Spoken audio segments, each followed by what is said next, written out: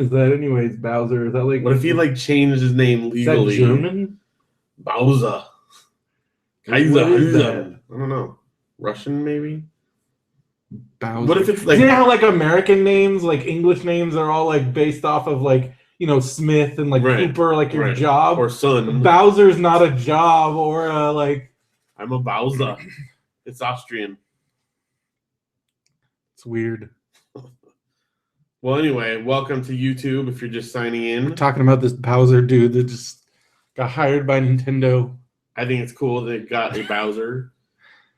It's gonna be cool when he better than Wart runs the company. What if they got a John Wart? John Wart. Yeah, or well, look, what did somebody say? Don Key Kong. Yeah, that was Steve Espinosa, I think. Don Key Kong.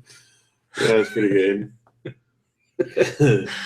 What else? Some guy named Mario. What about was that did Nintendo tell them to do that, or is that added by the movie? I think it was just the movie. Like, is that canon? Nothing in the movie is canon. I don't think Mario is not canon. No, I don't know. Maybe. Stupid. I don't think so. It's really stupid. Mario and Luigi. It is funny. It's funny, but it's also really stupid. It is. But then that makes sense that it's Mario Brothers. It does. Because my brother and I wouldn't be the Phil brothers. Yeah. But I think it's more just a translation thing, though. I don't think it was intended to be that. Is Mario Japanese also? Is that like his name in Japan? Is Mario? I don't know. Is his name in Mario? Is his name in Japan just like Jump Guy? I don't know. Jumpman was what it originally was. Maybe that is. I don't know. Oh no, this is dumb.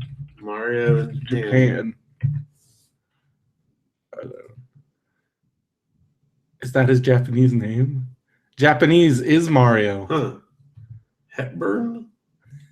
What? What does that mean? It's a Roman. It means Romanization of that. Oh, so that's how you would say it. It's the way that you would say it. It's the English, yeah. Huh. So it is Mario. So Mario, but why did they call him Mario? Well, because he's supposed to be an Italian. Created Mario. Originally Miyamoto. He's a character. Oh, because the whole thing was supposed to be Popeye. Right. Then they did make Popeye, which is very similar. Miyamoto originally named the character Mr. Video, and he was to be used in every video game Miyamoto developed. Then he became Jumpman at some point. If he had named Mario Mr. Video, Mario likely would have disappeared off the face of the earth. It's true. Because how many there's Video Man in the Marvel universe? So he ended up making Jumpman later. It doesn't say how it became Mario. Because it just says it wasn't until they did the Mario Brothers. So he ended up making Jumpman. Mario was made into a carpenter. Yep. Since Donkey Kong was under control. When he appeared again in Mario Brothers, decided he should be a plumber since a lot of the game is played in underground settings. Character design, particularly his large nose, draws on Western influences. Miyamoto decided to put him in New York and make him Italian. Yeah, the idea was that in order to make it with such few pixels, the mustache separated the nose from the lip and made it so it was easier to build. And so because of that, because otherwise we just have like a yellow blob, because it kind of looked Italian when he built it. That's the story that I read, that he made him Italian. And it said they gave him distinct features, a large nose and a mustache, which avoided the need to draw a mouth and facial expressions on the small on-screen character. There you go. And he gave him the hat and stuff so he didn't have to animate his hair as he jumped. Because that's they still haven't figured out hair in video games. No. I don't think they ever will. I've played enough wrestling games, and even when they do the mocap and stuff, hair is they still got a ways to go with hair. We're still not in the future yet. No, because hair just doesn't look right. And they can do it if it's sorry. What? It just says Nintendo's never revealed Mario's full name, stating only that it was not Mario, despite the implication in the Mario Brothers series title, its use in the live-action film adaptation, and information given in official guidebooks. In one official guidebook, specifically Mario and Luigi's Superstar Saga. So according to Nintendo, the Mario is not correct. Not correct.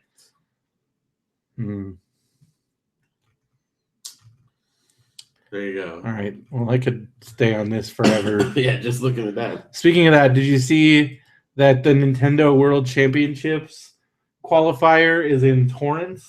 I did, yes. At a Best Buy? Yeah. Are you going to go there? No, it's on the 30th, which isn't it like for like a week? I thought it was like a specific event. Maybe I saw it wrong. Then. No. There's like a week. There's like a whole week, and you can come in between 9 and 5. Oh. And it's on NES Remix. Yes. Which is cool, because I thought it was going to be Smash Brothers, in which case I would not even bother, because I'm not that good at it. Let's see here. Yeah, so from 10 to 7 on May 30th, so on a specific day. Okay, so yeah, it is. So, but from 10 to 7. But what day is that, though? Let's see. That is next Saturday. So you'd have to go to Torrance next Saturday. Well, it's not beyond the realm of possibility. And then you play Super Mario Brothers, Super Mario Brothers 3, and Dr. Mario. Those are kind of your specialties. I mean, that would be good, especially Dr. But Mario. it's the NES Remix mode, so I don't know what that means. I don't know. I have the Wii one. Or the Wii U. I don't have the 3DS. But I think it's the same thing, isn't it? Yeah. It's the championship mode. Let's look at that. Which is on the. It's on the regular. Yeah, I think so. But still. Well, it's possible. I don't know. It's pretty cool. But then they also have said that you can, like, LA fans will be able to attend. That's cool. So, like, that would be cool. That might be a cool little field trip. I mean, it's pretty sweet they brought it back. First time in 15 years. Do you think they're going to have, like, a special gold? Like, is it going to be, like, a gold 3DS I don't know. cartridge? Maybe. Because since it's a 3DS? Yeah, that'd be cool. I don't know. And then is that going to be like the new Holy Grail? Expensive one, yeah. Although the reason why those ones, I'm sure if like now like people will know, it's like the reason for that is because nobody even. Yeah. And that's kind of the whole thing with like anything collectible. Depends on how many they actually make. Well, if they only make like 100 of them, it doesn't matter. It's right. It's going to be like what they are. Because those Lego the C-3POs that they made 1,000 of, those things are ridiculous. I like some of those Comic-Con ones that we tried to get. Yeah, I mean, although some of them, the Comic-Con ones have started to backfire on people. Because some of those Legos now, like they'll still sell for, $75, $100, but that's what they go for. That's what you buy them for. Yeah. Because everyone that's buying them is buying them to sell. No one's buying them to keep. Do you think I feel like that's happened to that whole exclusive market. Like especially at Comic-Con, like it's all people. So like I know, I told you about this, like Graffiti Designs like got burned on that because like they've gotten to the point where they don't know what's going to actually hit, but they still push everything as if it is. So by the end of the week, like on Sunday, they had I remember going by because like Derek was like freaking out. He's like, I'm not gonna be able to get this. I'm like, I don't know. And then I went because we had tried to do all this stuff, and like Muse had tried to pick him up one, right? And then like he ended up getting the wrong thing, and I'm like, oh man, we're never gonna get this. and then I go there on Sunday, and they're just there, and I'm like, yeah, Jason, and like, oh, Jason, you don't need to use, like, even said, like, you don't need Jason, like, I just have one. And I'm like, oh, okay, like, yeah, I think so. Like, I think it's kind of created this weird artificial demand. Yeah, definitely. Because some of that stuff, I'm like, do people actually want this, or is it just people buying it? Is it all speculation? Well, I feel like those. There are certain stuff, like I'm sure they sold it. Everybody wanted that Avengers helicarrier. Oh, and then some of the other things. There's certain things where, but then I'm like, if it is something that everybody wants, the fact that you're making it exclusive kind of means you're a jerk. Well, right. Like, isn't that kind of a jerky or thing? Missing out on larger here's this amounts awesome of money. Thing. Yeah. I don't know, man. Because, some of the Lego ones, like, they're super cool, but they charge like $75 for like plus they do like the whole evil, like, okay, you have to get here at this time you wait to get a raffle ticket to get a chance to buy one. And then you have to wait in line. And then those tickets are gone before we usually even get there. Yeah. I remember the one time we got a ticket, and then they were like, and then he was like, then he showed it to you, and it was like this little thing, and it was like $75. And you're like, like, I mean, I want it. It's cool. Yeah, but like the one time you could have bought it, but if you're like, if you went to your wife, it's like, I bought this little tiny box for $75. You think she would just punch you in the face? Something along those lines. Here's the thing. It would be, I would love to own it, but it's ridiculous to pay that much. And I would love to resell it, but everyone's already doing that, and it's not worth it. Well, it's saturated the market, so you're not going to get that premium. I mean, if you even look at ones from like 4 or 5 years ago, they're still right around $75 to $100, which is crazy. But people just don't want to spend that much. I don't know. What was I going to say? It made me think of something else. We were talking about Comic-Con.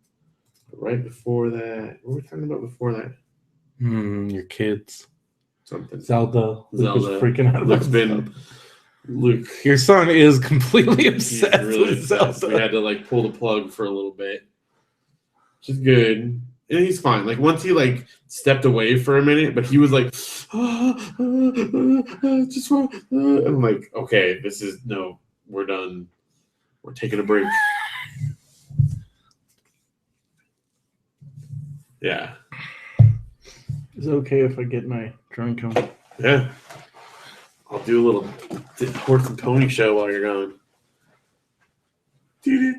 Oh, the mic's way over there, so I probably sound like I'm in like front. Ooh, I'll tell you something cool. What? This will be a YouTube exclusive. You'll be excited about this. I don't know. So I was poking around, like digging through old files, trying to find some stuff. What was I looking for? Oh, I know what it was. This is funny. I was looking to see if I had written a recommendation letter from you, like if I had saved it anywhere. It was from like 2006. If you had that, then you would have had all the other stuff. It's gone. I don't have it. But in the process of digging through a bunch of stuff to find it, I found it's not the song. Like remember we had mixed. We had mixed up, but we had a ton of stuff that we had recorded. I found a bunch of stuff that I thought was lost. Oh, I knew that was going to happen. It only took you like 8 years. Now, it's not the... Yeah, I know. But it's all that stuff. It's a lot of stuff. Like, we recorded a ton. Because we were using, like, the multi-track. We were doing a lot of crazy stuff. We were using equipment that we don't have access to anymore. Well, so I have... In fact, I think some of it's even the stuff we used to make that, except that I mixed that down and I don't have that file for some reason. But I don't know. I don't know how old this is. But it's stuff we have not used in songs yet. So I could right now, before we even record. We had extra stuff from the last sessions that you didn't use. Extra stuff from that, plus these old ones. I could probably build 3 songs out of what we have right now, maybe 2, at least 2. Well, then go for it. So, but it's good. So that's exciting. That means even if we don't have a chance to record between now and then, I could have a song ready for us so we could have it ready at the second the thing funds. Check. I already checked by telling my story. Yes. Maybe 2. At least 2. Well, go for it. So it's good. So that's exciting. That means even if we don't have a chance to record between now and then, all right, I could have a song ready for us so we could have it ready. Whatever, it's fine. That sounds good. So we have Did I do that? Yeah. Our friend maybe listening on YouTube, which is cool. If someone listening on YouTube, hopefully. Who? I forget his name. What does he go by? Oh, are you talking about Old Restless? Yeah. Old Restless. Okay. I didn't know. I thought you were talking about some. I don't know. No, I'm just saying, hey, if he's listening out there. Like what? Somebody. Our friend. See, I don't know. Like, should I just show this to Andrew and be like, people are listening to a freaking show? Yeah. That's pretty good numbers. I don't know exactly what that means. I mean, exactly how that translates, but that's not nothing. Look at the letters we're getting. Look at people buying stuff. It's fine. I mean, who knows? I'm not saying that there aren't ways we could tweak it to drive people in. Well, I'm sure that's not what we're trying to do. But the moment you start doing that, that's a dark path. I don't know. I don't know how I feel about that. But what is this, episode 169. 169. Coming up on 200. That's amazing. Coming up on 500 for Brax. We should have had Brax 500 like a year ago at least. I walked right into that. Come on. You can't brag about that. We would have been like Brax 600 by now if we had stayed on. Yes, that's probably We true. did do it every Monday and Friday for like 4 years. Yes. That alone is a pretty good record there. I feel pretty good about that. Yeah. It's legit. Even, okay, think of it this way. People retire strips and stop, and that still counts. That's still a body of work that you did. Well, I'm not saying I'm just. So even if we never did another one, we've got almost 500 strips. Exactly. So it's true, but we got to get to that 500. I agree. Oh, I'm not saying we should stop. I'm just saying it's legit. Like if you start stressing about, I'm not stressing. It's not legitimate anymore or something, like it is. It would be better. I'm not saying it's not better, but for what it is.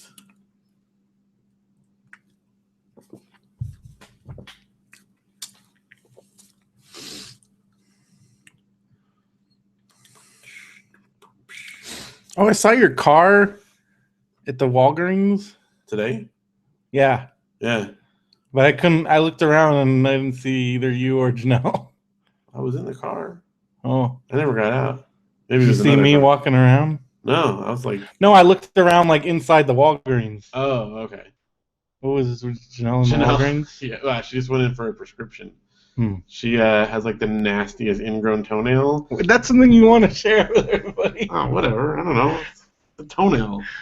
But it's so infected that the doctor said they had to treat the infection before they could remove the nail. So, yes, that's why we were at Walgreens. Whatever. I'm all about transparency. Who's your wife? About transparency. She's fine. I didn't say anything like she wouldn't tell you herself. Please. Just making sure. Just looking out for you. It's a exclusive there. YouTube exclusive. Because like I've never run into you guys just around town. And that's weird. But I don't leave my. We don't. Well, and we do, but we have like not that often. Like we go, we play in like the park sometimes, but usually they just play in the backyard. We go to Janelle's school, but I don't know. I don't know what that says about us. I don't know. There's not a lot to do in this town. Well, it's funny. Okay, did you see that sports bar opened up though? Yeah, we were gonna go in there. It's very because we were gonna just. Is it really sports bar-y? Yeah, I mean, we didn't actually go in. Janelle kind of. But if they have the same food, it would be good. But maybe you with said the food was I good. was just saying, I don't know. I said it says it's family friendly. It does. I think I saw that. Well, check it out. I mean, it's like a sit-down restaurant. Right. And it used to be different, so I wonder if they still have the same food. I don't know. I give it a try, but when we were like going around the other day, I think we wound up. I don't remember what we wound up doing. I think we just went home. We were like, oh, we should check that out. And then there's that. Anyway, the guy that sold us our house has a real estate office in Yucaipa. Lives in the area, and like. He was like, oh, we'll see you around town. And we have not seen him since the day we signed the thing. He still has the office here. Well, that's like, I feel like the town's small enough, but I feel like nobody, I don't know, I feel like people go to like Redlands. A lot of people go to the Walmart in Banning or Beaumont. Where's the, I think it's where's the Walmart? Beaumont. It's like right on the border. I feel like a lot of people shop there. Or they go to Target. The Target over in Redlands. Like that Redlands, but then like that. So I feel like maybe a lot of people just don't. Yeah, well, I mean, you got the grocery stores, but there's like 3 Stater Brothers. Right. So you got and Vaughn's. I'm still bummed I've never run into Dan Dotson. I want to just run into him. I mean, they probably are up in that. Go to the fancy Stater Brothers. Janelle and I have gone there a few times, but it's just kind of far. The one on isn't on Bryant? It's on Bryant, yeah. Remember when I almost lived there? Yeah. I wish I had, but that apartment was smaller than this one. That was. But it was like its own little house. Yeah. It wasn't, I mean. I don't know. I wouldn't be hearing my neighbors having sex at 2 or 3, 4 in the morning. This is true. Which is still happening, by the way. They have a weird schedule. I don't know. But then they like scream at each other in the afternoon. Like, I don't know about this dude next door. He says some of the things he says to this lady. I'm like, am I going to be like a witness to a murder? It's the rear window here. I don't know, dude. But he was called bedroom wall. We can do a remake. This afternoon I was trying to take a nap and he was yelling at her about like not talking to her unless there's a commercial on. I'm like, first of all, who watches live TV? Second of all, who says that? Like, don't even talk to me. Like, what is this? I can just picture like the 50s, like this dude sitting there in a wife beater or something, like with like a beer in one hand. And a TV tray. Don't talk to me unless there's a commercial. And he's like yelling, and I'm just like, what is happening? So what if he like is a listener to our show and didn't realize he lives next door to you, and then he just now heard you tell that story, and then he comes over after he listens to it? What would you say? I would say you're mean to your okay. To your lady. It's good. Your lady friend, your special lady, who you have loud sex with at inappropriate times. Maybe that's their trade-off. Do they not realize? Maybe they just don't realize that because I'm like I don't think they can hear me like because I'm not. Because you're quiet in your room. Quiet, and like my TV. I've done like a test. Like I can't hear my TV. Like I've had it loud and I can't hear it out there. Right. Which is weird because I can hear everything the lady outside when she's on her phone. I don't understand how that works. It's one way. Well, it's the way that maybe it's carrying through. I don't know. I don't know exactly how it works, but think about like when you're in the shower, someone can hear you talking, but you can't hear them. You know, I think it's like that. Something like that. That sounds good. I don't know, man. But yeah, so that's my life right now. It's not very exciting. Oh, we got Andres here. What's up? And it's about to get less exciting because the New Japan Best of Super Junior tournament starts this morning. But I'm gonna watch it when I wake up tomorrow. Okay. Because it's perfect. Every morning when I wake up from now until like the first week of June, like there's wrestling just ready to go. Every day. Every freaking day. Well, it's amazing. We have exciting things on the horizon, though. Yeah. We're recording tomorrow night, too. That's going to be fun. Yeah. And you're going to a party on Sunday. Yeah. Can't bring any guests. Well, you get to go. I do, and there hopefully there's enough people I know there that I'm not just, like, sitting in a corner with a burger. I don't know. It's like... Because Mel's food is so good, so, like, I have to, like, so I'm, like, always just really into, like, so I'm like there just like gorging myself raw, and then like, cause he cooks like some of like these Filipino sausage and stuff, and like, so you know some of the Filipino food. Yeah. And then he does some other stuff and then like traditional like just burgers and whatnot, and then like it's crazy because then like there's like really famous people there sometimes, and then like I act all weird. Well, just don't act weird. Well, I don't act weird. I don't know. And then yeah. So we'll see. It'll be cool. And then got James Riley coming up. That's exciting. I know it's a little ways out, but still. I forgot. We should put that. In the book club, we'll talk about that. I don't think Max and Matt are even going to be there, and those are the guys I usually end up hanging out with, so I guess I'll have to find new... What's good? Jonathan London will be there, so I can hang out with him. That'll be good. I don't know. I like my annual hangout with Max Landis and Matt Cohen and talk about wrestling. Sorry, I was just reading Mark's letter. Because that's like all we talk about now. That's like our neutral subject. That's good. At least so you got something. Yeah, but they're not going to be there. How do you know? They said. I think they're. I don't know. They're not on the list. So should we do it? Are we ready? Yep. Let's do it. Let's do this. But I wanted to talk to Max Landis because he like got to go to Raw and like went backstage and everything, and like that's like if that happened to me, like I would die. And I want to be like, how did you not die? Well, maybe that's why you can't come. Because like I feel like I would just like my head would explode. And like the things he talked about that he got to do, like he talked like Triple H, like I guess like I don't know, like I got to show you this video that he made because I think it's really funny. But like so all these wrestlers like watched it and they're talking to him about this thing that he made, and like I don't know, he talked to Triple H, like that's crazy. And then like Triple H is like, oh I can't talk right now, I got to go fight Sting. I'm like that's nuts. That's cool. I don't know, that's crazy. So like I would die. Anyways, all right. So you ready to do this? Yeah, let's do it. Anything else we need to?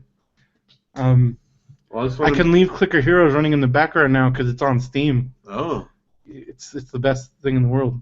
You want to see something? I'll show it to you real quickly. So Steam keeps track of everything. Yeah. Look at. I'm at 186 hours. But doesn't it just like run in the background too? Yes. When did you get it? Like how long ago? How long is that? 186 hours ago. So I'm gonna keep it going forever.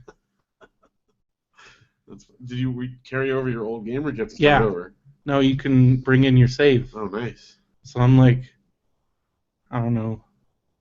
If you look at my stats, I've killed like 1 million. I don't know, however that many monsters. 190,388. I've done 25,185 hero levels. My highest one ever is 384, which isn't that high. Man. But like I've done. I need to do more ascensions, I guess. I don't know. I only ascended 10 times, but my strongest thing here is like I finally figured out how to like mess around with the guilds. So I got this guy's 15 times gilded. He's like my super guy. That's your guy, Tree Beast. Yeah. So that's what I got going on. And then once I get more hero souls, I'm gonna try and move these guilds over there, but it's random. So you like de-guild them, and it costs 2 hero souls, and then it ends up somewhere else. So I just keep doing it until it gets over there. That's my current strategy. I should talk to your brothers about their Clicker Heroes strategies. Because like if you go on Reddit, there's like it's like a hotly debated. But like I know your brother David was like, I just play the way I want to play. Screw all those strategies. Yeah, which is very David. Right. But I want to hear what I want to hear what some people's Clicker Heroes strategies are. Because like for a while I would save all because there's trade-offs. And this is the game. This is where Clicker Heroes turns into this like math statistics type game, because so you get these hero souls every time you build up hero souls, and then when you ascend, like you start over again. That's what ascending means. Okay. But you keep all your hero souls that you earned. So like if you look, this round I've only earned 121. I've gotten up to like 300, 400 in a run, but I don't actually get them. They don't get added to your account until you ascend. Okay. Each hero soul gives you a 10% bonus damage.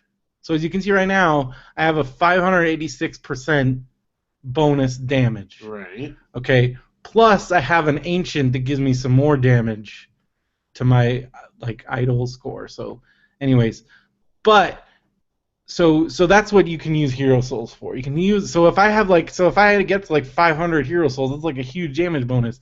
But you can trade them, and it seems like from what I was doing some math, it seems like it's better to use them to like if you switch all your guilds to like one dude, because then like this guy gets a every guild is a 50% damage bonus onto this guy. But I don't know, so you're trading off a 10% overall damage bonus. So it's kind of a game of like numbers. That's where this game gets very intricate. Well, it'll be interesting to hear their take on it. All right. You just burped and I just yawned. We should start. It is 11 on a Thursday. Yeah. I gotta get up in the morning. You gotta get up every morning. Well, earlier tomorrow. Then why'd you do it tonight? Because we're recording on Friday. And you're going on Sunday, so. All right. Let's do it.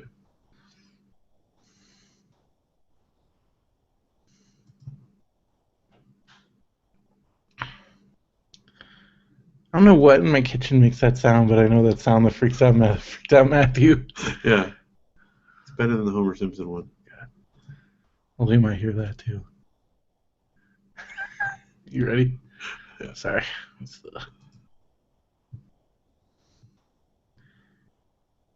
Hello and welcome to another episode of Radio BrendoMan. I'm Brendan Creasy. And I'm Phil Vecchio. And we are here on Thursday night because we got a busy weekend. That's right. Special recording session tomorrow night. We're going to be on Keith and John are best friends. What's their website? I think it's keithandjohnarbestfriends.com. Pretty sure. Now that I'm saying it out loud, I hope I'm right. We'll have to look at it. Well, I'm sure if you look that up on iTunes. Yeah, Keith and John are best friends will get you there. So because our first one, I talked too much and like it didn't work or something? I think you broke their whole thing. So no. What did you had to give them specific instructions? Like, yeah, I said, look, if you want Brendan to not talk for 4 hours, don't ask him about wrestling over and over again. Well, because Keith is John's a wrestling guy. Keith is like, his son is a big fan, and Keith is like aware. By proxy, yeah. But yeah, I think that's the case there. I don't know. Well, because they said that they actually still have the audio from us. But so if you want to hear a one-sided conversation, I mean, honestly, it's probably enough for a lot of it. But what if we took it and like just remember we were gonna do that? Like, it'd be like just respond to it and then record it again. Oh, that'd be really fun. They should do that. They should have them do it. Just like talk to you like it was happening again.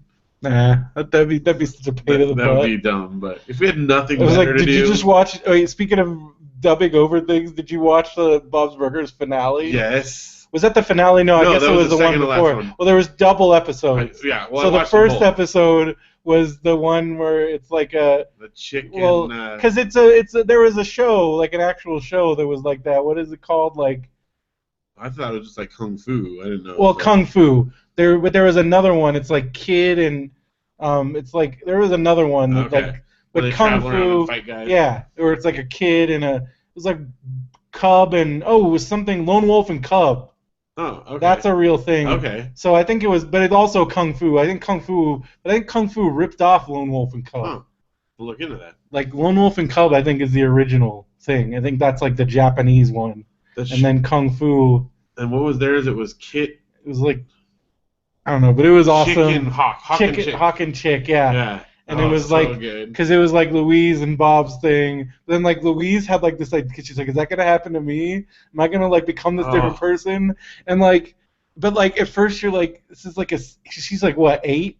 But I'm like, I remember having those like thoughts. Like I'm like, because like you see like adults, you're like, when am I ever gonna become like this? Right. And you kind of have like this mini identity crisis. I'm not afraid to admit it. I'm not ashamed to admit it. I cried a little bit. I totally did. Like, because especially with me, when it's like a dad and a daughter, a dad and the son. So it's like he's got this emotional scene, and he's like, well, when she's like, "Are we gonna have a fight and like not talk?" No, this is like it's never gonna happen to us. And I was like, well. And then you think like, was there a point where he said that to his daughter, and like, but it happened, right? Like, I don't know. I've been around families. It's weird, like families that don't talk to each other. But I've been in that situation. It's a weird situation, especially when like you're a kid and you're not part of that whole stuff, and you're like, wait, what? Like, because like my mom's, I only met like 2 people on my mom's side of the family, and that was like a few times. Like there's like my mom has a ton of like. I have a ton of cousins and like second cousins and aunts and like I've never met any of these people. It's weird. I mean, we're definitely closer to some than others, but it's not something that's ever happened in my family, but anyway, I cried about so the dubbing, but it was hilarious. But basically, what they had to do was they got the original Japanese print. So they basically recorded the dubbing in the living room, but then when they're showing it live, the tape broke, so they were doing it live. Oh, so awesome. So funny.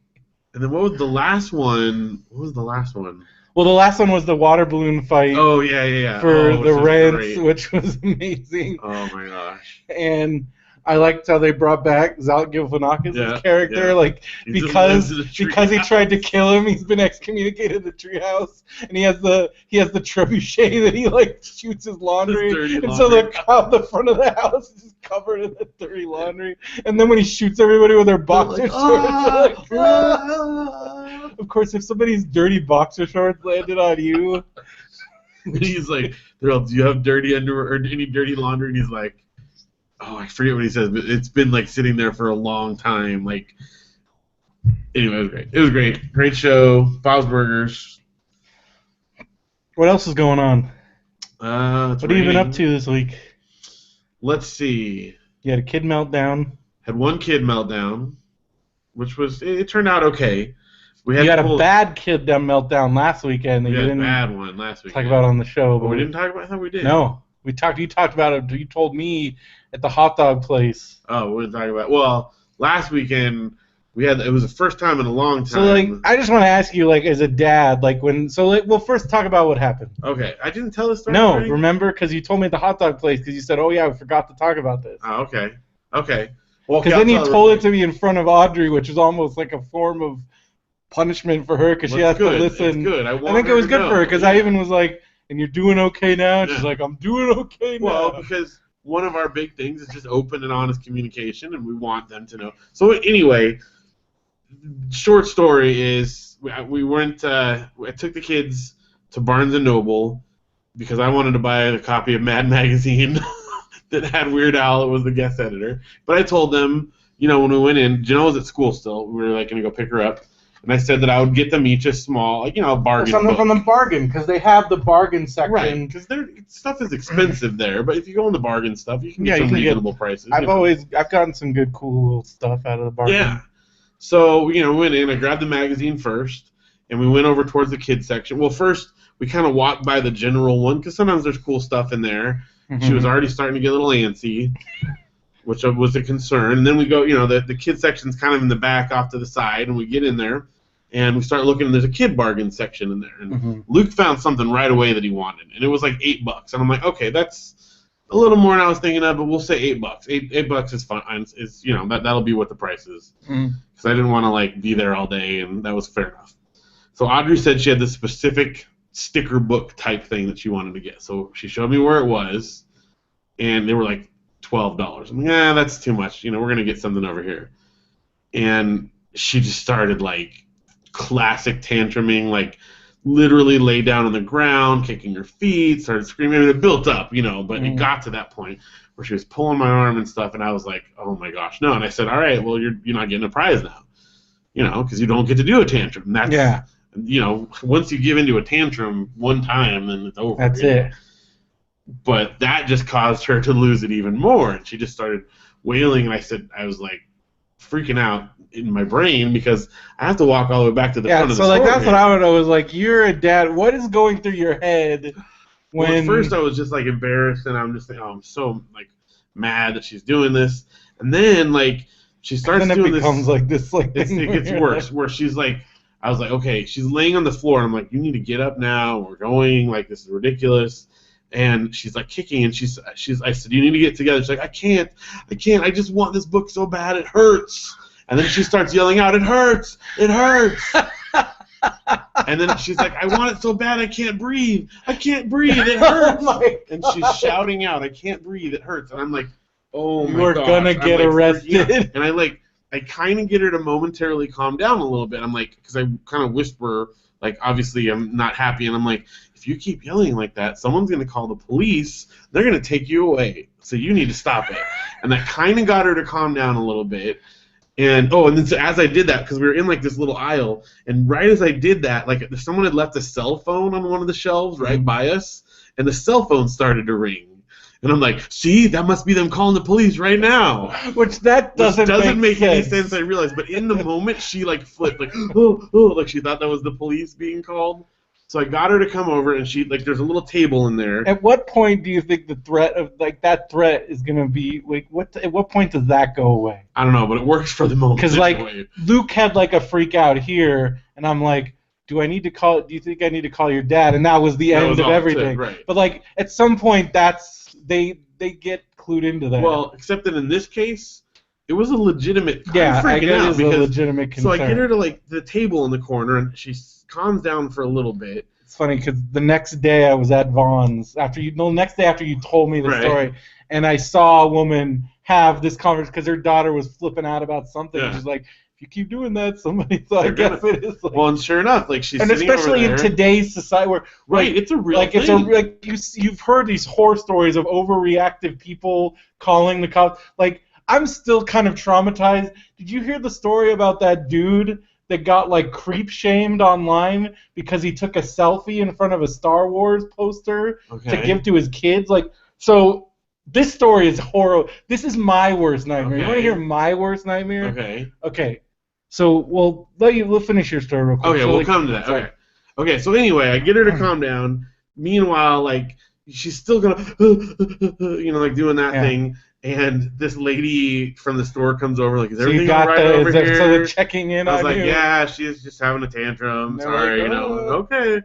But, I mean, so at this point, it's all right. But I'm just thinking, like, if this could go really bad, So, I was trying to get her to calm down enough that we could get to the front of the store without her, like, freaking out on the way through. Get him out of there. So I got her calmed down to the point, and then as we're walking to the front, she starts, like, hyperventilating a little bit. And then at this point now, Luke starts getting freaked out. And he starts saying, Daddy, I'm scared. I'm scared they're going to call the police. Daddy, I'm scared. And I'm like, Luke, you need to stop saying that. Just everything is cool. At some point, in this situation, I would just like run away. Like, I mean, that's in my head. Like, I'm trapped in there. Where am I supposed to go? What do I can't do I would anything. Freak out. I was freak out. It was so bad. So I got him to the front, and we actually, we bought the stuff because I wanted to get something for Luke. I didn't want her to win and make it so no one else could get anything because she needs to know Luke gets something because he was being good, and she didn't. And she learned that lesson. But I guess that's a little benefit you have by having two kids. Yeah.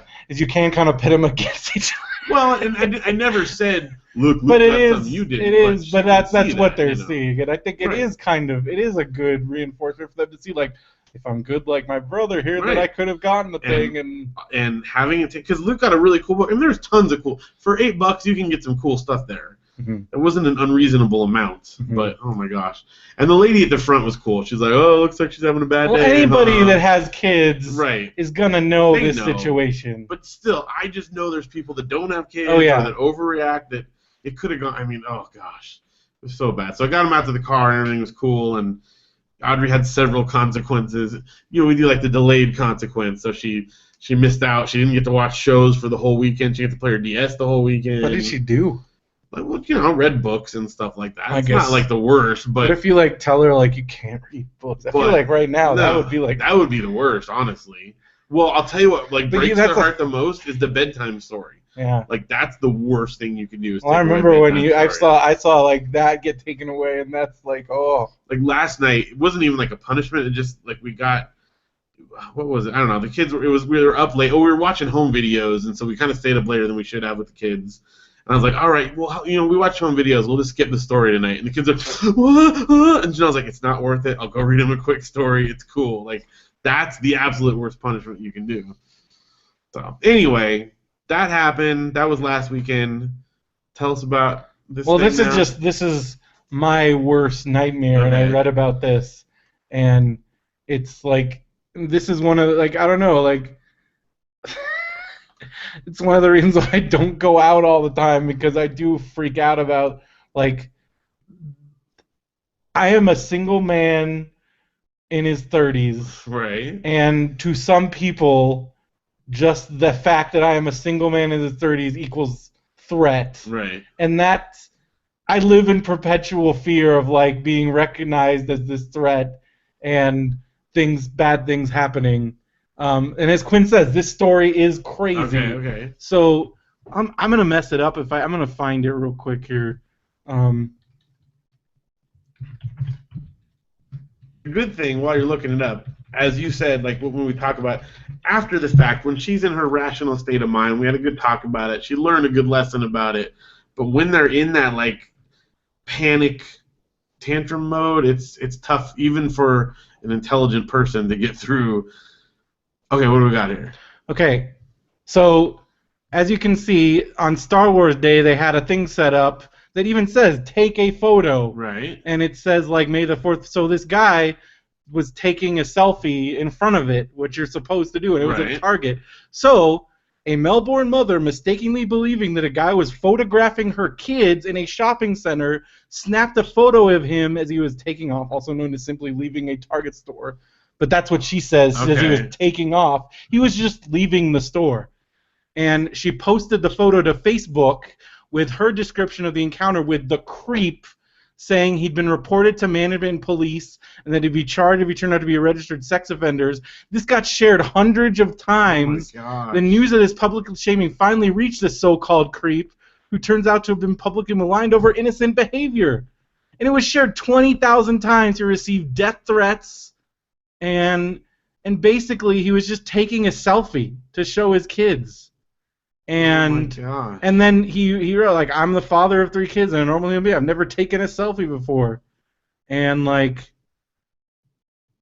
and then so yeah, so basically Wow. it's my, so like he saw a bunch of kids waiting and they didn't have a parent nearby, so he told them, I'll only be a second, I'm taking a selfie. So he told the kids like, I'm Right. like, and just the fact that she saw this man talk to her kids meant that he was, yeah, like this He's is the what she creeper. posted.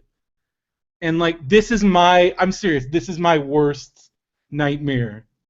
And so basically like she never apologized. She took it down, but she never apologized. And his whole story like only got shared, like nobody cares about that. Once that is out in the That's open, there, like yeah. that's it. And you're screwed. Wow.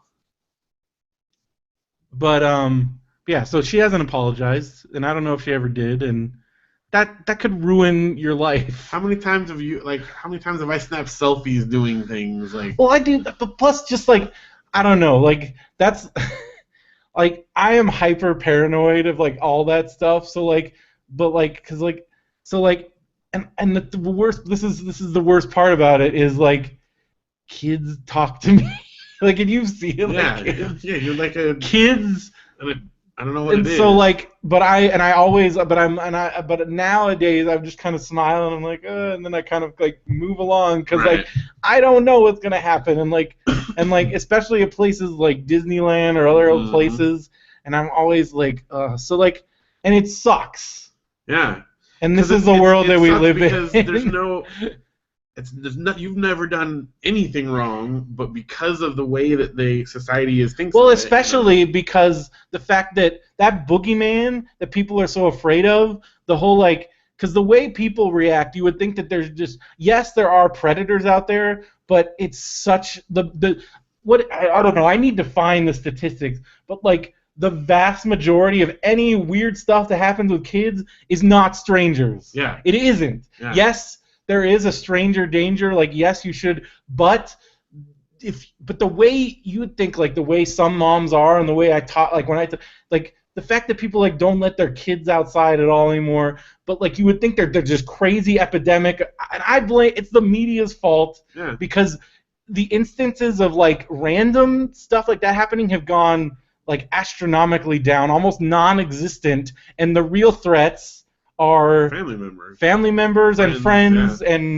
and like, so there's this boogeyman, and so because of that, again, as a single dude, and also then that idea of because it basically assumes like if some creeper is out, as long as a creeper has a female companion or a wife, then nobody looks at him. Cool. And like you're almost making it easier for the real creepers to like. Right. So like, I don't know. It really bothers me. And it's not. It's just, I don't know. I feel like maligned a lot. Well, I mean, and I've had people give me dirty looks just for walking around, like just like for walking around in public. Well, even as a dad with kids, without like, I mean, I'm not a single dad, but people see me as like the single dad when I'm around with just the kids. You know what I mean? Like I get weird looks just me being out with the kids alone. Like I've told some stories of it before, but people, especially when they were like little babies, like, wow, I have had women come up to me and say, I would never let my husband out of the house alone with my kids.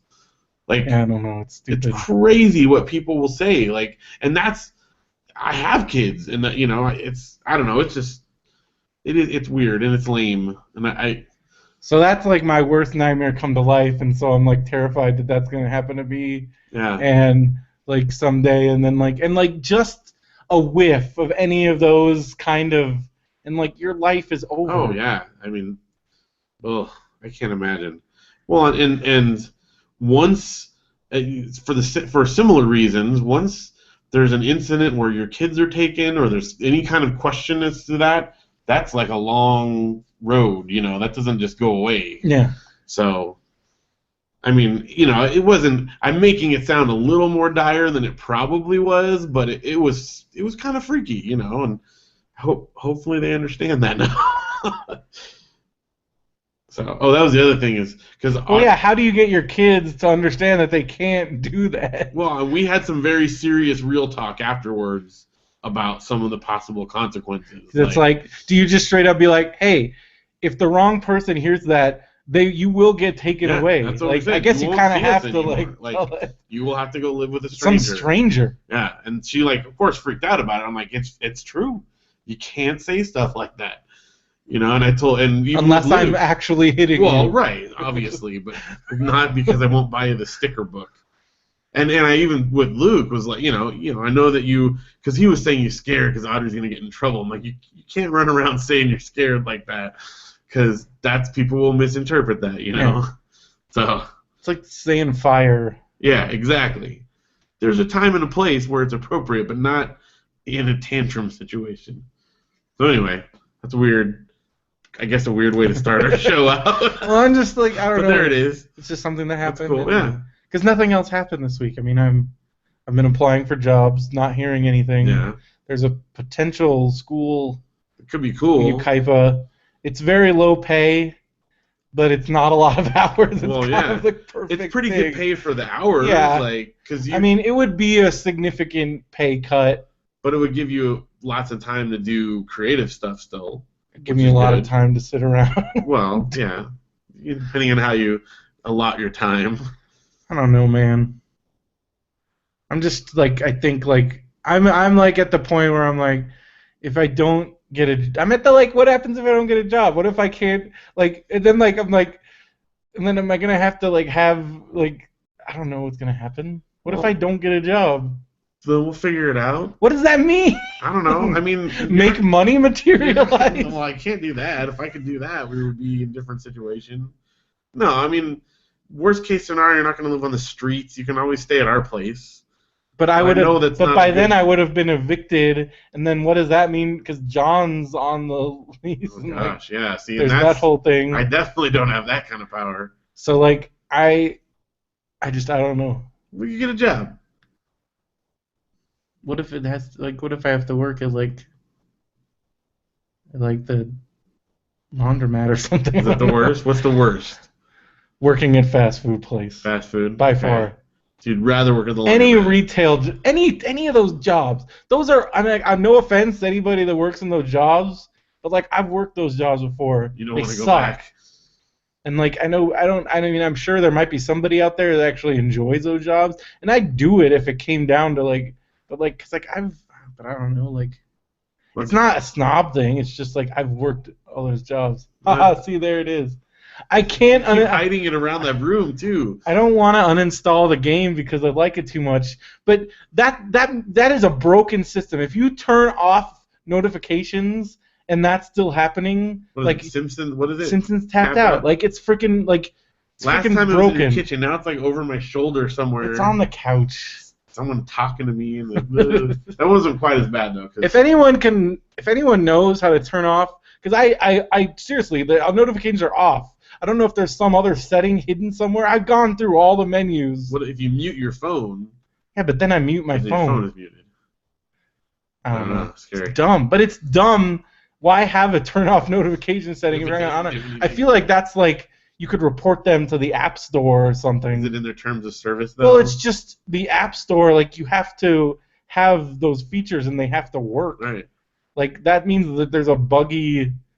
Well, like or intentionally. But that's evil. Yeah. I don't know, man. That's the biggest thing I got going on right now, and I guess I don't have that many problems. That's not too bad. Could be worse. Well, my pending, like I'm almost out of unemployment. That's Well, like the that's real, bad. and there is no hope of an extension. Thanks, Congress. And I don't know. I mean, my other option is to explore the permanent disability thing, but that's like throwing in the towel. Well, it could still be. No, it wouldn't. What if you? I mean, you can still get a job No, after, no. If you're on permanent disability, like you don't work. but you could eventually and go off of it, right? Yeah, but like I don't know. I'm just saying, like, if it means not getting evicted until you can find something, But the process takes forever. I don't know. But I also like I don't want to do that. I'm not really disabled. I mean, I'm technically disabled, Yeah, but I'm not like disabled. It's not. I know, but it's not. It's not untrue. It's not unfair. I don't know. I don't know. I don't know. I've also somebody that we know when I told them like what I was gonna do, they're like their first response was that's not fair, and that still kind of hangs in my head. That's not fair. That I was like gonna get to go to school and like get money, and like How's that not fair? I don't know. Don't worry about Somebody that. said that to me, and it really stuck with me. That was their first reaction. They're like, well, but then they kind of backpedaled, like, well, I guess it's okay. And I was like, when they lose their job, I'd like to see. well, them also, say that. a lot of people incorrectly think that unemployment comes from taxes, and it doesn't. Like, you pay into unemployment, and your company pays it's not, unemployment. You don't get it if you get fired. Yeah. Like, you didn't get fired. I don't know. It just, this person has made other comments before, and so it's. Don't let it get to you. I don't know. Those things really stick with me. I know, but I'm here. Because then I just feel like, am I a bum? No, you went to school. Now you're applying for jobs. Bums don't go to school and apply for jobs. Yeah, but that's not bum. That's an active member of society. But then, like, the idea of going to a job now makes me upset. Well, that's bummy. But it's not for bum reasons. It's just because I don't want to be stressed out and like go crazy over some stupid job. Mad Men, the final Mad Men episode, you don't even know how much it resonated with me. Like I was like crying. Cause like I remember one of the things, like there's more to life than work. Like that was like the big, cause like all Peggy wanted to talk about was like the pot, cause that was the whole thing. Like, okay, like we get this job, then what? There's always a next thing. It's like, and the fact that there's always like some new, like that's where you get this. It's a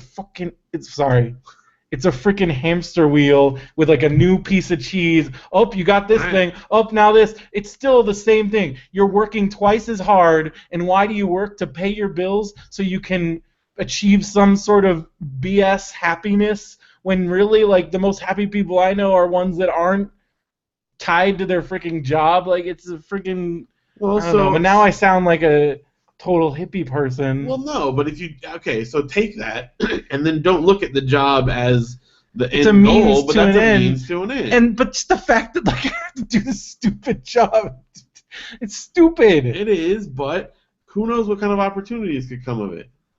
Opportunities for me to want to go home and kill myself. What?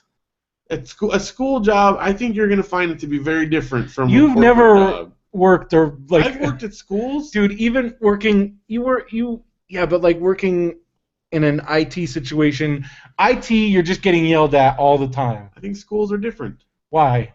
Because you get yelled at by teachers. They don't yell, they're nice. That's not you obviously haven't dealt with somebody that has a broken computer. They're just confused. You're always dealing with people that they're most stressed and they're pissed off. Janelle said that the guy at her school is like the most laid-back, relaxed guy. There are those guys. He says he loves it. I'm not that guy. But he says it's a great job. That's what everybody said about tech support job. And I did almost kill myself. And it did give me, like, I had to go into, like, multiple therapies. And I, like, almost didn't come out of that. Well, give it a try. That's all I'm saying. I am, but, like, the whole thing's a freaking sham, man. It is society, man. You're going to live off the grid. You can just live off the grid. I don't know what that means. I don't know. It's a good answer. I like the internet too much. Oh, that's right. We've already eliminated that. We need the grid. I don't know. It's just frustrating.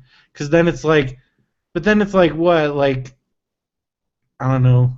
Like if I had a family, would I feel this way? And then like, so then I need a family to validate myself as a person? That's a dumb reason to have a family. No one really wants to work. Exactly. Like, That's real. I mean, is Quinn just like the Glad you had metrics a on good like quote, buy man. this car to drive to work to pay for this car. Yeah, That's how it is. It's an endless freaking cycle, it is. and it's stupid. But if you And it's always something. but think It's of it always this way. something. Think of it this way: if you can enjoy life along the way and do other great things, if that allows you to do that, then oh well. It's not. You don't have You need to to find cut your out the identify middleman. in it And to cut out the or your middleman. identity in it. That's what I'm trying to do I here, agree, and I but don't know how until to do you that. rearrange all of society, you might as well enjoy what you can along the way. That's all. It was nice having a lot of money and being able to buy a bunch of, but I already got rid of most of that stuff. Yeah. Like I bought all this stuff and then I got rid of it because I either didn't need it or needed to sell it because I'd get in these like lean times. Right. I don't know what's wrong. I can't. Also, I'm terrible with money, and that's Well, my other problem. I think that it's a temporary situation, and you'll get through it. You've always gotten through it. You've been through crazier times. Yeah, but I just feel like at what point does that all run out? Well, that's exciting. No, Think of it it's as not. excitement. Okay, as someone who how long did you did you hotel live? I hotel lived for 2 months, but I was pretty much homeless for over a year. Well, true. And I was stressed out the whole time. As someone who has also done a similar thing, we lived in hotels for 9 months straight, plus an additional 6 months halftime. And that sounds horrible. It was. There were definitely times that were super stressing about it, but we didn't ever look at it as like, oh, this is why do I have to do this? It was like, what's the next opportunity? It's exciting. What's coming next? What's coming next? All I see next is some dead end job. Think bigger. And think bigger. Well, who knows? Who knows what could come next? Who knows what kind of exciting opportunity comes down? We could sell something. What? I don't know. Script. Nobody's buying Ideas. scripts, man. People buy scripts. You don't know. You got to be rich. You already got to have money. You don't know. Or be some like You don't know. workaholic dude that has no other job and that's all you're doing. Maybe. I'm not that. Maybe not. One of those things. Maybe not. You don't know. All I'm saying is there's a lot of exciting things on the horizon, so think of those. We're going to Comic-Con. It's hard to think about Comic-Con when you might be starving and on the street before Comic-Con even happens. No, it won't be till after Comic-Con. No, I don't know. I did the math. Like, I don't know if I'm going to be able to make it all the way. You can make it right until there. I think it runs out like the end of June. So you can coast till then. There is no coasting. I'm on like a micro budget here. I know. But you're going to get it. You'll get a job. Keep applying. It's going to work out. It worked out to move out here. You didn't know you were going to get a place, and then you got a place. Yeah, by the skin of my teeth, and I had That's to the beg, best borrow, kind. and steal. That's the best kind. By the end of it, I was a freaking ball of... I was a mess. And now it's great. Sort of great. It's great. What's so great about it? You can live here, and it's cool. It's not that cool. It's cool.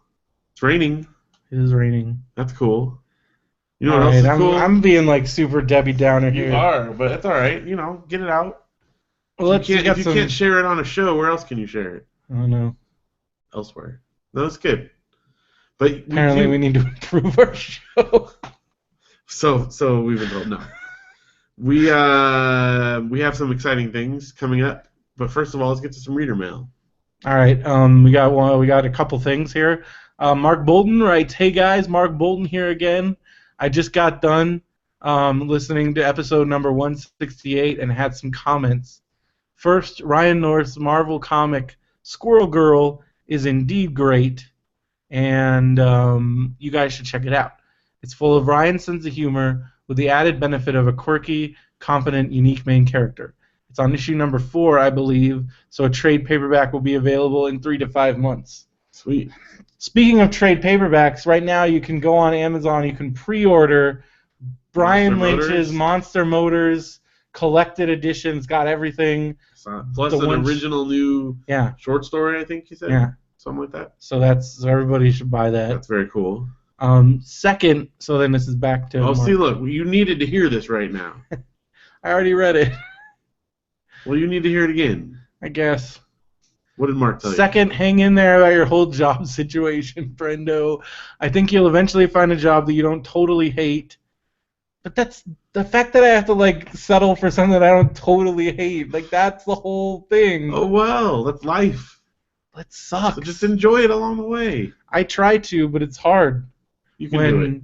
You're just stressing out all the time, and then you live in a world where you could get labeled as a creep for taking a selfie in front of a Star Wars poster. Oh, that's an isolated incident. I know, but what if I'm the next isolated incident? Then you capitalize on your fame for the moment.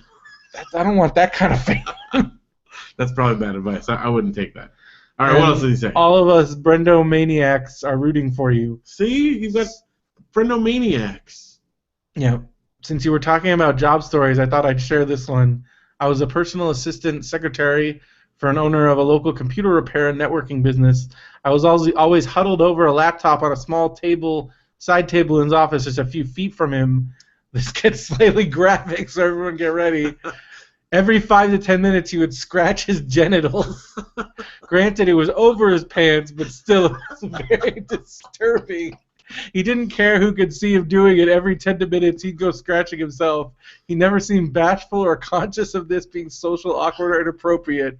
It was the same as him scratching his arm. It was weird.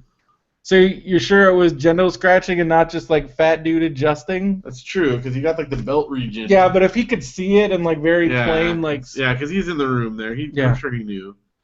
He's got jock itch. He probably has a fungus. That's horrible. Yeah. He didn't.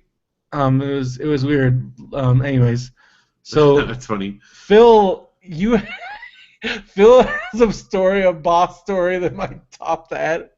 Which? Biola. Didn't you find some stuff on your boss's computer?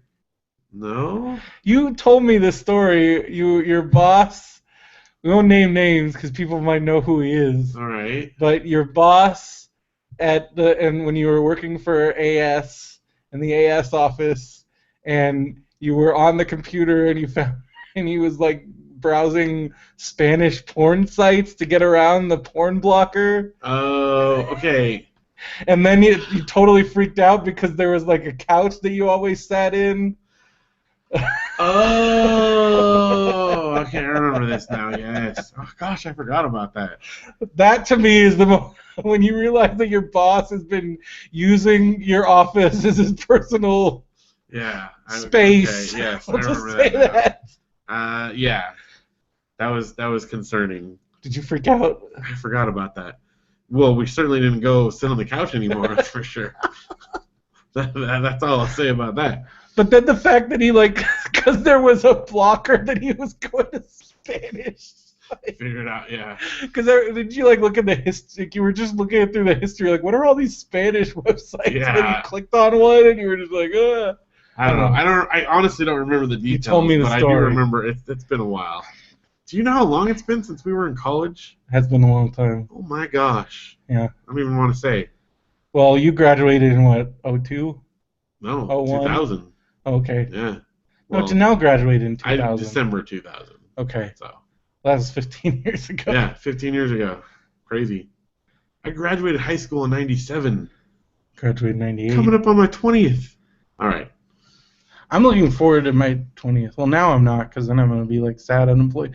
I wish, because it was my 10th reunion was kind of depressing because it was right. I hadn't gotten laid off yet, but I knew I was going to get laid off, and this was in November 2008. So the crash was happening, right? And there were tons of people in my class because this is it was a rich school, and these are all people who are all super yuppie. A lot of real estate people, so our reunion, there was a lot of depressing drinking going on because people were like, I just lost everything. I remember talking to this dude. He's like, I just had to move back in with my mom. I lost my like that stuff was going. So it was like, gosh. so I'm hoping our 20, like everyone was like, let's hope our 20th is a little, because it was better. kind of a bummer. Because everyone, bad timing. like half the people I talked to were like, I just lost my job. And I'd be like, yeah, I think I'm about to lose my job. Or like, I just lost my house. We're getting foreclosed on. That was my 10-year reunion. Like, oh, hey, I haven't seen you in 10 years. Let's go with you. Oh, live with my mom now. So I'm hoping, but like, I was always hoping our 10-year reunion had happened. If our 10-year reunion had happened in December of 2009, and I could be like, I'm working for Kevin Smith and my life is perfect, that would have been awesome. Just then. That would have been the best. Now I could be like, I don't know. People would be like, what's your deal? You're always posting all this weird crap. And why do you post about wrestling so much? You do post about wrestling a lot. Hey, I try to keep it on the Man Brendo's Wrestling Show page, but nobody goes there, so I'm just kind of like talking to a vacuum. So sometimes I have to like. That's what the group is for. You can talk about stuff on there. I try to bring it, like, I'll post something on my, like, I just posted about Kevin Owens, because, like, Kevin Owens came on Raw on Monday. Like, I've been talking about him on this show for, like, ever. Like, my guy, it's like having your indie band that, like, gets their, like, moment in the sun. This is, like, your, like, Mos Eisley playing a Cornerstone. Like, Kevin Steen on Monday Night Raw, they gave him the microphone. He ran down John Cena like crazy. It was awesome because John Cena tried to be like, let me give you some rookie advice. And Kevin Steen's like, rookie advice? I've been doing this longer than you. You don't ever get to tell me. And then right when he was doing that, he grabbed John Cena and gave him a pop-up power bomb on national television. This is his first appearance. I don't know, like, I think he's wrestled a little bit overseas, but I'm pretty sure he didn't wrestle Japan because it was too far away from his kid. I know he went to China once, but that was because part of his deal was he got to hold a panda because he loves I remember that. zoos, and like that's the only reason why he went to China. But so this is a man who probably the biggest crowd he wrestled in front of up until this point was like maybe a couple thousand people, I'm guessing. This was a Raw with like 20,000 people or however many thousand people on national TV, and he gave the face of the company, John Cena, the business. That's awesome. So it was like this awesome thing, and now he's wrestling him on like a pay-per-view. Like it's crazy. And then on top of that, like, and then the next 2 nights later on the NXT special, I'm sorry, this is my little wrestling corner, I guess.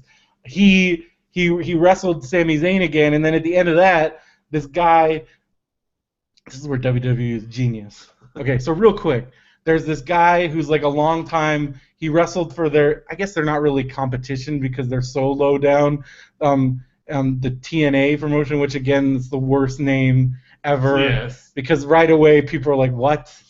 But it stands for Total Nonstop Action. But like, sure. This is where anybody that tries to say that it was the idea of this guy Vince Russo and he's an idiot. He's the reason he's terrible, and that was his. And everybody that tries to say Vince, I'm like, he killed that company just by giving like that name. Like that name ruined that company. But anyways, where was? Oh yeah, so there's a guy from there named Samoa Joe who had wrestled on the indie circuit for years. Then he wrestled in TNA, never been in WWE before. Okay. And it's been rumored for a long time that he was going to, because he left TNA because they're having all kinds of problems. Right now, they just got canceled they lost their TV deal. Really? Well, it's rumored now. There's a whole big thing now because they kind of made news because they hired Billy Corgan of the Smashing Pumpkins, who's a huge wrestling fanatic and did have his own promotion in Chicago. They hired him as a writer. Huh. And some people are saying that the whole TNA getting canceled might be a new storyline. So it's kind of getting weird. It's getting weird. But anyway, so Samoa Joe left the company, and it's been rumored that he was going to join WWE, like start off in NXT, and kind of same thing as Kevin Steen, and then basically Triple H in like the latest media call was like, yeah, that's not happening. As you can see, Samoa Joe is booked for indie bookings, and everybody knows. Well, all the smart people, they know that if you see an indie guy that's working indie booking still. He's obviously not signed by the company because WWE is all about the exclusive contracts. Right. And in the back of my head, I'm thinking like, this is a smokescreen. Like, because they have done things like this before where they've worked the media. Well, he is legitimately booked on indie because at first I looked it up and I'm like, yeah, he is scheduled at these indie events. But I'm like, what if they intentionally let him do that to throw everybody off? So nobody in that building, that's the last thing you think is going to happen. So Kevin Steen, like, destroys Sami Zayn. He's getting, like, they got refs coming out. He keeps beating him up. And you're like, somebody's got to come out here and save him. And I'm like, and I remember thinking out loud, I'm like, on my couch, I'm like, if Joe comes out right now, this place is going to explode. But he's not. He's not. Like, even up to, like, a minute before it happened. And then this weird Polynesian, like, because the thing about NXT is they use, like, for new guys especially, they use, like, free, royalty-free BS music. So this weird Polynesian theme came on. At first, I thought it might have been, they had already showed the dude that plays the Mountain from Game of Thrones was there, and like I had heard they've been trying, because he's legitimately, you ever see those like strongman competitions on like ESPN and stuff? He legitimately is like one of those dudes, and he is like the strongest man in the world right now. But I had already heard he was making too much money from acting for them to like lure him away. So I'm like, well, what if? So then I'm thinking like, well, what if it's him? And then like, what if that's to throw people off? And then they also showed this other guy, Uha Nation, but he hasn't even wrestled yet on TV. And as far as anybody knows, he's a nobody, but he's an indie guy. Benson and I watched him, and I'm like, well, what if this is his theme? And then Samoa Joe comes out, and I'm like, they did it. They did it. And like the whole crowd, like I immediately just to see, like went to the Reddit live discussion. People are going crazy. So they like, really did. They swerved everybody. Wow. And so then you have Kevin Owens has potential feuds with like 5 different people. He is like they're building the whole company around him. Like awesome. It's crazy. And it's because a bunch of dudes are hurt right now, as I said before. But it's just cool. I don't know. See, now like all my cares about Jocelyn going away. Just think about wrestling and think about something that has nothing to do with you. But it is kind of like I mean, I don't know. I almost got, because I tend to not try and defend them because I know people don't like them, but like a lot of people don't like Blink-182, but for me, like it's the same thing. Like I watched Blink when they were still Blink in high school, and I watched over years. So it's like they're like they're yours, like they're your hometown thing. So like that's how I feel about some of these wrestlers, and so seeing them in that made me really excited. So that was exciting, and I don't know how we got that from his boss scratching himself. Yeah. I don't know, but he does still have a little bit more in the letter here. So that was really exciting. Not the scratching himself part. The rest. Lastly, I both made it all the way. Oh, okay. I made it all the way through your 5-hour episode and really enjoyed the long format. Jerry also. That's good. Well, thanks. That's good to hear. I listened to podcasts while at work. That 5-hour one took me all Friday to get through. As far as this listener is concerned, the longer the better. Sweet. Swing Set of Doom to 4th of July. No way. I'm starting to think that I might not even, because I've got Christmas. Well, you know, I got a couple months. What do you have to do? I got to get the mounts. What are these mounts? I don't know. Why don't you have them? Because they didn't come with the swing set. Well, you still. So I gotta like buy them separate, and then I gotta put them on. And I don't know. Also, the fact that table is sitting in your garage forever. Well, okay. So we're doing this yard sale. When is the yard sale? Why are you asking me? Because you're gonna do it with us, I thought. But I don't know when it is. I don't know. Anyway, we're doing a yard sale, and my parents I thought are coming your mom down. said it was like the 3rd weekend of June, and you guys are gonna be gone. No, it's not that far into it. Maybe it's like the 1st weekend in June. Anyway, we're going to do a yard sale. My dad's coming down, and at that point, I'm hoping he'll help me to get the table started. Why don't you just get these mounts? It seems like it's a pretty... I don't know. It's a pain, and I just never get around to it. Well, people are counting on you. I know. Your children are counting on you. My children are, but more... What? So, like, you're basically... Here's what's going to happen, is one of your kids is going to, like, get injured... It's not injurable at the moment. At the moment, you're going to wait long enough that it is going to be a problem. No. Lots of people don't even do this part. It didn't come with it. But then it says in the instructions. Yeah, you should probably do this. I guess it is like the IKEA shelves that you're supposed to bracket to the wall. Mount it to the wall. How many people do you know that do that? I never did that. That's right. I'm not saying I'm not going to do it ever. But then when there's an earthquake and all these shelves fall over on everybody. Yeah. Well, hopefully not. Because I don't have my shelves mounted either. I don't know. I feel like if the big one happens, the least the shelf falling over is going to be the least of my concern. Yeah. Well, as San Andreas shows, we're all screwed. So. That's true. What if it happens like at the premiere? They'd be like, "Oh, you realize how close we live here to the San Andreas Fault?" Oh, I know. We got a couple. Like, we got this. Well, plus we got that San Jacinto one. Yeah. And that one's been going off lately. We're like in the epicenter here. So we're in a bad place. Maybe at least it'll be merciful. But the thing is, though, if I heard like anything over like an 8, like we're all dead. Yeah. Oh, it's not even like we're just all dead. So why even? Mounts, yeah. I guess it's for like when you get into like this 5, 6, 7 range. Right. Yeah. Like because Northridge was what, like 7 something or 6. Like that, yeah. And that killed a lot of people. But that was because like that was like a lot of those things were like old apartment buildings. Right. And that's the other thing. Like if there's any place like L.A. and San Francisco and like we're about as prepared as you can possibly be. Like we got the buildings on like the rollers now and stuff. But even that, like if the big one hits, none of it's gonna matter. Right. But for the smaller ones, it's I don't know. That's like the least of my concern. Although the one earthquake wasn't Northridge, it was one after that because it happened when we were in school, and I fell off of Nick's loft bed, landed on the floor. That's pretty good. That hurt. That's a big. I mean, because we didn't get any big ones while we were at Biola, but we got a few little movers here and there. Well, then there was the one that happened. Then it was like a 4 or 5. Must have been a 4.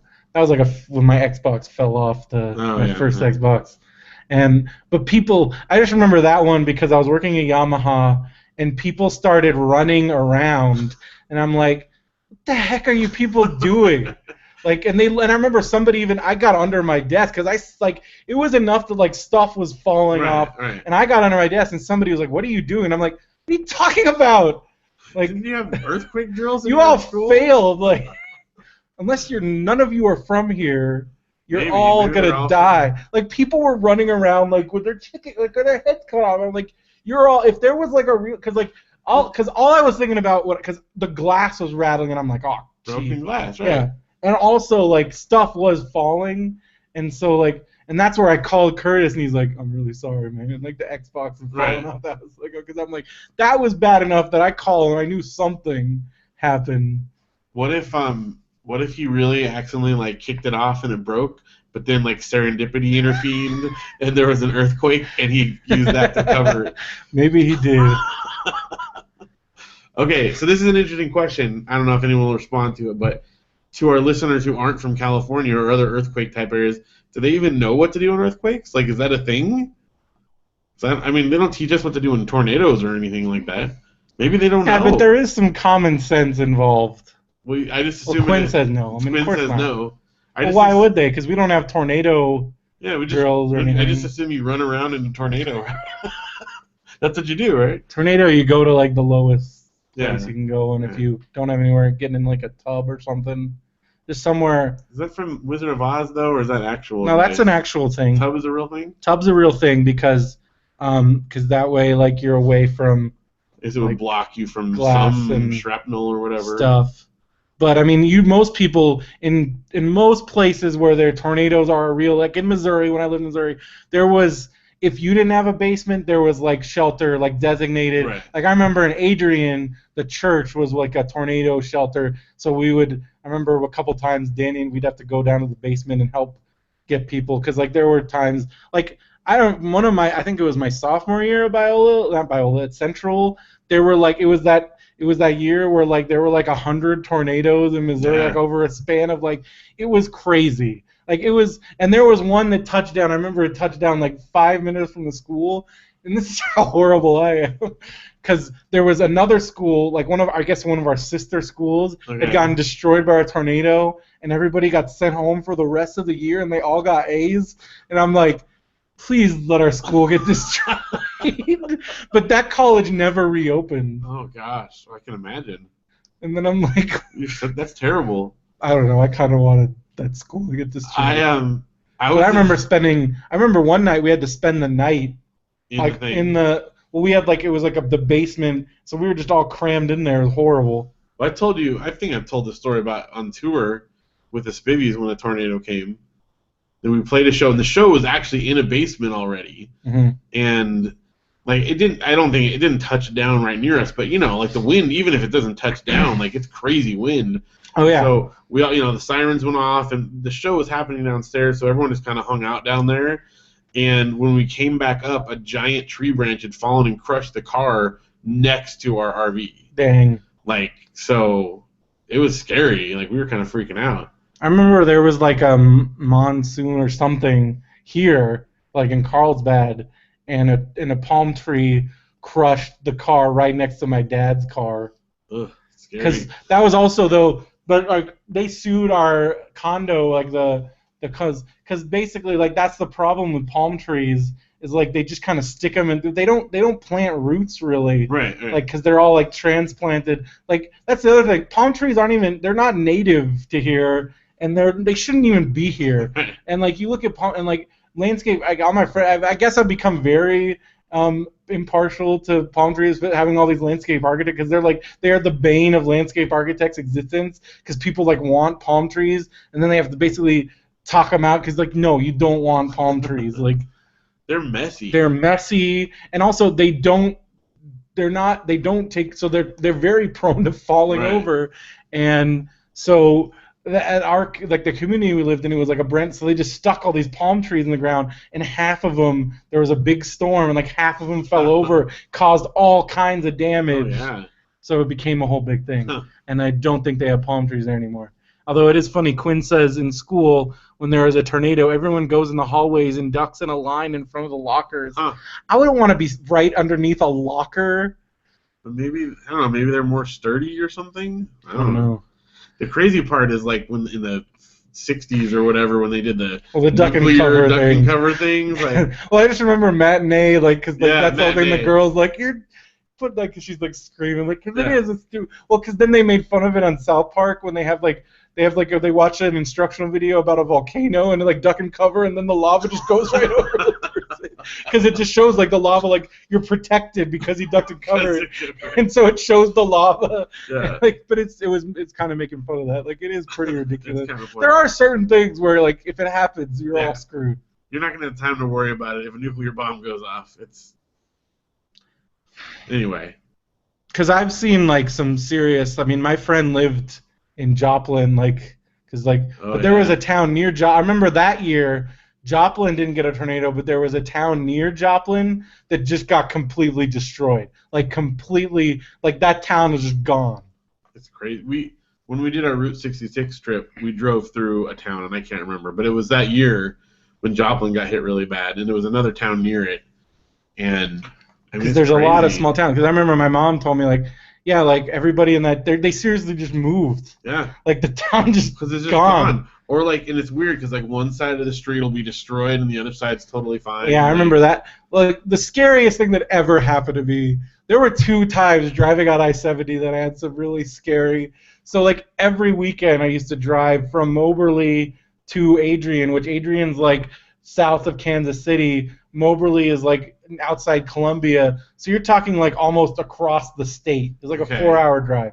So one side of Missouri to the other, basically. Every weekend. And so one day we were driving and we started hearing a lot of tornado warnings and we basically had to so I watched a tornado touch down probably 5 miles away and I'm I don't know where that thing's headed. Do we stop? And she's like, don't stop. So we just seriously watched this tornado as we're driving on the highway. The other crazy thing that happened was there was a wildfire and it was on both sides of the highway. So I'm what do we do? Don't pull over there. So we seriously drove through a fire. It was nuts. In Return of the Jedi. Yes. It was crazy because I'm we can't stop because first it's stop and I'm it's on both sides of the road. Where you and this was where it was 2 lanes, so right. This is in the middle of nowhere and there was just a giant wildfire. Wow. It had jumped the highway and it was on both sides. That was the crazy thing. The third craziest thing I ever saw, and I'll stop right here, Okay. was at the time I was really paranoid about because hitting deer. It's like a serious, because that can, so like a girl, she didn't go to our school, but she's like an alumni, died because she hit a deer and it went through and she got speared by the horns. Because they're freaking huge giant things, and they will destroy your car. So I was super paranoid of a deer, of getting hitting deer, and I didn't. My mom, when she drives at night, I don't even think she drives at night anymore. But when she did drive at night, in the Midwest, if it's in the middle of nowhere, she seriously drives with her hand on the horn. That's how paranoid she is about hitting a deer. Because I guess she's had some close calls. Wow. So she would just I remember driving with her and she's like, oh, it's dark. Man, she's just driving like that the whole way. Anyways, so I'm driving on I-70. It was outside of Columbia, and this deer is going, and this is the actual I guess here we would call it a freeway, but there everything's a highway. Right. And so this deer is about to cross the highway, and I'm like, oh! So I swerve, and I'm freaking out, and then it makes it across, and on the oncoming side, this is horrible. So then the oncoming side, so the deer gets across, and it goes, and then it's in the other two lanes, and then the semi just full speed hits this deer, and it explodes, and then it's tremors, and all the guts landed all over my car to the point where I almost hit another car.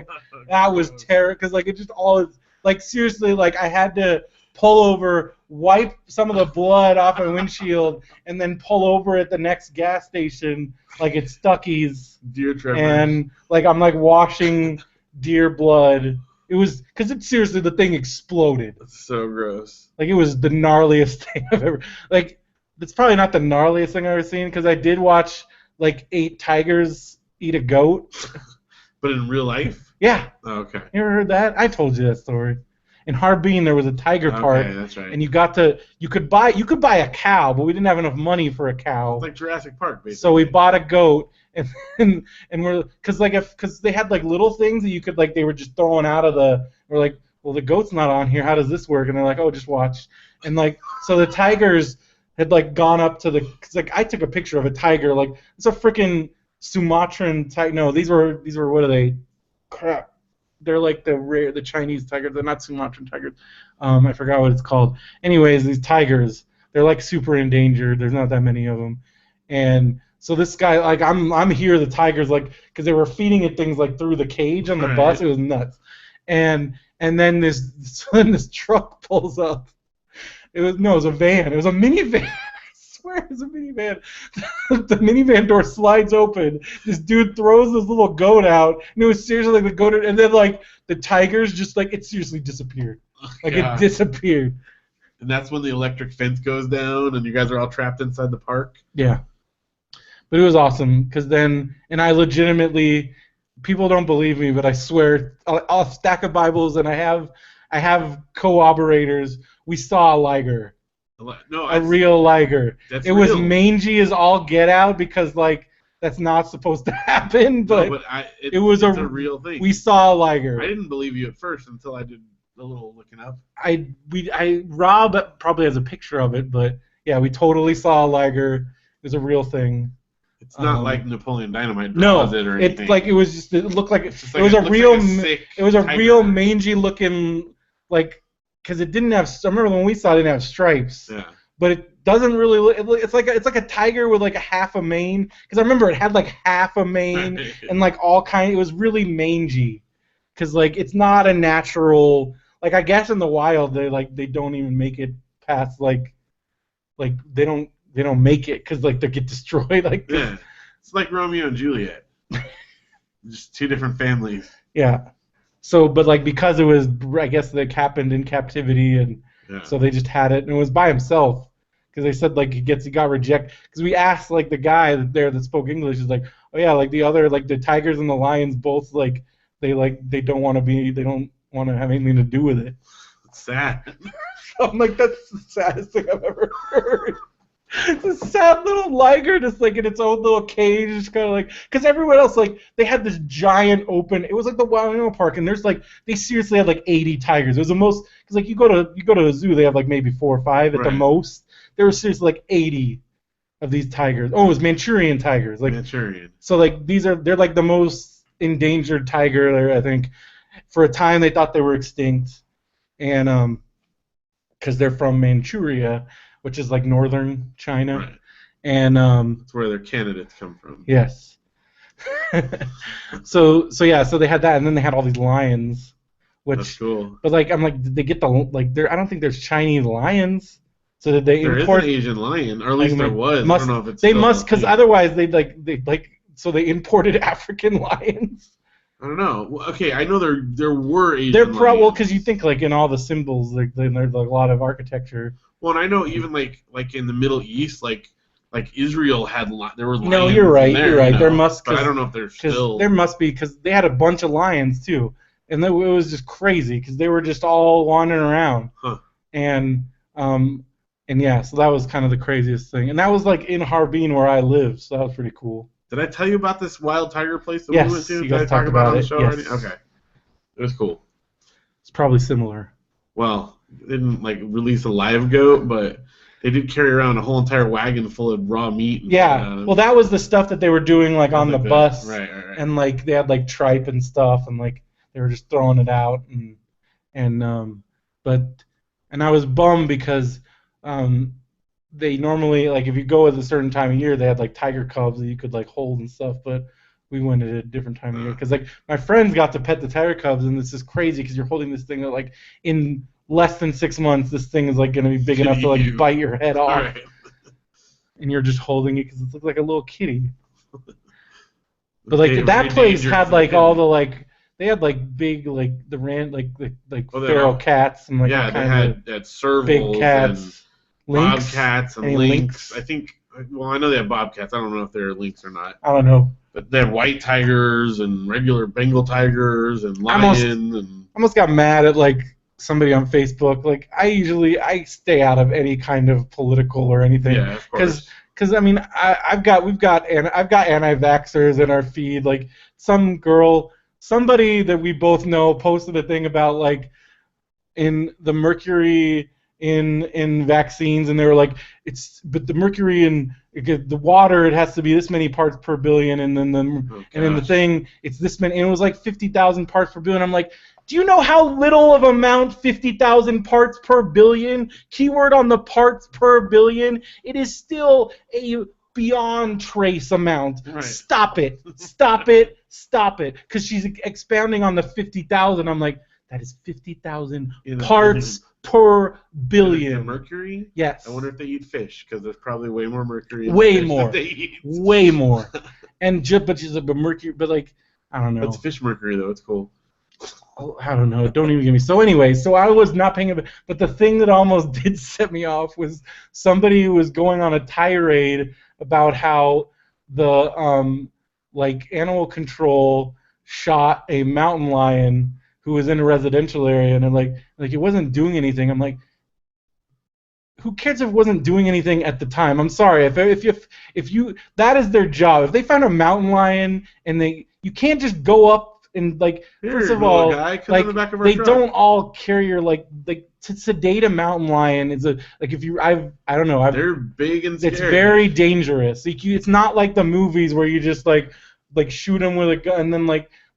I would not, so that got me like doing some research, and like it's very difficult to sedate a mountain lion, and also even if mountain lions at the time don't appear, if it's already in the residential area and you set it free, they will go back. Yeah. And then someone's gonna die. Very dangerous. Mountain lions are extremely dangerous. Everyone's like, oh, they're like that mountain lion huge. Wasn't doing it. Plus they're ginormous and they are very like. It's a lion.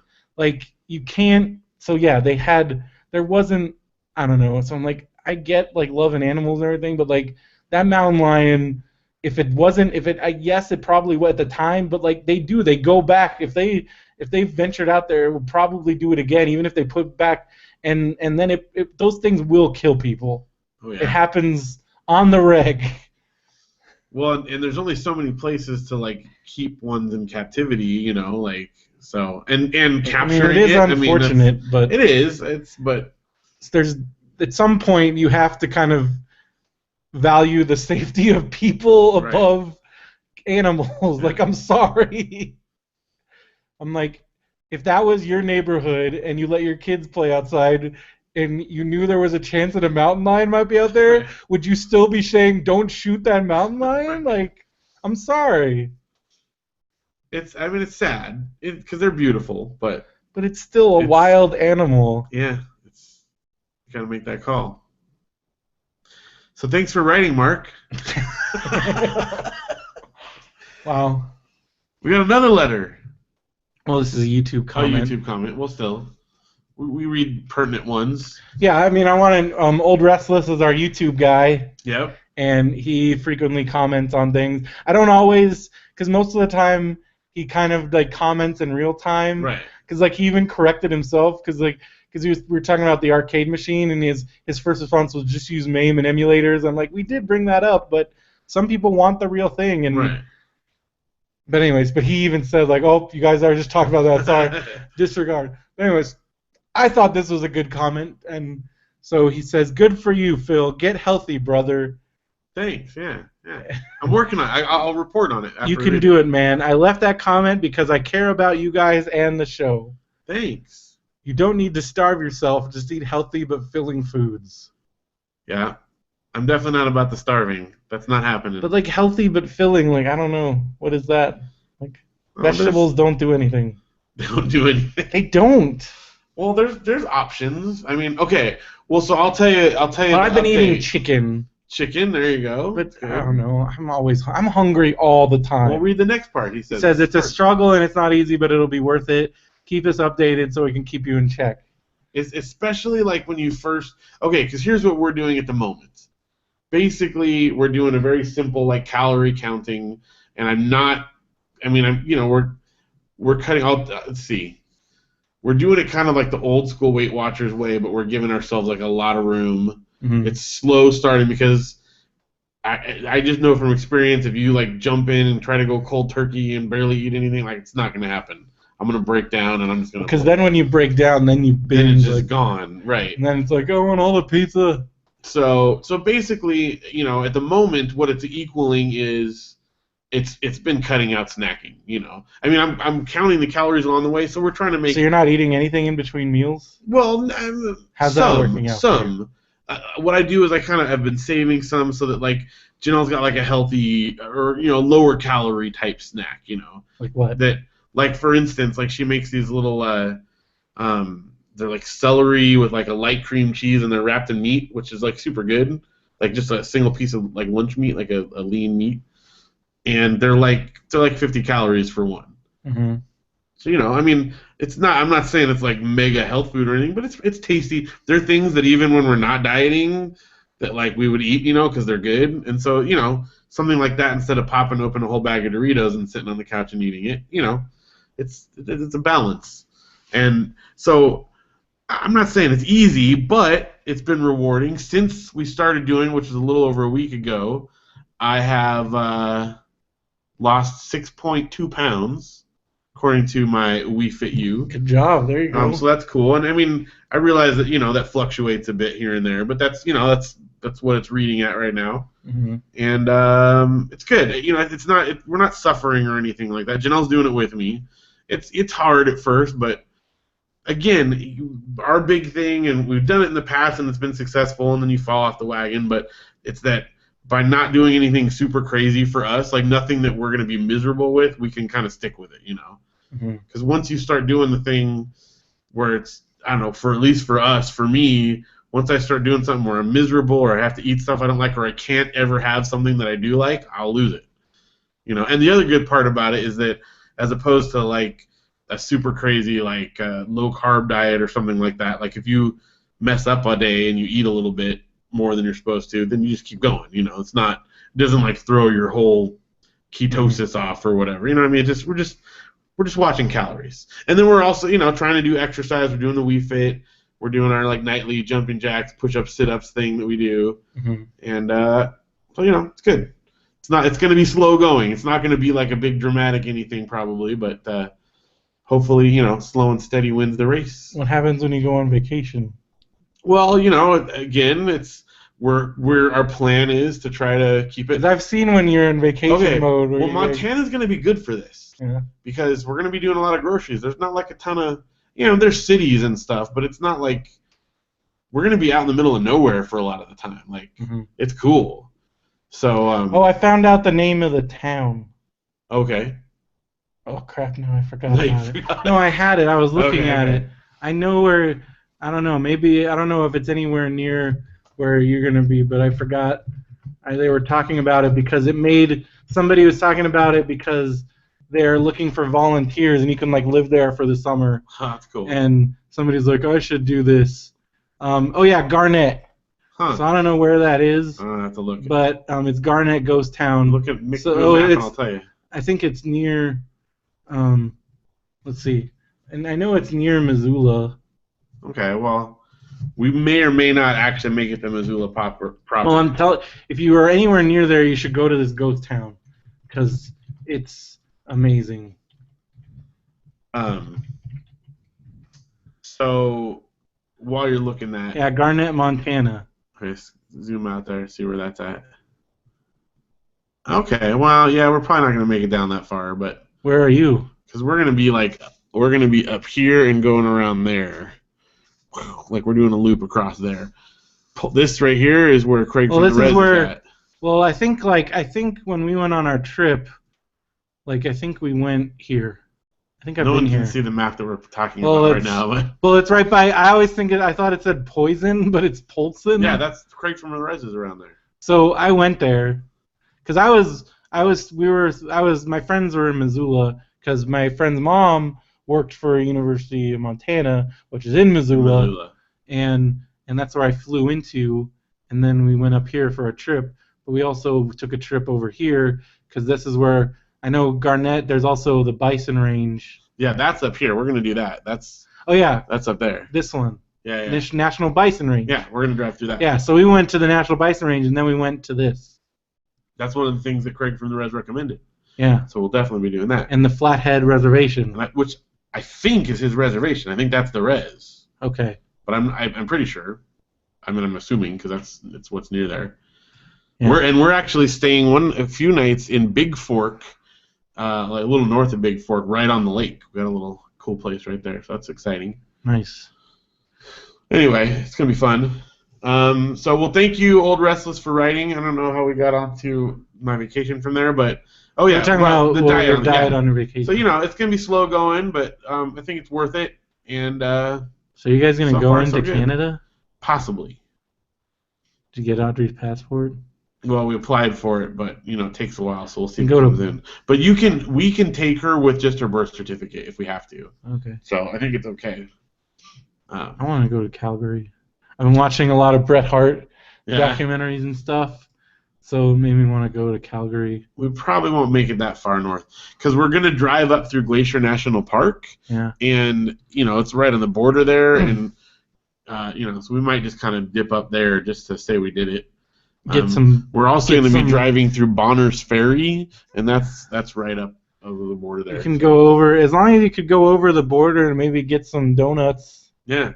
Well, see, over on this side, this border, right above Glacier National Park, this is Alberta on this side, and it's British Columbia. I've never been to Alberta before. Calgary, Alberta, Canada. So that'd be kind of cool. Medicine Hat.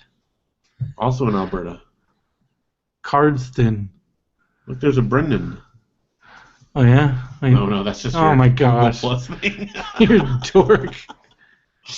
All right, we're just talking about maps that people can't see. No, let's keep looking at maps and talk about maps that people can't see. You know what people can see? Well, they can listen to it also. Well, yeah, but they could see it on their phone. They could see their Stitcher app. Yeah, which I just installed on my phone because I went on a walk the other day. Oh, good. Because I really wanted to listen to some podcasts. That's a good place to do it. That's a good place to do it. So I got my Stitcher app and I was listening to the 90210 Blaze podcast. Nice.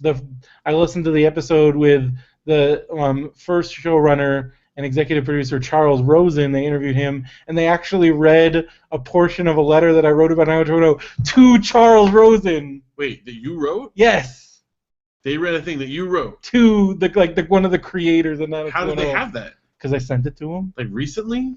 Like when the show started. It's like one of the things. And they read that. Yeah. Didn't they said like Brendan wrote Listener this? Brendan wrote in this because it was like things that people loved about the show. Did they know that it was you when they read it? Yes. Oh, okay. They knew how excited I would be. Okay.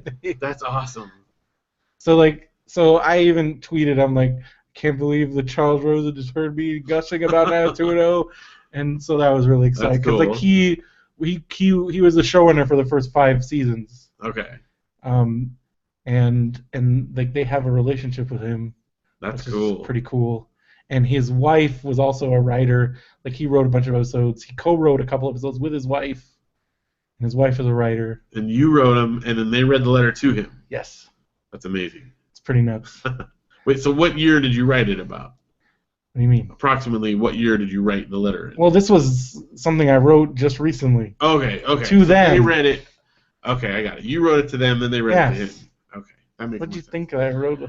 When you said it at first, I thought you meant you wrote him like a fan letter, like when 90210 was on. No. And he had it like in his archives. The only person I've ever written a fan letter to was Stephen King, and I did get a response, like a personal response, from his secretary. Nice. But she was super, like it was a personal response. I think because it was like right after my dad died, and I think I mentioned that. So I think she was probably like, I better write back to this kid. Yeah. And like I think they could tell I was just a kid because I was seriously like I was 13 and I never wrote any. I think I wrote the president when I was like in elementary school, and I actually got like a book from the White House, cool. which I wish I still had that. Because I wrote a big letter to Ronald Reagan, and I got a book. What did you say? I don't remember. Bedtime for Bonzo was great. Keep up the good work. I think it was just like I think I was writing about like I think I wrote something about like the military or Star Wars. I like Star Wars too. Star Wars. It's really cool. Just watch out for the Death Star. But so yeah, that was the only thing, and I wrote to Stephen King, and then I was always tempted, but then I'm like, I don't know. I think I read enough where I knew that if you the best case scenario most of the time is you'll get like an autographed picture, but it's like signed by their secretary or something. Like I know people do get responded, but it seems very rare, and I don't know. I just was never big into that.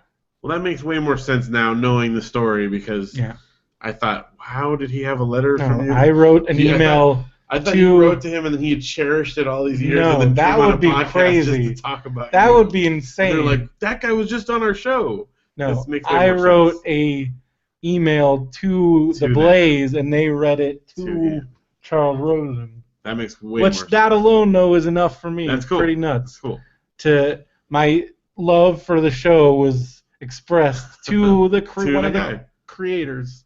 Well, so people could listen to that episode on Stitcher. Yes, it's on Stitcher. Other things you can listen to. Well, anyways, go to radiobrendo.com, click the Stitcher link if you want to find it.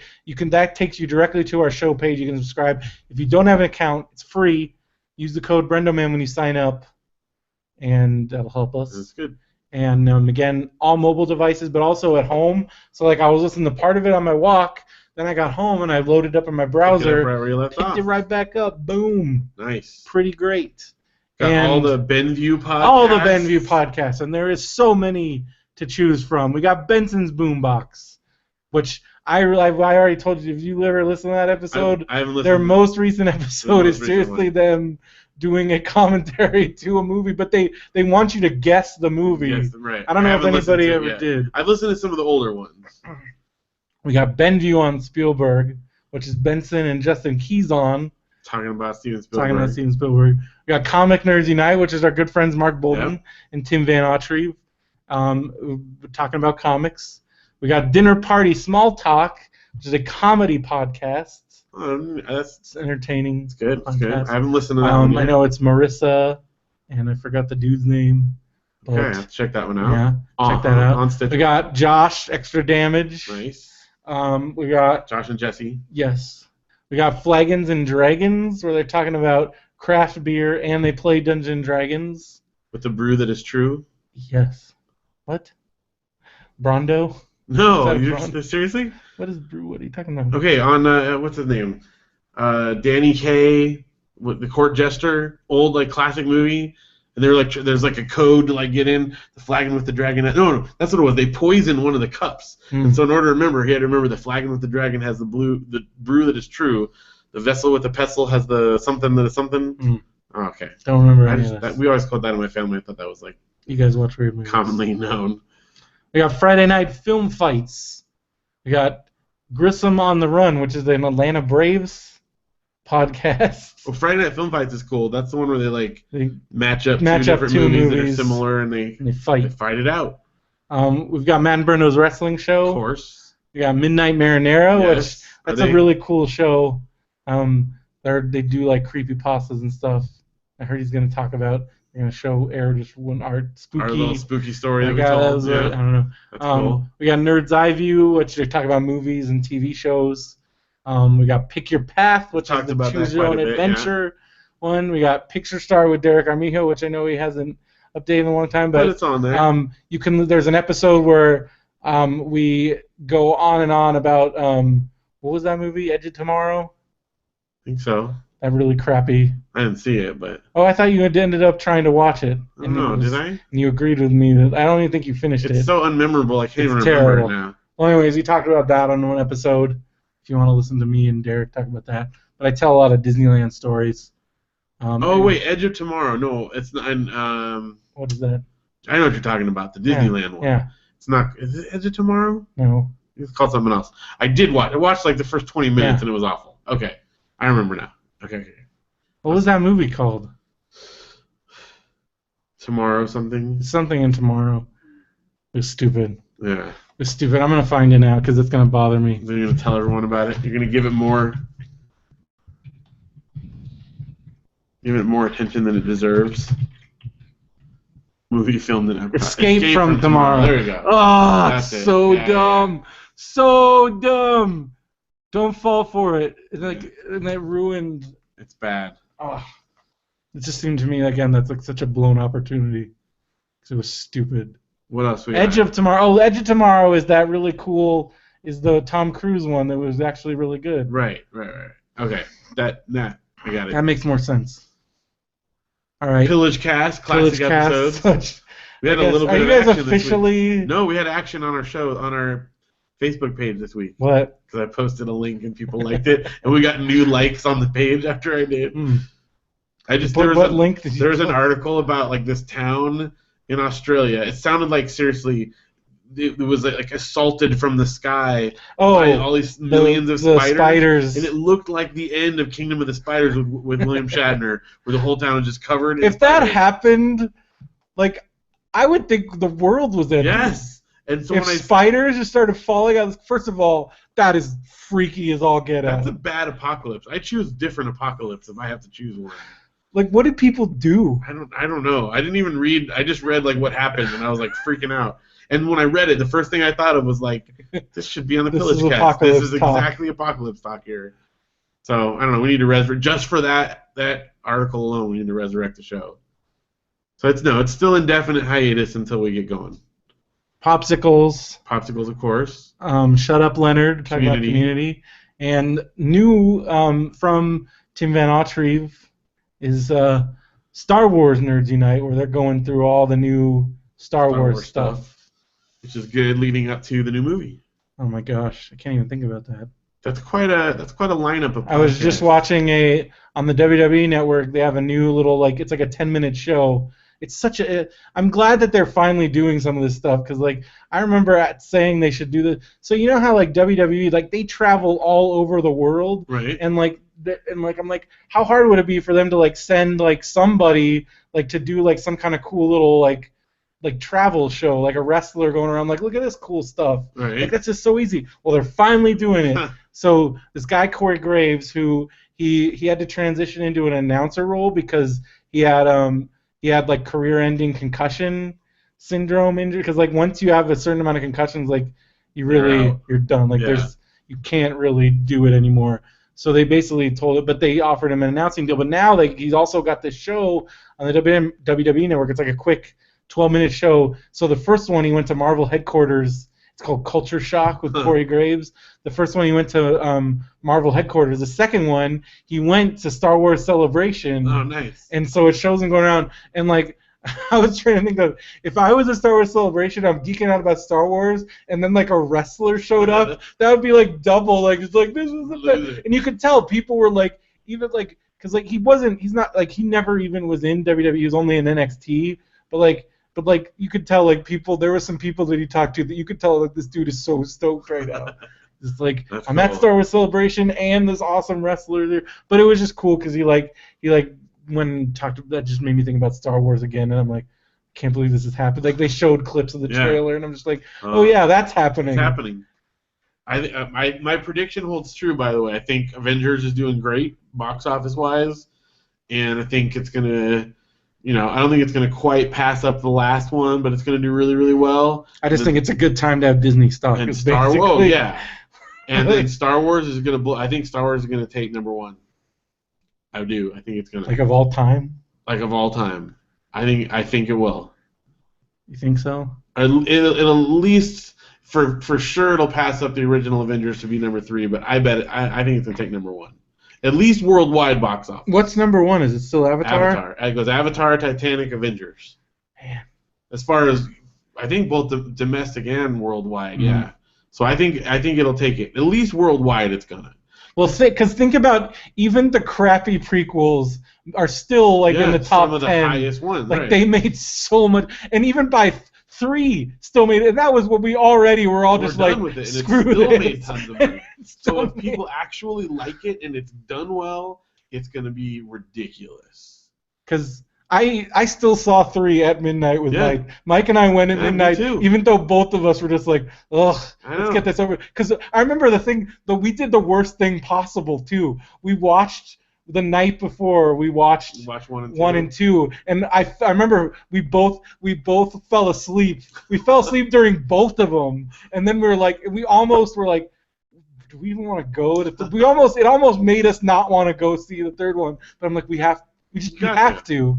And for that reason alone, this movie will so make the fact a ton that of money. this and but now everybody's excited again. Oh yeah. It's gonna. I think every time they do a new trailer or teaser, people freaking out. I think it'll do better than episode 1. And when you think, and episode 1 made, that's in the top. Well, I think 3 made the most. Okay. I thought at some point episode 1 surpassed all of them.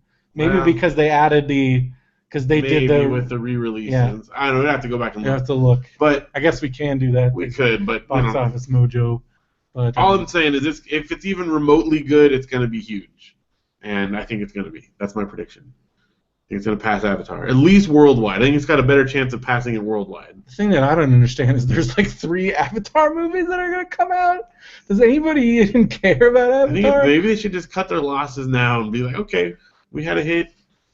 Yeah, but I feel let's not push it here. That's so weird. It's so weird that's still because that happened before. That was before all the Marvel stuff started happening. Yeah. And so in a post-Marvel world, in a post-Star Wars world, do you think James Cameron's because I feel that was people were dying for something like that, and I feel that's part of why. And the whole 3D thing, that, it just hit at that magic moment. Yeah. The fact that they haven't released Avatar 2, I feel it's gonna. I feel it has there's got to be a it has a good chance of just bombing. Oh, I think so. Yeah, because think about it.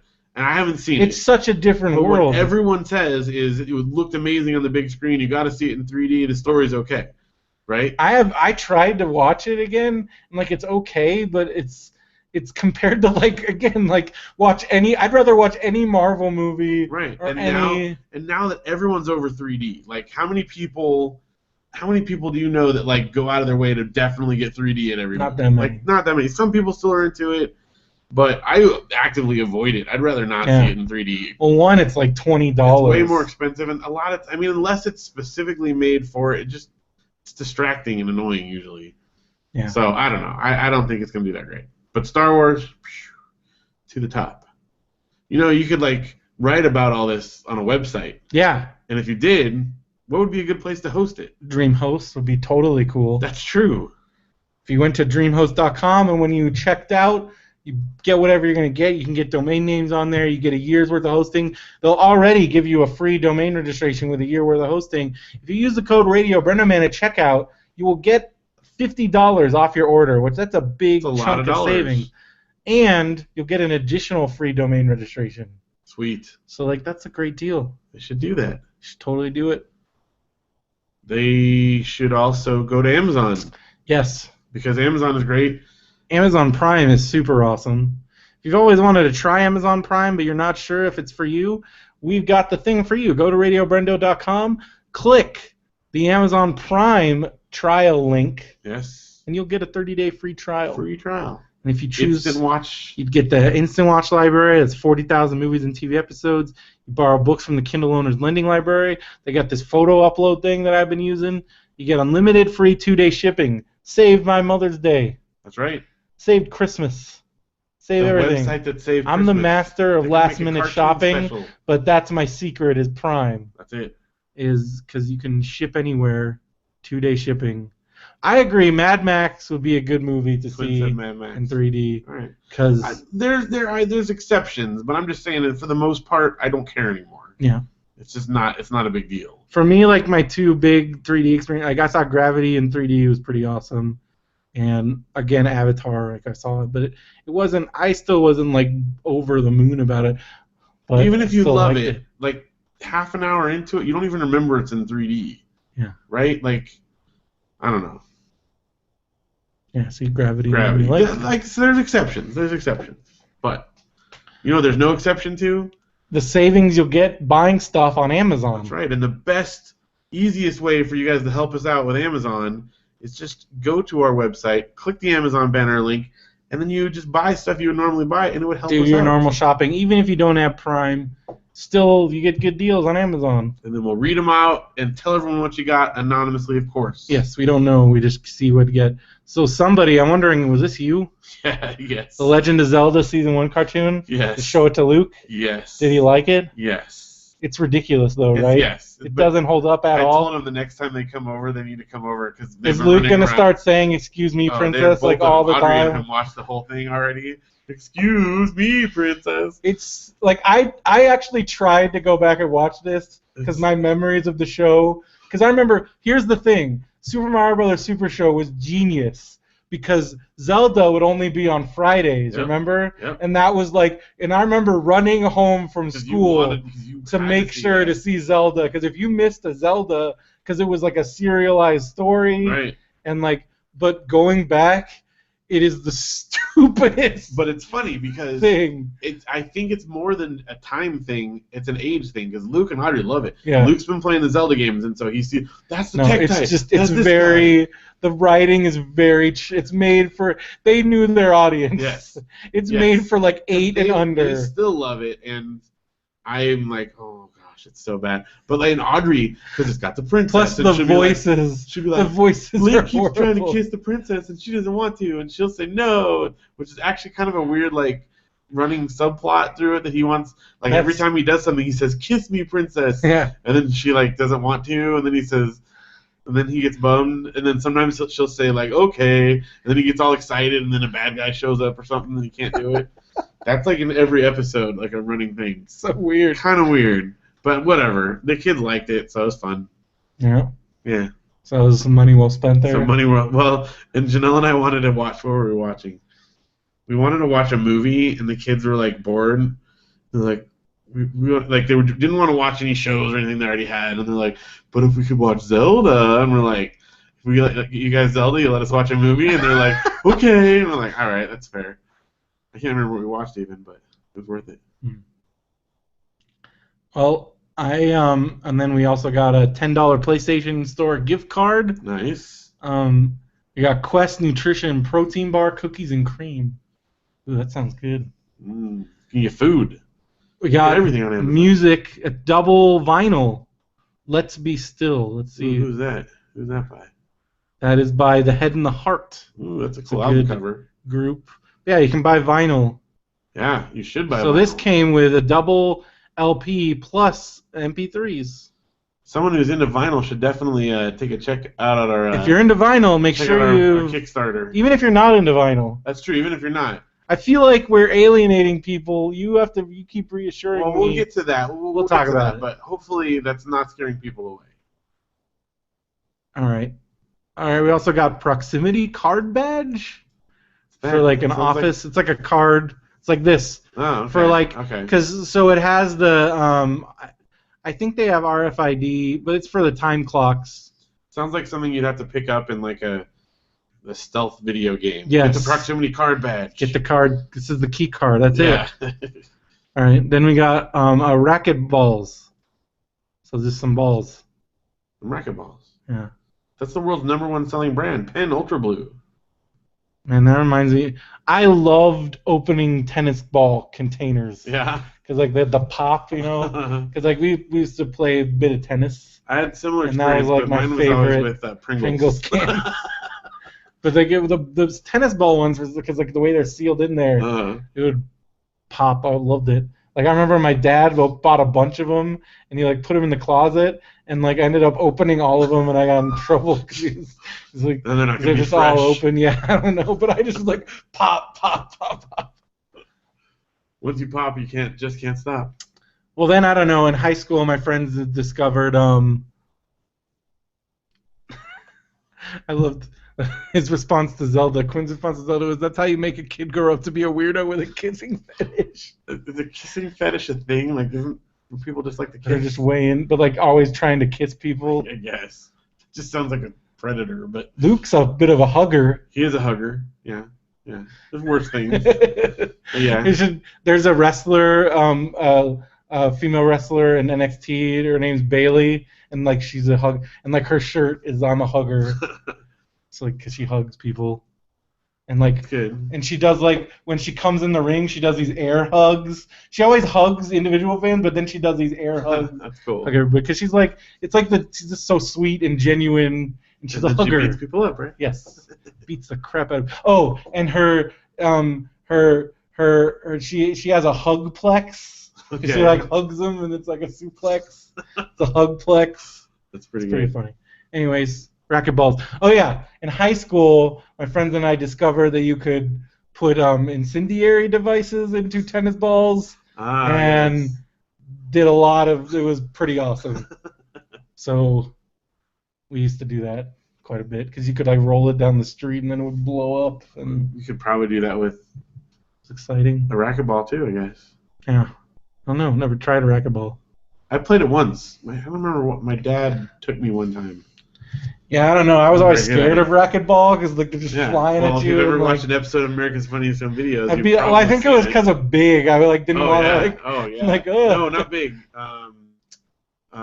Splash. It was Splash. Well, what are they? Aren't they playing racquetball? Yeah, John in Big? Candy. No, it's John Candy. When it's in Big, they play racquetball. It's like at the court. It's outdoors, but then like and he scrapes his knee and he gets in the big fight because he says it's over the line and he gets in that big argument with like the. That's racquetball. Yes, I think it's. But it's also in Splash when John Candy gets hit in the nuts. Yeah, that can also happen. But I'm just saying, Tom Hanks did racquetball in 2 movies. Mm-hmm. Do you have a thing? Maybe he's sponsored by Penn. Because it was outdoor racquetball. What if he has a racquetball like sponsorship? Maybe. To go back and look. That they play like it's kind of racquetball. It's a type of racquetball. Okay. Well, because the one in like the most it's like indoors when it's like just flying all over the place. That's the one where John Candy gets hit. Because I remember my brother, there was a notorious one of the notorious slacker classes at school in high school was racquetball PE because it was off campus and it was just basically like on the honor system. So you'd sign the sheet and then I feel like most people. I remember there was an elaborate like slide and glide system where one person would come in and like sign off a bunch of people and they'd all just like leave.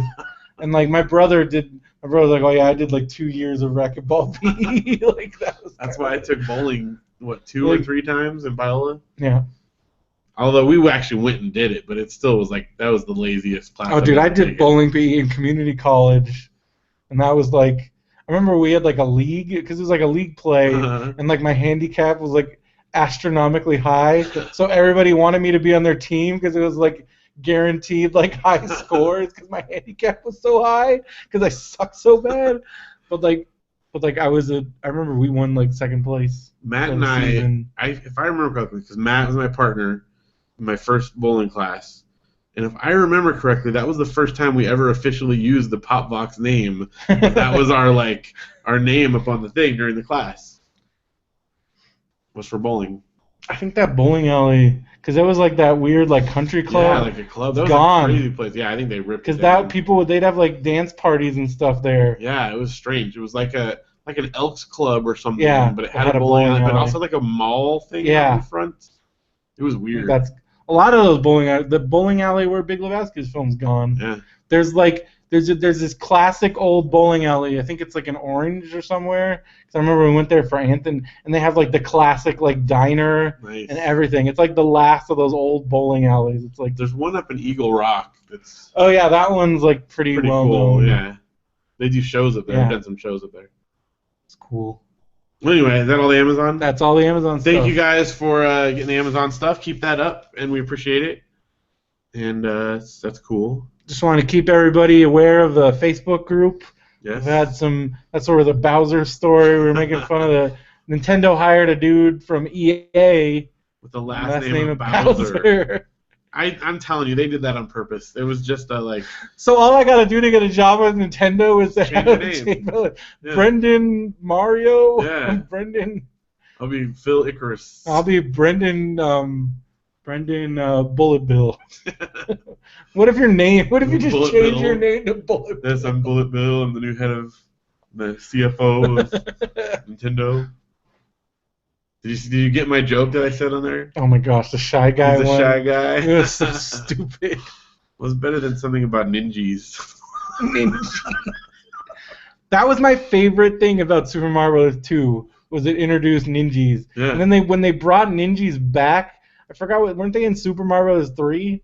No, they were like in Super Mario World, I think. Yeah, something like and when that. when a ninja showed up again, because they're so cool looking, Yeah. They're very Japanese. Yeah. It's one of the more Japanese it's like a things. chibi ninja thing. Yeah. So, check out our Facebook group. Go to RadioBrendo.com. Again, there's links to all these things on our main page because we just make it easy. RadioBrendo.com. That's your one-stop shop for stuff, for cool stuff. It's all on the top. We've also got our mostly. subreddits. I'm posting in there. Craig's a moderator, but I haven't seen him do anything. Not much action there. Not much action. I can only keep up with so many things. Well, I'm on Reddit a lot, so that's why I started it. That's and good.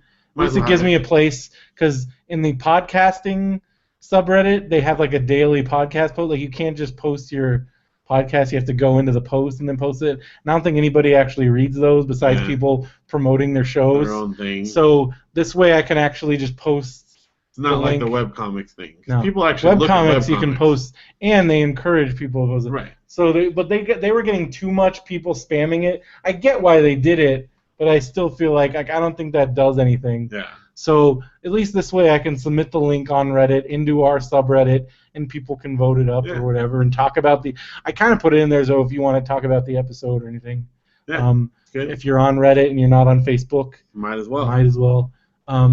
But we've also had a lot of good talk on our Facebook page talking about the episodes. Yep.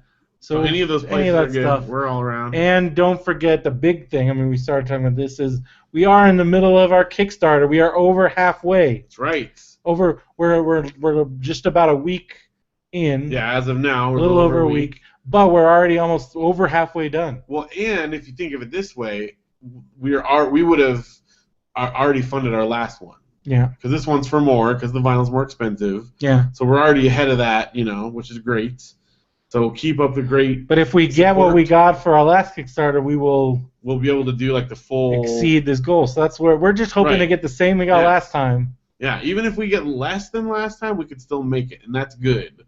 But we appreciate. We've gotten some big ones, which is really cool. Yeah. But little ones are appreciated. Every little bit helps. And every little bit. You get a reward. That's starting with $1. That's right. You get something. And you get a physical reward start at $5. That's pretty. There's not a lot of Kickstarters that do that. If you just have $5 lying around, or you will have $5 by the time the Kickstarter is over. Yeah. Feel free. pitch in that $5. Well, then we were talking. Brendan was concerned again, and I just want to reiterate that there's lots of other stuff besides the record. Yeah. So if that's kind of holding you off, if you don't listen to vinyl, or you don't have a record player. have a record player, and you're not interested in that. Like, there's lots of other great stuff too. So, I mean, let's say even if you just went up to $15, which is under the record, you get the download of the audio, you get the download of songs, download of the EP that we're doing, you get a sticker. Or if you have a bunch of money, let's say you have, 60 or 40. Which? How much to get the new Brax book? The new, I think it's a higher level 60, one. 70? Something like that. Well, if you have a bunch of money, 40 gets you a T-shirt. 40 is the T-shirt, plus 30 is the CD. Yeah, so 30 you get a CD. And again, it's all cumulative. You get all that stuff. You get all the stuff, but at $40 you get a T-shirt plus the vinyl. You can save the vinyl. If you don't have a record player, put it on your wall, give it to a friend, do whatever you want with it, but then you got the T-shirt, and then at like $60 or $70, you get the brand new Brax book. That's right. Which I'm still a little nervous about that, but we need to do it. This is going to be We're going to do it. If anything will make us do it, it's having a deadline of something we have to get done. Yeah, I got you to write a Brax strip last week. That's right. By bribing you, basically. I responded to bribery. That was Monday. I'm like, I will write this thing if you do and it a worked, Brax strip. And you're like, all right. And then I'm like, I will continue to work on this script if you continue to do you're Brax holding strips. our scripts hostage. Well, you've been a little ridiculous about the Brax. It worked, though. It was good. We need to get to 500. We're so close. We're so close. 500 strips would be huge. But this collection that we're going to put out, again, it'll be it'll be strips 101 to 200. through 200. Yes. So that's really cool. From like 4 years From a few years ago. But it's good. It'll be a lot of outdated references. You can probably get some great old pop culture jokes that won't make any sense. But you know what? That's part of history. That's good. It is. It was funny. Malky actually had to write some like footnotes in the Wonder Mark that I was reading because he's like, there is stuff in here that you will legitimately like not understand. So we had to be like, in 2008, this was a very popular news topic. It's true. There's going to be some stuff like that. It'll be fun. But our goal has always been that every strip stands alone as somewhat of a joke unto itself, even if you don't. I mean, it doesn't always work, I'm sure. But there is a lot of continuity, though. Yeah. That's why you should. Yeah, so. And it's free to read online. That's right. So you should check it out. But Kickstarter's going awesome. We really appreciate it. I check it like less than hourly. You check it all the time. So, just go in and back it every once in a while to keep me from going insane. That would be great. If you guys could maybe spread it out. You guys can coordinate amongst the listeners so that if we get one per day, then I'm like satisfied. Like that day it was successful, which we've almost had. Like it's almost. If there's a day without, do you start freaking out? Yeah. Well, Sunday I was okay. Like okay, people are off on Sunday. It's the day of rest.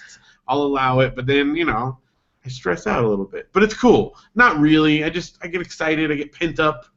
And really, really am excited. So how do you deal with me stressing out from the very beginning? I can compartmentalize. I can calm you down while I'm still stressing out. Somehow I'm able to do that. But it's good. I mean, it's a good stress, and we're excited. I'm pretty confident that we'll get it.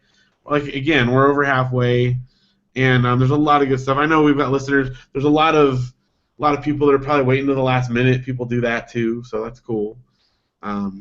It does stress us out, though. But it does, ease our stress a little bit. But also, the first of the month is coming up, so, people might stress about that. But it does not fund until it gets funded. So even if you pledge right now, the money doesn't come out until the end of the thing. So that might help What's to know. the end of the thing? It's June, I want to say it's the 13th. I don't know. We can look real quick. Here, I'll look. I'll look. Okay, you look. You've got it ready to go. Oh, it's on my phone loaded up, but that's cool. It's the first thing when I type in Kickstarter online. Good, it should be. So it ends in 21 days. June 12th. June 12th. So yeah. Just so you know, my birthday is June 18th, and that's a suitable birthday gift. That would be acceptable. It's acceptable. Janelle's birthday is June 16th, so since I know you guys are all planning on buying her a present too, feel free. Where's the book at? The book is... Where is the book? Oh, book is a 90. My gosh. Okay. Well, that's good. Maybe we'll. Well, I mean, we're already past. We already have a few $90 donors. I already have some so people. even if you don't give $90, and we do get the Kickstarter, we will finish the book, and then the book will be available to everybody. Same thing with like the CDs, However, we'll only make as many as people have pre-bought. So as of right now, 3 people already will be getting the book. So that's pretty cool. Yeah. So. Yeah, but the book then going forward will be available for everybody to purchase. So again, don't look at it as I'm paying $90 for a book. You're getting all those other things. You're getting a ton of stuff. The book is just what gets added at $90. You're getting a half-hour Google Hangout with us. That's right. Oh, speaking of which, Quinn, we still need who's in the chat. We need to set that up sometime. So get in touch with us on that. And while I'm thinking about it, one more thing on the last Kickstarter.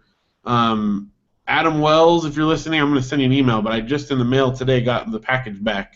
It was returned to sender. The address is no good anymore. So I got to get that back out to you. So give me your new address if you hear it from here first. Can email him. I know, but I got it this afternoon. I didn't get a chance to yet. Speaking of Adam Wells, make sure to go to theadamwells.com and listen to Beyond the Shield podcast. He just got to do a live episode at the Minneapolis Comic-Con. Super so cool. That's awesome, dude. That's something I still haven't done. Is like a live podcast episode at a panel. Right. That would be awesome. But we will be doing one, a live show if the Kickstarter gets funded. If the Kickstarter gets funded, we are doing a live show in Big Bear, and depending on what happens with a venue, if your mom finds a venue, which supposedly actually we have some info. Looks like they might have found a thing. So we are inviting the public. Yeah, we'll wait for the final details to come out. But this is if the Kickstarter gets funded. If the Kickstarter gets funded. A Radio BrendoMan live in Big Bear. Yes. It's happening. There's a place, the one they're looking at, there's like a pizza place that bought out the store. No, they bought out the store next door to make like a little concert venue. So they have like a pizza shop, and then they have bands and stuff play next door. That's perfect. So they got like a little, it's a small room, but because it used to be like a health food store or something. It was kind of small. And they built a little stage and have like a little venue set up in there, so it'd be like in that room, Nice. So anyway, we gotta work out another details, thing. But we've also got. I don't know. I know we can't. I would love if there was a way we could like do a guerrilla like live show at Comic-Con without getting in trouble. Yeah. But I feel like we would get in trouble. Yeah, I want to be careful. I don't want to jeopardize anything. But I mean, that's my dream is to do a live show at Comic-Con. Yeah. So if anybody out there wants hit the dream of doing a panel at Comic-Con, but like to do a live like a show. Yeah. Oh gosh, that'd be cool. really awesome. But I mean, we do our podcast at Comic-Con, but it's like closed. Although if someone's at Comic-Con and they want to hang out, definitely that could be arranged. Hit us up. So for sure. So that's happened, man. I keep realizing like it's almost June, and Comic-Con is at the very beginning of July. It's like a little over a month away. Holy crap! Yeah. Do you have your hotel yet? Yeah, we're working on it. I'm still trying to figure out like where you're gonna end up. We'll figure it out. You're gonna be like. Actually, Janelle found. You're gonna end up in Alpine again. What do you know? Oh no, we live there. That's already booked. Wait, Alpine's already booked, and you know how far away Alpine is. It's not that bad. It was like 35 minutes. What do you know about Airbnb? Is that like creepy? For real? I know people that have had really good but there was the bad thing about Airbnb was I don't know if you saw a story about an Airbnb where the couple came home that allowed the Airbnb people. Oh yeah. And they trashed their house. Yeah. But like I definitely wouldn't do it from the other side. I know people that have done it and it's been fine. It was really great. So because like you guys could do that. Well, we've looked at that. That's a possibility. There's some interesting options there. But I feel like that's got to be going fast. Well, we have a message out to a guy who's got because people. I mean, at this point, I think that's where people are turning to. Yeah. If they don't have a room yet, that's what people are looking at. Right. Because downtown's done. That's over. That's long gone. Over. Mission Valley's gone. Chula Vista's probably you're looking now you are looking at the outlying areas. Yeah. Well, Alpine is booked. Well, I think they had a few rooms, Santee? but it was super expensive. What about Santee? You guys waited too long, man. People found Santee. People found Alpine. I've been waiting for when you get shut out. If the Airbnb thing doesn't work, it's possible it's going to be an Encinitas year. So we'll see. You can still take the train. I know it's not the end of the world. That's why whatever. I've done Encinitas before. Yeah, because you've done Encinitas, you've done Solana Beach. Yep. But I'm guessing Solana Beach is probably gone. Yeah, Solana Beach is too close. It's like it's I'm spreading. guessing a 30-mile radius right now is gone, and now it's spreading. Like La Jolla's gone probably. Now there are some available, but you're talking like $400 crazy a night or something. Yeah, stupid like that. Which hotels leave those super expensive because they know towards the end people from Hollywood, like rich people, are gonna do that. And I personally know people that have paid that much money. So yeah, if you have $500 like just to blow, you can walk up to the Hyatt the night before, like on Friday, and be like, I want a room. Yeah, if you have $500, you can do that. Yeah. And I know people that have done that. We're looking more in the like $69 But range. If you're trying to do the cheapo range, which is what we do, but we cram into that. Although I think we're gonna be at the Embassy Suites, and we have 5 people, but it's like there's a bedroom with 2 beds plus a pull-out. Cool, like I think everybody might have a bed this year. Wow. So that's pretty good. But there has to be some bed sharing. You know how some dudes are about. I'm fine with bed sharing because I'll share a bed with somebody before I sleep on the floor. And if somebody else doesn't want to, if it gets to where I'm like, well, you don't want to share a bed, I want to share a bed, you're on the floor, dude. That's right. Well, I always have to share a bed anyway, so it's not any different for me. Well, anyway, so Kickstarter, Comic-Con, definitely, check that out, support it. You can find there's a link at the top of our page for the Kickstarter. There's links on Facebook, all over the place. You can just search Kickstarter for BrendoMan. It's the one that's active, not the one that's not active. Or go to radiobrendo.com, and there is it's right at the top. Link at the top. It's all over the place. So we appreciate our support so far, and the upcoming. I mean, we got since last week when we talked about it, we've gotten a lot. Yeah. So it's really good. So. Because we were at like 2 something. Yeah. And now we're over like 500 now. Yeah. So keep up the good work. Good job, awesome. Everybody. Thank you. And that's it for me. I got a little surprise in the mail this week. So I never actually talked about this on the show. Yeah, I forgot. I told you about it, but I forgot. So one of my favorite websites. So I don't know if anybody is familiar with. There was X Entertainment, which was his original site. This guy Matthew, and it was up for like years. Like this, that started in like 2002, and I think eventually ended up on the Yugo network.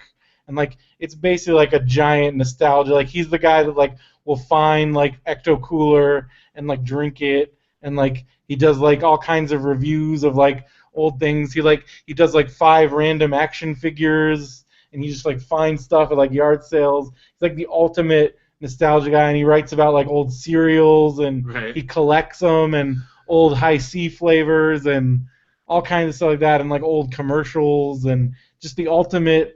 And like he's our age, so like it's all of our stuff. Like he's obsessed with like Gremlins and Ghostbusters and Dick Tracy. I know those are like his big things. So one of the things he was talking about was, I remember when Kool-Aid re-released some of the early 90s flavors, specifically the big ones. There was Rockadile Red, Purple Saurus Rex, Great Blue Dini, and Pink Flamingo. I remember those commercials. Those are like, that was a big deal. And that was like a big deal, but they brought them back, and then they were limited time only, so they were gone. And like currently, I think I went on Amazon Marketplace, and for 10 of the little packs, and I'm not talking like the big packs or like the can. I'm talking for a little Kool-Aid pack for 10 of those is like $12 plus shipping. So that's a lot for Kool-Aid. I was at the 99-cent only store. So if you have a 99-cent only store, if you want these, you should, because they're the one by our house. It's all gone now. It's already gone. There is some Pink Flamingo. Oh, okay. If you're interested. Okay. It is the add sugar packets, which to me that's real Kool-Aid. Yeah, that's how it was when we were kids, like, right? If you kids these days, they're sugar. Yeah. But I guess because if you're lazy. Yeah. But or you don't have sugar. Yeah. Because then you have sugar in your house, and then I'm always tempted to just like eat the sugar, or just put it in like everything. Yeah. So, but anyway, so I was at the 99-cent only store, and that's the specific brand of the store. Right.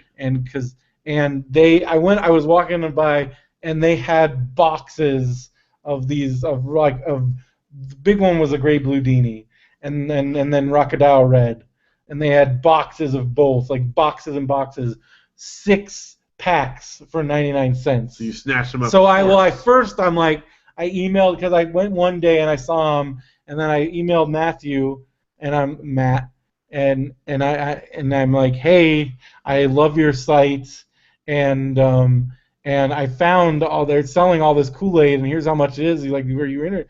Do you want it? Well, I told him a heads up, and then he's like, well, I don't have those stores where I live, because he lives on the East Coast somewhere. Right. And he's like, if you buy me, I need, and I'm talking like a lot, so I don't expect you to do this. He's like, I'm talking like, I will buy 5 of the boxes, and of each flavor. So we're talking like hundreds of Kool-Aid packets. And I'm like, and I didn't have anything better to do, and I think I was at school, so I'm like, I'll just get it on the way home from school. And so I'm like, no, I'll do it. He's like, oh, cool. If you do, I'll pay you for it. I'll give you some extra money, and I will send you a goodie box. And I'm like, I've always wanted one of Matthew's goodie box, because he does have. If you go to Dinosaur's new site, I mean, he's had it. It's not that new, but for me, it's new because Right. X Entertainment was around for like years, and now it's called Dinosaur Dracula. So if you go to dinosaurdracula.com, he does have a monthly goodie box that you can subscribe to. That's kind of how he supports the. Right. That's how he pays for the site. But I got one because I did. I bought like 550 packets of Kool-Aid. How much did you check out at the $90. Oh my gosh, that's the most I've ever heard of someone spending there. Yeah, $90 worth of Kool-Aid. That's awesome. It was like $90-something. And so I got my goodie box. Well, let's see it. So I figured we could talk about it on the show, because it's going to be all stuff. So he says, thanks for the Kool-Aid, man. Matt. He's got a Dinosaur Dracula sticker. Yeah. And Cool. So the first thing on here, already I was like stoked. So not only is this like a What the heck? That's awesome. this is a G.I. Joe guy that you sent off from Pepsodent. Isn't it like a denture? I think it's a toothpaste. But yeah, this is from like 2002, but this was a mail-in for a G.I. Joe guy, and it's a Snake Eyes. That's awesome. But it's like a Pepsodent Snake Eyes. So it's tons of cool stuff like this. And it comes with the gun, which, I mean, this is cool. That's super cool. And it even has like the little, but it's on a It's Pepsodent. on like a Pepsodent. Yeah, It looks like a bookmark almost. Yeah. All right. Okay. Did you show it to the camera? Yeah, I did. Okay. So camera here, look at There you that, go. Snake Eyes. Yeah. Okay, then he gave me a Dino Drac mystery bag. Inside A few things of debatable value that just may brighten your day. Okay. So I think like I said, he has a ton of. I think he just chucked a bunch Kind of of the grab stuff. stuff, right? So inside the mystery bag, first there is an Alf trading card. Nice. The Alf trading card, and on it says, "Who ordered the grilled broccoli and tuna flavored soda?" He's like working as a chef, and it says Alf: His Life and Times. This is from 1987. Nice. And it seems every time the Tanners leave Alf alone in the house, he comes up with a new way to get in trouble. Last time, he soldered all of Willie's socks together. There you go. Just Alf cards. That's definitely Alf. And then I haven't opened any of these packs yet, but I'm going to. Starship Troopers. That's awesome. Trading cards. When were those from? Whenever the movie came out, so I'm guessing like 98. 97. 97. Yeah. A highly misunderstood movie. Yeah. Although someone pointed out that as much as everybody says it's subtle, it's not that subtle. It's not that subtle, but people still didn't get it. Which is funny because they're like, if you don't get that movie, like it's kind of how I felt about. It's the same thing the way I felt about Inception, because everyone's like, oh, it's so. I'm like, they bang you over the head. Right. How The many whole times? movie is exposition. How many times they have to show that freaking van going over? So I was kind of the same thing. Somebody was like, I was listening to a podcast. They're like, if you don't get the subtext of Starship Troopers, you are an idiot, because Doogie Howser is flat out wearing a Nazi uniform. Right. Like, you're a moron. Like it's not that subtle. And then like a gargoyles card. That's cool. Let's see what else we got in here. Is that a phone? Am I freaking out? I don't think so. So an ET pin. Whoa, that's cool. With like an ET head. So yeah, it's like an ET pin. It's pretty cool. Let me see that. Yeah. That's cool. It's like you got them from Universal Studios, maybe? Yeah. Okay, and I had heard about these, but I never had any. Oh my gosh. I'm going to have a heart attack one of these times, and you're going to feel bad because you're stupid Homer Simpson. I've gotten used to it. Oh my gosh. It freaks me out sometimes. I'm not gonna lie. I'm not gonna lie. I'll be like sitting there like half doze, and it'll be, or if I'm like taking, because I'll take a nap on the couch as part of my daily routine, and if that thing goes off, I'll just be like, I've like jolted over. Because it sounds like the creepy doll. It's like, yeah. Well, I don't know how to turn it off, and I don't want to uninstall the game because I'm obsessed with it again. When I die, you're gonna feel bad you didn't get rid of it. Well, did you ever have any? These are called pocket rockets. No. Which I don't think. I don't know why. Shoot? No, it's just a little mini book about apes. Really? Yeah. That's funny. It's like a little book. Oh, just a book. Yeah. I was gonna give them to your kids. That's cool. Because this one's about apes. I got another one too. But anyways, so those are cool. I remember seeing them. I think they're a little bit after our time. Yes, they're like these little, and then like a little like toy from like a vending machine. Because he's like, it's like a sticky. It's like a flat. This is a mace. Oh yeah. Okay. So he's also obsessed with like he has a whole series on Dinosaur Dracula called Vintage Vending because he will order in bulk on eBay. So the cards that they use to advertise those things, so there's the card at the front of the machine. So he buys those in bulk on eBay and then like writes articles about them. Really? Yeah, it's really funny. Cool. So this is something from a vending machine, and then let's see what else we got here. An atomic fireball. Classic. If it's, I don't know, I'm gonna eat it. Not right now, but I definitely want to. Because I love atomic fireballs. Okay, like atomic fireballs were one of the few things that made me kind of cool when I was in junior high. Because when I was in junior high, at least in Big Bear, they were super popular. Yeah, oh yeah, well everybody was obsessed with them. And I could eat an entire one. I could suck it from the beginning to end and not take it out of my mouth. Like that was the challenge. Like how long could you go without having to pull it out? And I could do the whole thing. And that was a very small modicum of popularity from that. And then like a little spider. Well, it looks like glow in the dark, maybe. Yeah. Pretty cool. Nice. So yeah, my kids are obsessed with glow in the dark stuff lately. So, well, you should tell them you have a glow in the dark spider. So yeah, so that's my mystery. Okay, that's the mystery bag. What else you got? Okay, we got. I saw these somewhere, but battle cards. So it's like a trading card game. Okay. But I think it's like they came up with this game and then they never got a license for it, so they just called it like battle card. Yeah. And then this is kind of cool because I remember when everybody. It is a Pog. So this is a McDonald's. This is a Happy Meal toy for the Power Rangers, and it's a Power coin pack with a Pog the Pog brand on it. This is from 1994. Where does he get all this stuff? Dude, you don't even. Like the fact. I mean, I think he just is constantly like going. Plus, he's a yard sale fanatic. Oh yeah. And he's an eBay fanatic, and yeah. So yeah, this is from 1994. This is a Happy Meal prize. Super cool. It's pretty nuts.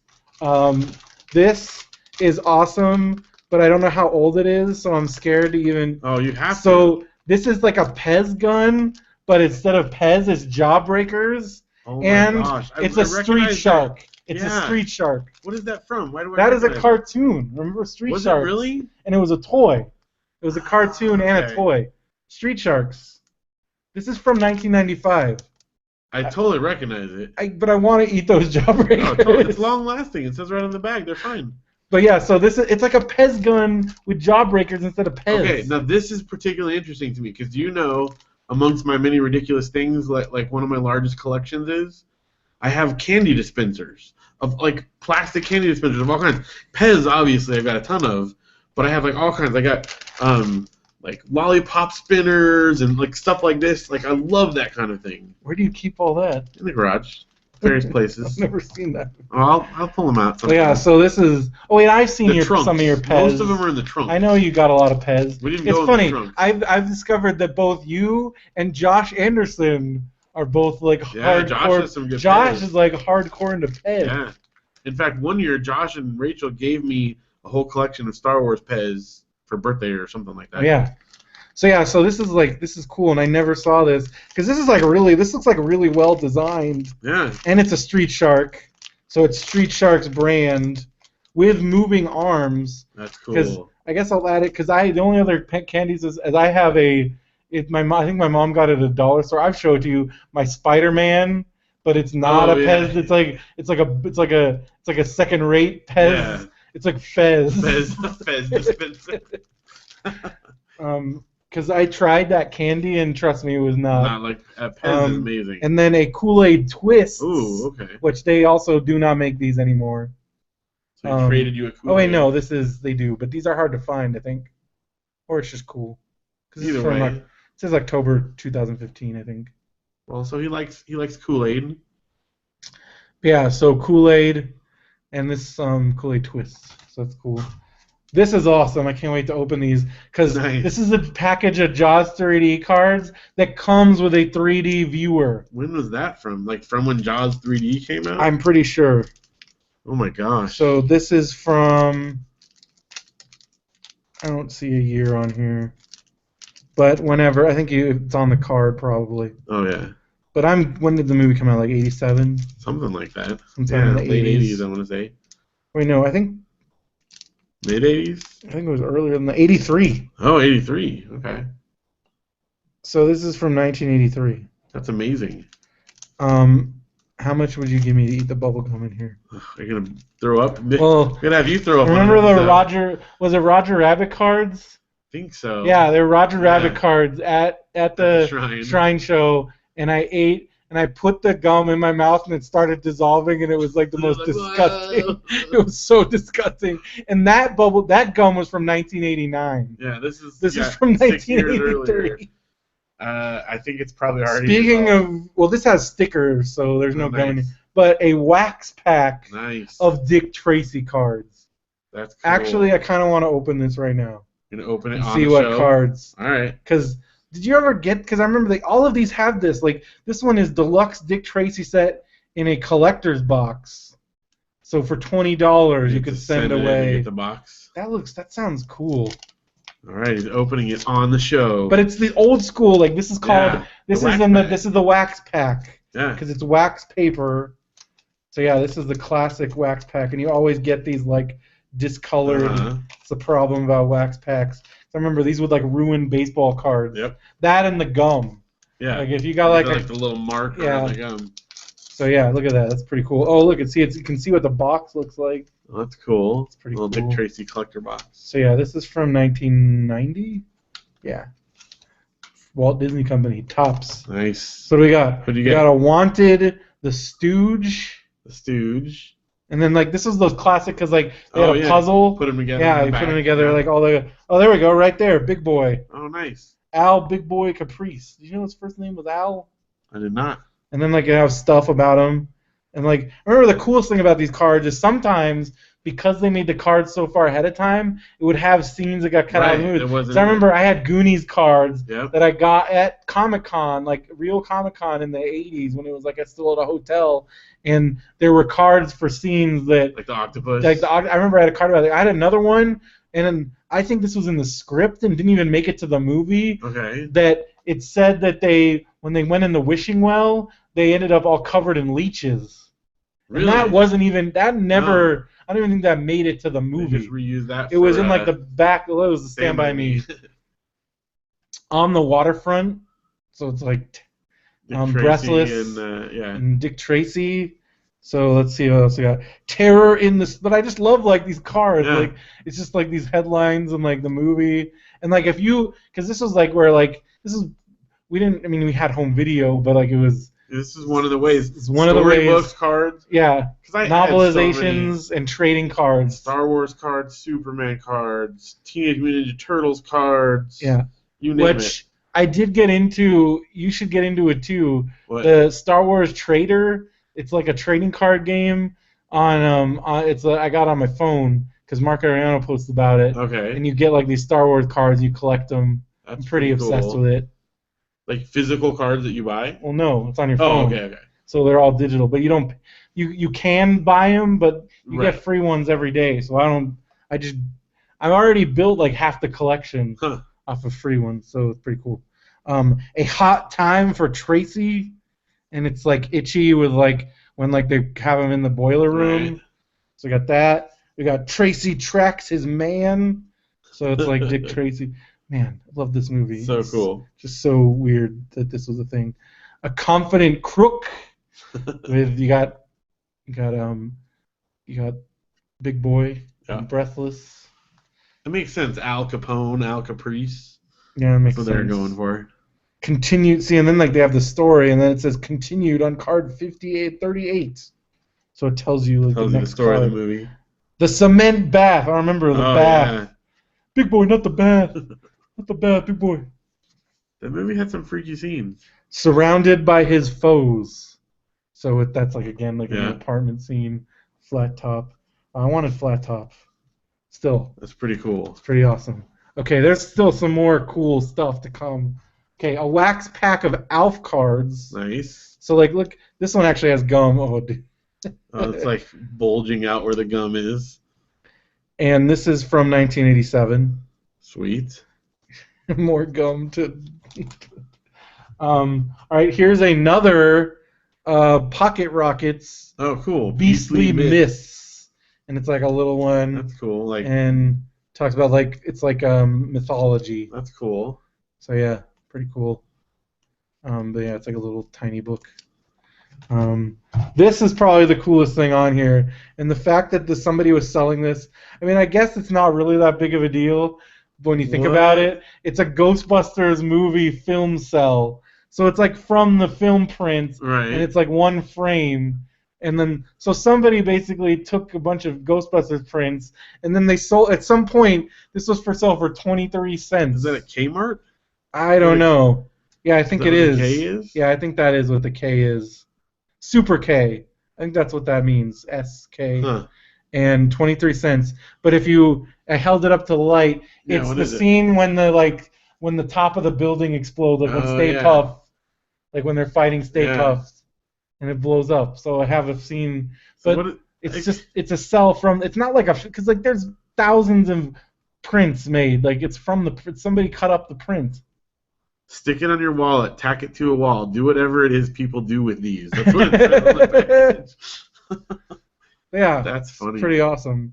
Because like my brother did it because you can like splice movies all the time and like take one frame out, but like because my brother did that a lot, and my brother has a whole collection of splices from like the summer that he was working as a projectionist. So like he has a bunch. And then I guess he made some like art cards, so it's just like Dinosaur Dracula artwork. That's cool. And it's like Dino Drac goes shopping. So like KB toys. I bought shoes and also a candle that smells like bananas. Yeah, but like stores, but like remember like the Nature Company and like KB toys is like the ultimate. Yeah. And then like just some other pictures. So here's like the Ghostbusters figures with Ecto Cooler. That's cool. So, like, this is cool stuff. Sweet. Yeah. And another sticker. What's the sticker? Oh, another. So Dinosaur Dracula. Oh, one you can stick actually. Well, I already got one and I put it on my guitar. Sweet.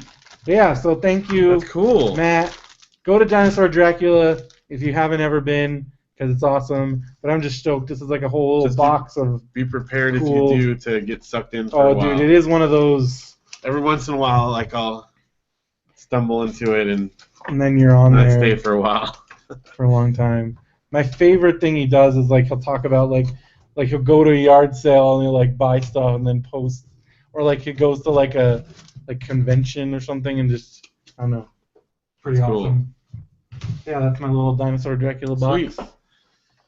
All right.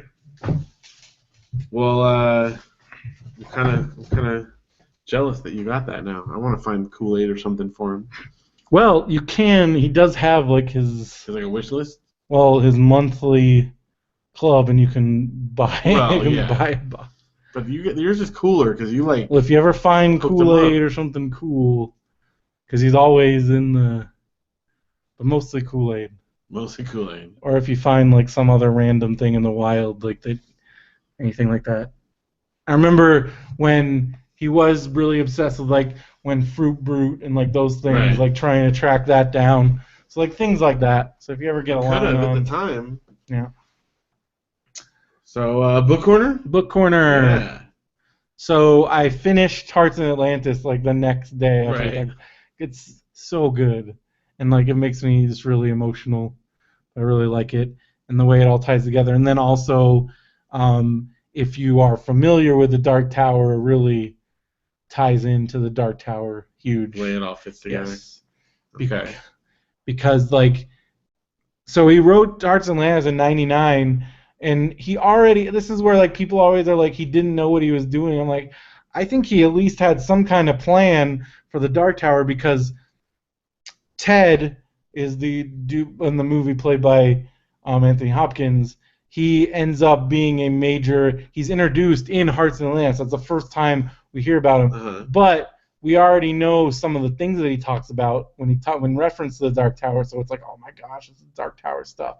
And this was one of the first times that he incorporated Dark Tower stuff into a non-Dark Tower book, which was a big deal. So Dark Tower was before Hearts and Atlantis or after? Well, Dark Tower he started writing Dark Tower in like when he was in college. Oh, okay. So again, he kind of went back and there's a little bit of retconning, but like something. But once Dark Tower was done, number 1 through 7, his entire, pretty much every book that he's ever written ties in somehow. Huh.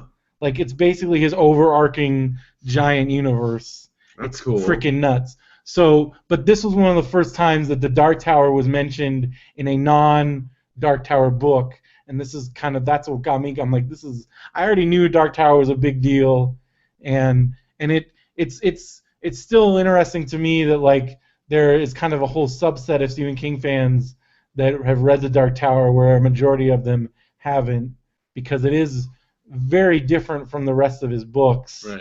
and in total it's like several thousand pages.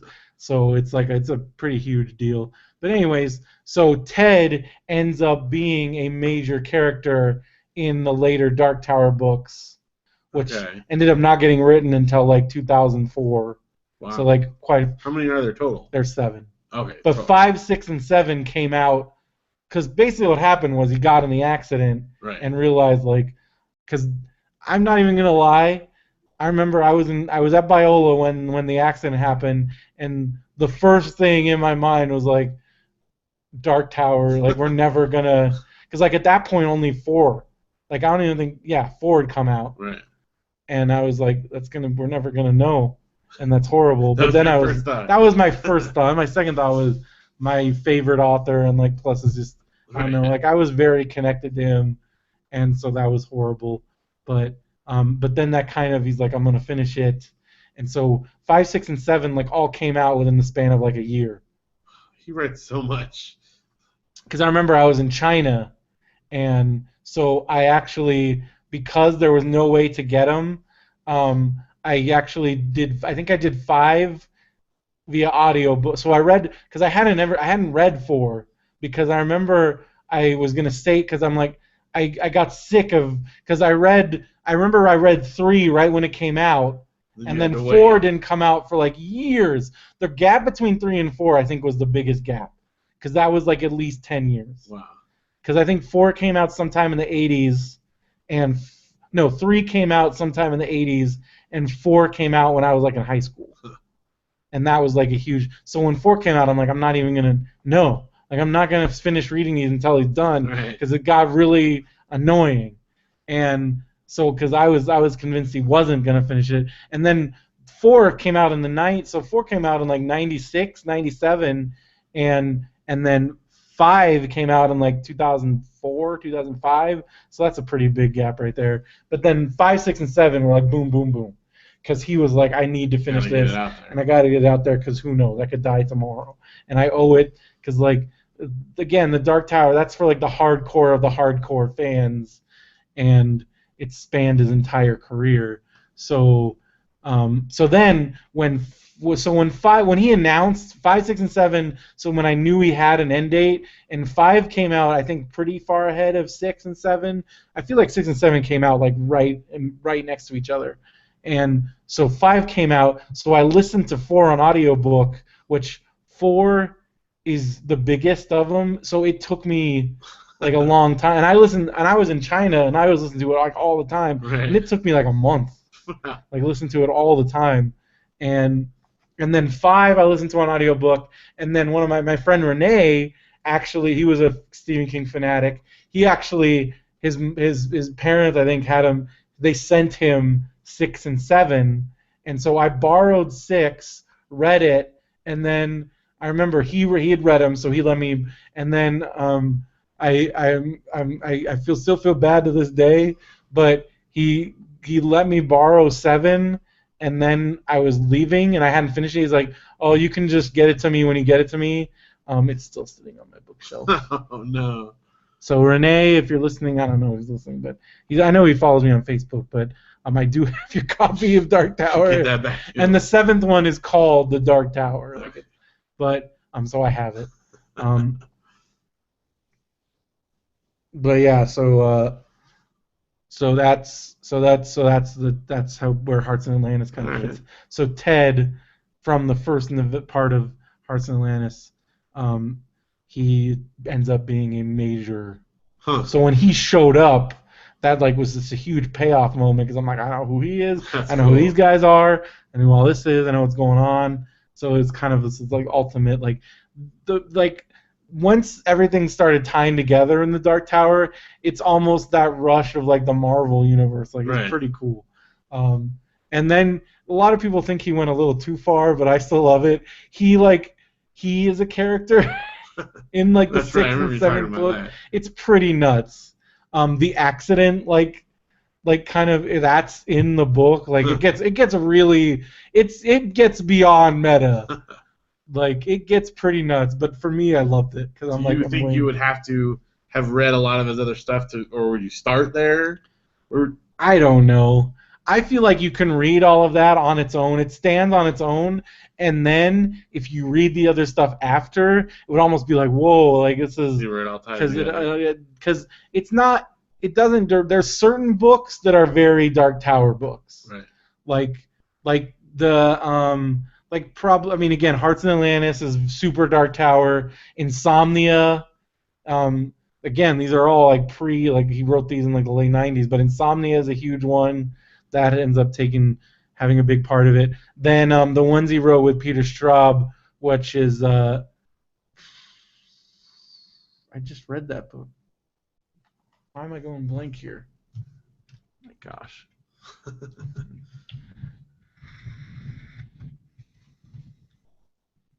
Talisman. The Talisman and Black House, which I haven't even read Black House yet. There's still some books I haven't read, but so those are very Dark Towery. Okay. But then like in Dark Tower 4, this is where I started realizing these books were more than what they were at face value. In Dark Tower 4, they end up in the world. At one point, they end up in 1984 from The Stand. Really? Like they are in the post Captain Trips world of The Stand, and when that happened, I was like, holy crap! It blew my mind. And Stephen King already has a lot of like ties between his books, like the town of Castle Rock and Maine. Right. Like Castle Rock shows up in like there's at least 20 books that like Castle Rock shows up. So, but then to have it all tie into an even greater continuity, like there's already that continuity, and then to have it into an even bigger continuity, it was just like it's crazy. It's very rewarding, at least for me. I really liked it. Anyways, that's Hearts and Atlantis. And then our book club book, we finished our 2-parter. Yes. So with The Silent Gondoliers. What'd you think? I loved it. It was like both sad but also like beautiful, really well written. It was also really funny at times, but it was a great heartwarming tale. I gave it 5 stars on Goodreads, and I don't give out a lot of 5 stars. That's right. You're not easy with those. I give them out left and right. So Well, at first I did, and then I realized I was giving everything 5 stars. it doesn't So I'm mean like, it doesn't anything. mean anything. So if I really, really, really, really like it, I give it 4 stars. And if I feel like it's like this is a timeless classic, that's where I go with the 5 stars. And it's good. Like, so if you haven't read it, it doesn't it's not a direct sequel to The Princess Bride, but it's written by F. Plus, Morgan. again, I think it takes place in the same universe. Right. Because, I don't know if you caught this, there is one possible connection. Okay. There's a part where he's doing one of his side things, and he talks about, he mentions these sisters, because he's talking about the greatest singers. Right. And he mentions the Vizzini sisters. Oh, yeah, I did see and that. he says that they had a death in the family that affected them, and I'm like, maybe they're like that. Really? Yeah, he even mentions they after a death in the family, he says a death they experienced a death in the family. Oh, I didn't. That's totally. And that to me, that right there, like that's a nod at the very least. So like, it's a really good. I mean, it's short. You probably what? I read it in like 2 days. Yeah, it's quick. It's really good. But it's really good. The illustrations are. The illustrations are amazing, and then just I don't want to spoil anything. So no, but it's a clever little. It's just a really good little story. Yeah, it's great. With lots of funny little asides and just.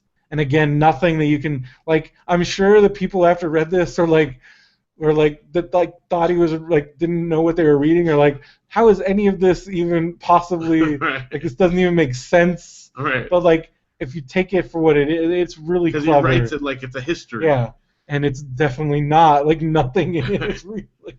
I love it because he talks about like interviewing the sources. Yeah. And, like, this person doesn't remember this. And yeah, it's great. It's great. But it's pretty great. Definitely. So Sound Gondoliers. And you actually started I was at the library, and I guess I should have checked. I didn't even look in to see if I could get, so it's called Shipwreck? Well, the series is the Island series. The first one is Shipwreck. And this is Gordon Corman? Gordon Corman.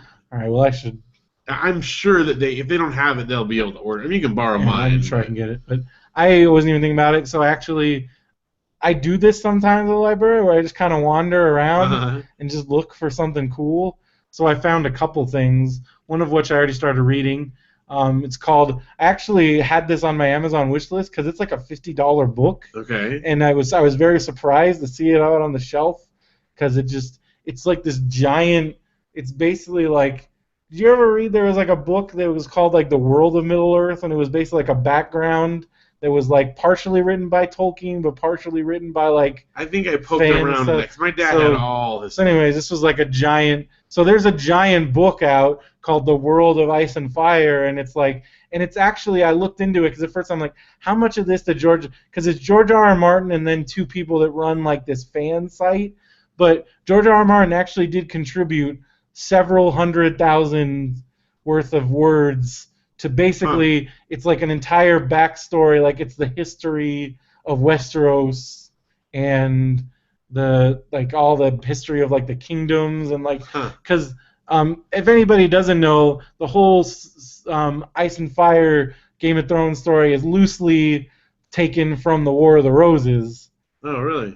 That's where when people get super outraged, I kind of think it's a little ridiculous because they're like, this is horrible, and I'm like, a lot of this stuff he just took it right out of the history books, like some of the kings. Do you remember that old Disney movie? Yeah. I used to love that. Yeah. We had it on VHS, taped it off the TV. I was just talking about that one because I was going through all like it was a Sporkle quiz, which was every live action Disney movie, and there were some of them in there I had never even heard of. Really? So I'm like going, and then because I actually have like a Wonderful World of Disney book, and they included but it was theatrical stuff. Right. So there was a lot that I knew, like stuff like Blackbeard's Ghost and like, but like there was a period where they would come like in like the 60s and the 70s, they were releasing like 5 or 6 or 7 like live, and there's tons that just fell through the cracks. And this is pre-VHS, so a lot of these stuff are just like in the vault somewhere. Yeah. And like, but anyway, so this whole, but like sometimes because there's a current like on the internet right now, people are going crazy about the last scene in the last episode, which is basically the baddest bad guy possible there is a rape that happens off camera, but just the fact that it happened upset a lot of people. And I'm like, first of all, this show, way worse things have happened on the show. And maybe this was the straw that broke the camel's back for some people, but also, I don't know.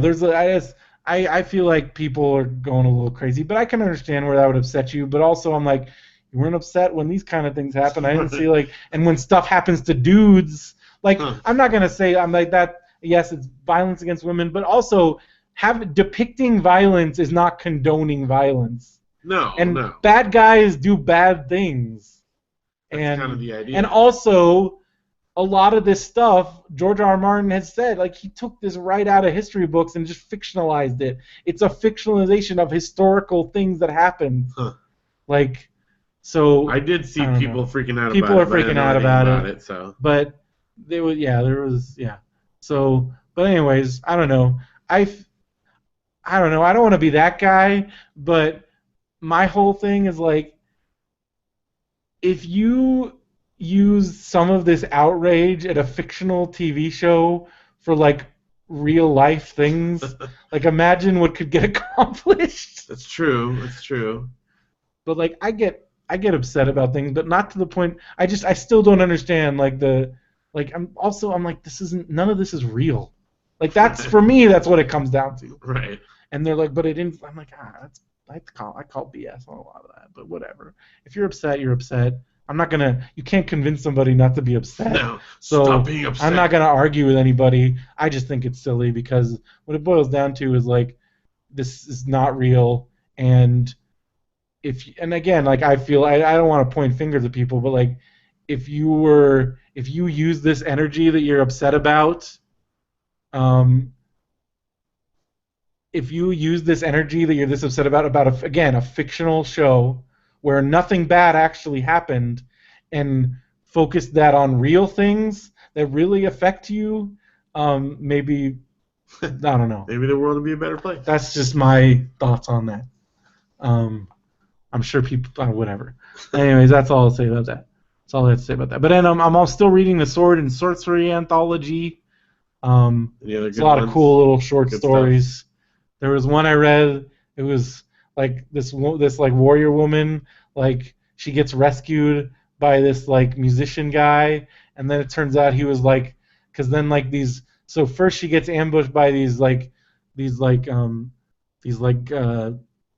warrior guys, and then one of them in the battle she sees him drop something. She doesn't know what it is, and she's busy in the battle. And then she gets rescued by this musician guy, and he kind of comes out of nowhere. And then as the one dude is dying, she's trying to figure out what's going on. He keeps asking her where's the statue? Where's the statue? She's I don't see any statue. So then he dies. And then this musician guy takes her, and he rescues her, and they takes her to his house, and then they spend the night together, and then she wakes up and the warrior guy's there, and he's and he is gonna kill her, and then she manages to fight him off, but it turns out that the musician guy was he's cursed, and he was part of the curse was he got turned into this little statue, and only certain emotions can bring him to life. So she had brought him to life, but then he got killed.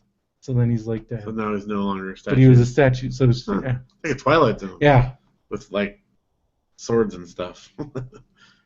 Whenever I think about Twilight Zone, then I think about Alfred Hitchcock Presents, and then I think about, remember there was the two that we watched all the time that were genuinely scary. Yes. The one where it was they hire somebody to impersonate a ghost, and then you see what you think is her being that, and then it turns out she never showed up. Yeah. So it was a ghost. Was a ghost all along. That was scary. And then the other one that still freaks me out is when he calls his house and he answers the phone. Yes. Ah! And there's someone else living his life.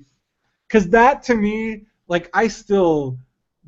That scene in Flight of the Navigator, oh my God, when he goes back to his house and a stranger answers the door, and that's how he finds out. But that idea of going to your house and a totally different family living there, yeah. That to me is don't exist anymore. So this guy calling his house and he answers the phone. That was a good episode.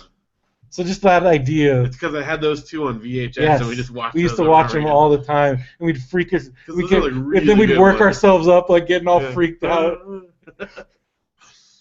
Because I remember just the way he filmed the ghost one, because she's like it's like this woman, and she's like kind of like fading in and out, and like and they're super like, creepy and I remember he was like, because he even said like the lady came in, he's like, wow, you did really good. He's like, I just got here, and you're like, ah. Classic ghost thing, but it works But then every like time. thinking that like that's I don't know. All right, so let's see. Someone was talking about something. I forgot who it was. It's one of those science dudes, and they're like, he's talking about why he doesn't believe in ghosts, and he's like, if ghosts are real and the dead are haunting us, and like think about how many people that have died like over the course of them all shouldn't there would just be billions of ghosts like everywhere. There's like we wouldn't be able to like we never get a moment of like. And he said, because somebody asked like why don't, and he said that's why, because like if it's because it's the same thing with like vampires. If vampires are real, the whole world will be vampires by now. Right. Like that's just math. Right. And like so like the idea like ghosts. And like so he's like, and then somebody will obviously say, well, only some. Like, how do you? That's so what? There's some weird mythology that only some people. They get like excused to the next level. Because like you're still dealing with billions of people, hundreds of. Well, it's just the people that have their unfinished business. That's so vague. Everybody dies with unfinished business. So like just everything, we would just be stumbling over ghosts. Basically, that was his way of basically, which is pretty good logic. There's still times when I've been freaked out. Well, yeah, it doesn't matter with logic when you're freaked out and your stupid thing starts talking in the other room. It's enough to make me believe in ghosts for a half second there. Yeah, or something. A creepy person in your house. All right, so I finished Adventure Time. Speaking of Ryan North from earlier, Adventure Time Volume 5 was great. Mm-hmm. Some good adventures in there. Actually, a lot of the Bubblegum Princess and Marceline kind of have a big adventure in this one, so it's really good. And I also read Basil of Baker Street. What's that? Which is the book is that the Great Mouse Detective? Mouse Detective was based on. Yes, there's a series of them. This is the first one in the series, and just randomly pulled it out of my shelves. Figured I'd read it for a bit, and it's short, but they're really fun. They're good little. It made me think of. I was looking through, and you had been talking about Sherlock Holmes recently, and the whole thing is that he lives, in the basement below Sherlock Holmes' house. So, it's cool. It's just it's a fun little Sherlock Holmes light, if you will. Mm. And then I started reading our book for book club, which is the Island Trilogy, Gordon Corman, and it's good so far. I mean, I just barely started it, but it's called Shipwreck, and I'm excited to read it together. So hopefully you can find it. If not, I mean, you can always borrow mine. I'll probably find it. That way you can read them alongside. I'm sure if it's a newer Corman, the library always has tons of those. Yeah, even if they're not in, they can order them. I'm sure. Because we have that is kind of the benefit of living in Ukaipa is we're tied to San Bernardino County, which is actually the biggest county in the United States. So the library system is crazy. Yeah, we have a lot. You basically get anything because you're talking about there's I think there's 30 libraries or something. Oh yeah. In the system. So they have a lot. So I'd be willing to bet they have this one. There is. It is weird sometimes. There's certain things that I haven't been able to get. They don't have. It's not. I mean, like LA obviously is going to have more than we have or whatever, but it's still a giant county. Yeah. Although it is, I think some of the dearth and selection. This might be me being but I think we do lean a little rural. Well, so it's a giant county in the way that Alaska is a giant state. There's not necessarily. There's population centers, obviously, but there's plenty of space. So that's where I think some of the libraries they're pulling from. Like I've seen some of the libraries in our. It's seriously tiny little country libraries. House or something, yeah. Yeah.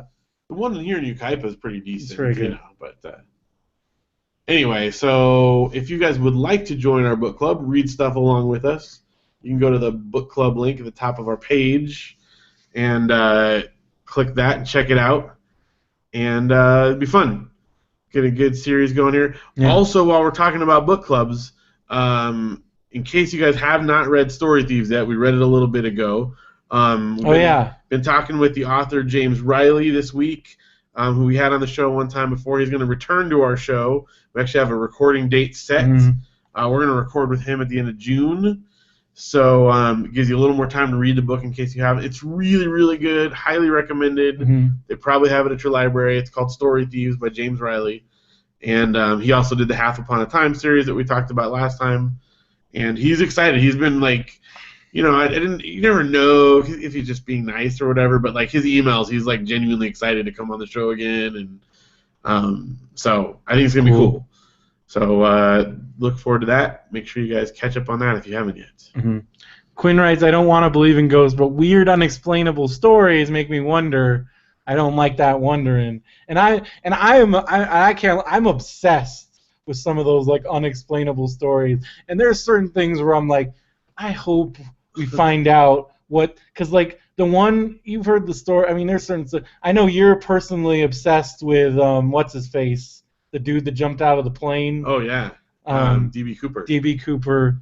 Like I mean, so if I'm more of an unexplainable story, less of the supernatural. But like when you get into those like weird ones, like the dudes that they found the dudes with the two dudes with the masks, those iron masks, like the radiation guys, they still can't. Nobody's figured out what happened to those dudes. So things like that. I'm pretty set on the I know the people always list the Toynbee tiles, but that documentary to me seemed pretty. I think they kind of seemed pretty. It's still super cool. It's still super cool, but it feels like, especially after watching that documentary, I feel like they figured it out. Yeah. But there's certain things like that. But then as far as like weird, I don't know, just some of the stories of stuff on Staten Island, the whole Staten Island thing, like to me is kind of crazy. I love stuff like that. Books I thought at first that little book that you had about myths was like Bigfoot type things. I love that kind of stuff, but also just all those like mystery things. Did I tell you about? For me, one of the highlights of our WrestleMania trip was Mike is obsessed with Bigfoot, and he's a believer. Is he really? And so, but Benson's really into that kind of stuff too, but he's a total skeptic. Right. And I'm just like, Mike's gonna be so excited because, Mike gave Benson like his whole Bigfoot thing, and he actually had like some documentary stuff because so I don't know if you're aware, but there was a whole big project to restore what's the main footage, like the footage. The Zapruder? No, that's Kennedy. But well, anyway. To restore that film, where it's the one going across the creek. Right. So basically, what they did was they restored the original. They found a print, which up until like just recently they didn't even know that they had access to that. Right. So they found the print and then they digitally restored it and they slowed it down and everything. And I think that makes it more debunkable, but these guys did all these tests and like they tried to recreate the big part that now, because they've restored this footage, is the gaits and the way the muscles move underneath the fur, which some people say that's not possible to do, especially at that time with a suit. Other people still say it could be done. But they weren't able. They tried to reproduce it with the materials, and they couldn't. And they also had a guy. They could not reproduce exactly the way the joints bend and the gait. They couldn't reproduce it. So it is still very inconclusive. Yeah. Because what that says is we can't figure out how they did it. That doesn't necessarily. But I don't. But they're. It almost says like it's impossible for. They're almost at the point where they can almost say, and some people do say, some scientists, like kinesiologists, they had a kinesiologist saying that is not a human being. And it's like it's an impartial scientist. Yeah. But Benson was still like, no. It's not very. But Mike is like Mike's a believer, and I love that about Mike because he's so skeptical about everything else. Well, it is funny because. But to me, of all the extra paranormal stuff, I feel like if one thing out of all that is real, it probably is Bigfoot. To me, it's the most believable of them because it's an animal. Well, also, or something. If you've been up there, we've been up in like in the Pacific Northwest and up in Montana and that area. those woods are inhospitable. You can't even get up to a lot of, and that's hundreds, thousands of miles. So when you're up there, that's where you're probably at the most like, okay. Yeah, like, I get where, if nothing else, you get where it comes from, you know. It's fun. I love it. The other one, I mean, Loch Ness Monster and similar type things like that. Again, I don't know. I doubt it. Loch Ness Monster to me just seems like so. They've debunked everything, and people still think that one picture is real, and that's been debunked. That's been debunked so many times, right. And then they're convinced, oh, it's so deep, but then large animals in the water are believable to me. But then every few years they do pull out something that's never been seen before. I mean, from the ocean, yeah, there's stuff down there we have no idea about, and I know thinking about all the stuff down in the ocean kind of scares the crap out of me because well, especially after watching like Cloverfield and like other stuff, because I'm like, if there's anywhere that there is some kind of giant monster, it's at the bottom of the ocean. Forget aliens. It's coming from down there. Because the stuff, I mean, the colossal squid is the scariest thing in the world. Yeah. Those things are giant. Yeah. And that's real. And when they finally did pull one of those, like you're like, because at first you're like, there's no way it's what they think it. And then when they did, and it was even bigger than what they thought it was going to be, it was bigger than the one in 20,000 Leagues Under the Sea. You're like, holy no, crap. You didn't even imagine big enough. No, it's those things. I mean, again, I don't know specifically about Nessie, let's say, but there are underwater creatures that are freaky, even that we know about already. Let alone who knows? Because you think of the Pacific Northwest is wide open. Deep sea, like we know nothing about the deep sea. Yeah, it's insane. Like sea, as Quinn said, sea exploration is like, in some ways it's bigger, it's greater than. Well, yeah, because we can observe large parts of space. But there's parts of the ocean that we're just never gonna. Nothing. I mean, it's crazy. And like, what if something is down there? Well, I mean, there is. I mean, there's so many. If you want to start talking about unexplained things, start looking at stories of the sea and stuff. Oh my gosh! But and even like the oarfish that until recently they thought swam like an eel, and then I think it was in 2006 or something. These guys were I think they were scuba diving or snorkeling, and they came across one and they swim upright. Like that's crazy. Yeah. Well, then you have something and then as far as Nessie goes, I think. I remember being very Ness, no way, and then when they discover a coelacanth or something, and you're like, okay, oh, yeah, that's around, yeah. So it could be some kind of. Good night, guys in the chat. Thanks for hanging out. But yeah, I don't know. I'm always, and then just spooky stuff that I know has some explanation. Okay, this is stupid, but for a while, I watched a lot of Ghost Hunters, and there was 90% of the time, because they're actively trying. The one thing that people don't realize about the actual Ghost Hunter show is they spend most of their time trying to debunk stuff. They're very debunkers. But then when they get things that they can't explain, and they even are there's got to be something, but we don't know what it is. That to me, I've had some sleepless nights watching, seriously, because they get to some work, because they're so big on debunking. When things do happen, yes, they but can't. That's what they want you to. I think. know that. It's like the wrestling thing. They know if they tell you we're here to debunk, and then they freak out, you're gonna believe. But it's real. not that they freak out. It's just stuff happens. Yes, but that's part of their. I mean. So you think they're faking that stuff? Yes, of course they are. Oh my gosh. That show is I know some shows are definitely, but it's fun. Don't get me wrong. There's a difference between I have fun with it and I think it's there was one where there was one where they were doing I forgot what it was. There's a couple that just really resonated with me. Well, one was they were in this old place and they had a flashlight and they asked, they're can you turn off the flashlight, and then it turned off the flashlight went off and then went back on, and it did it a bunch of times. No way someone could have arranged for a flashlight. But why? I don't know. I feel if they did that, they would immediately they would lose all credibility. Not credibility, but no, you're right. I don't know, but in the moment, again, it's fun, and you know me, I can freak myself out all the time. There's no reason I have to be afraid of windows except for that I'm freaked out about something being there. But what if we find out that I don't believe in ghosts, but what if it's just like displaced energy or something, like what if it's like some kind of resonance, or what if there is like, what if, like, because like, like parallel, not dimensions, but like what if it is some kind of Other universe or dimensional something. rift? Or if you believe in the spiritual, what if there are times when there like are Like rifts, demons or something. not demons, but like just, I don't know, because that, even to me, like, I feel like if there are demons in the sense of like actual physical things that are actively like tormenting people, I feel like they got better things to do than bother you or I, or like Right. like Flicking a flashlight off like and just, on. or just doing dumb stuff to normal people. Right. Wouldn't, like, if demons are real, and that, and like, as a spiritual person,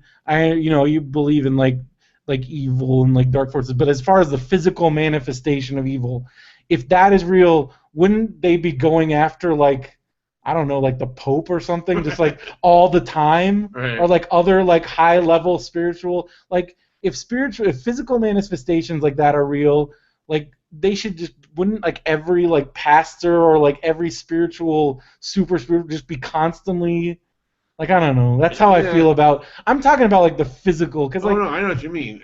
I think, I mean, not to get too like I feel like we theological, know. I'd feel like we would know. Yeah, I think there's definitely, I mean, personally, I feel like there's definitely, I don't know how to say it, forces at play.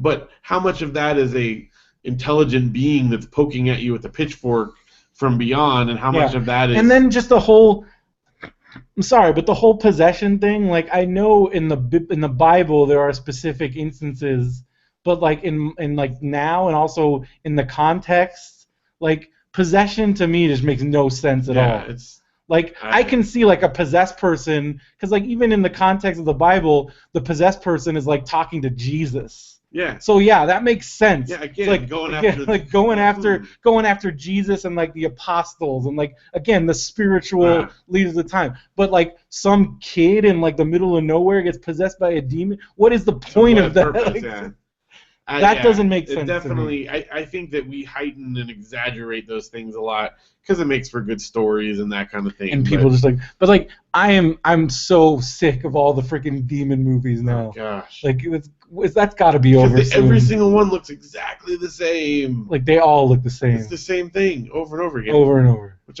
I'm sure there's people, but it's because they've hit this magic point where they can, whatever they make, as long as they make it for less than like $10 million, they are guaranteed to make their money. So, and they'll keep doing that until that stops. To be fair, like, you could say the same about ghost movies or whatever. Anything. And I like that stuff, so But we've really, I feel like we're about to hit the saturation point on those freaking demon movies. Oh, seriously.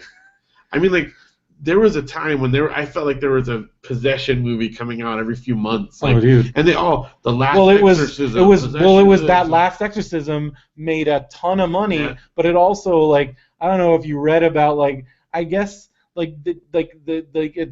somebody, I think that might have been the straw, because people were actively, I remember people were angry after seeing the movie, because like, I heard like the ending, like they even said like to see the real ending, go to like a website or something. Like, they did some kind of bait and switch.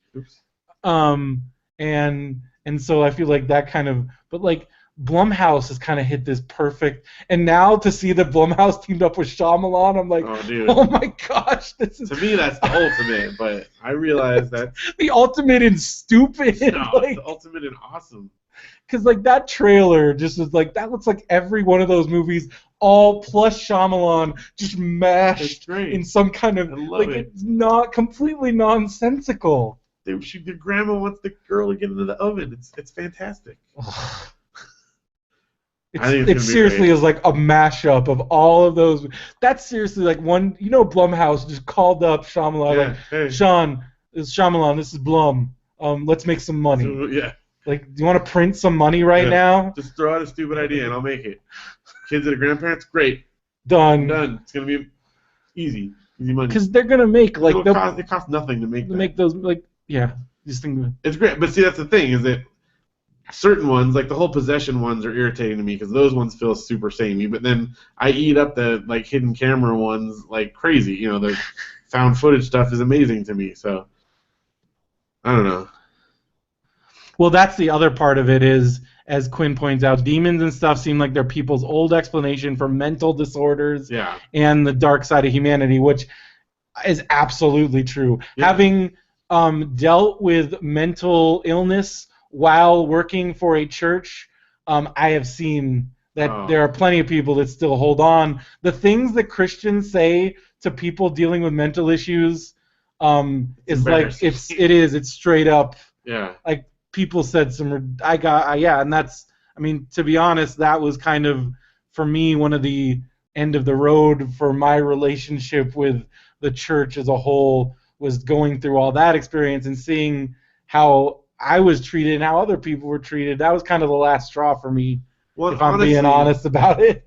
If you look at, like, you know, the story specifically where Jesus deals with exorcism, like when he casts the demons out of a guy that's running around naked in the graves or whatever, like that kind of sounds like the dudes that are running out in, you know, LA or whatever. You know what I mean? Like, is it possible that those guys that were writing about it didn't understand everything that Jesus was talking about? And that's, you know, that's the language they had to explain it, you know, like they didn't know that he was a schizophrenic and that he could have cured him of schizophrenia, like, you know what I mean, or whatever. I don't know.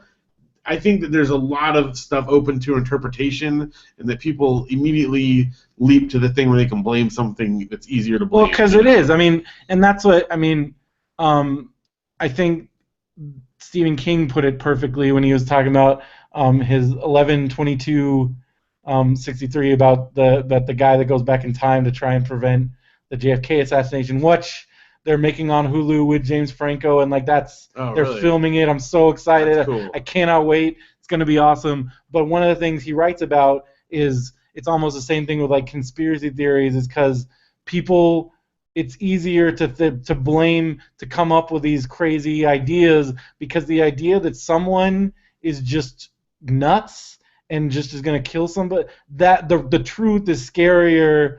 That facing that truth that this is just something that happened and there is no reason and it just happened, that to people is terrible. So the idea that the idea of mental illness is very troubling to people, and so you come up with ways to have it, explain it away, or come up with other, like, especially in the, like, oh, it's obviously something, you have some kind of spiritual problem, right? Or like, you know, or like well, then of course, like, I mean, this goes back. It's like if your kid is like sick or disabled or born like, oh, you're a bad, like some, like that's something with the parent, and stuff like that still happens.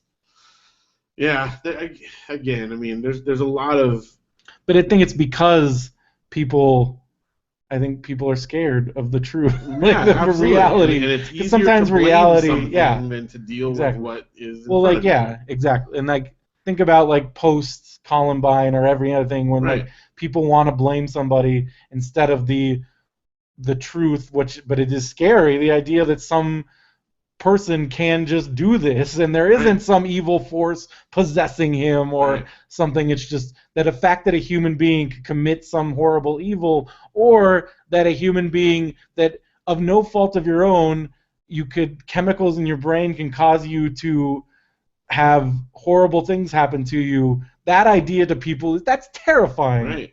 Much scarier than being able to explain it away.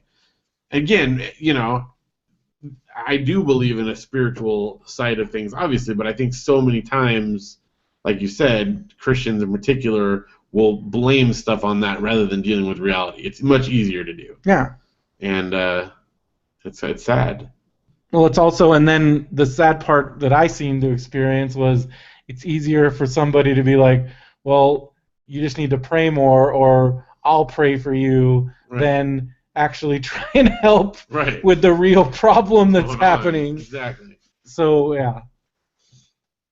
Anyways. All right, we're getting pretty deep here. Yeah. And we're getting in 3 hours. Pretty deep. time-wise as well. All right. I have to get up and like. Oh my gosh, I'm sorry. That's okay. That's okay. We'll power through this here. Music talk just real quick. I don't know why I talked about this, but so I've been listening to a lot of music because I wasn't writing a lot, and when I write, I listen to music. And one of the things I've been listening a lot to lately, because we were talking about bands that we miss, because we discovered that our good friends, the New Limb, are no longer together anymore. So then I was thinking about other bands, and one of those for me is Slings. Yeah.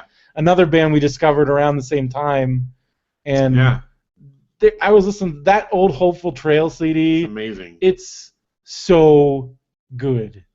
It's so good. You know, they played their final show at Blue Christmas. That song, like my favorite song of them is the, I don't know, they got a lot of songs. And they have one of ours. We released the Christmas CD that they have one of theirs on. So they're so good. It's tragic, and it's one of those things where I feel like if that album got heard by a larger population, they would have been huge. Yeah, especially in a time especially when like Mumford and Sons, oh my gosh, those guys, like all those, they were like, but they were ahead of all that. Yeah, they were before that. All those hey ho, I call them hey ho bands. Yeah, like, Slings was doing it before them, and arguably better than a lot of them. Plus, because they had all the they had like, remember they were playing the Saw, and like all and I know some, I'm not saying nobody else has ever been as good as them, but they were ahead of their time. Right there with all those bands. If they had just like hit Edward Sharpe and the Magnetic Zeros and all those, like it's like surfing, and if you don't catch the wave, kind of they were ahead. They were way ahead. Jumped in too soon. But they're so good. So if you want to listen to something, you can actually listen to all this stuff. I was actually thinking of making a Spotify playlist that people can subscribe to. I actually have one. If you're my friend on Spotify, I have one called The Good Stuff, and it's just a lot of songs that's cool. But yeah, you can go on if you have Spotify, just type in Slings.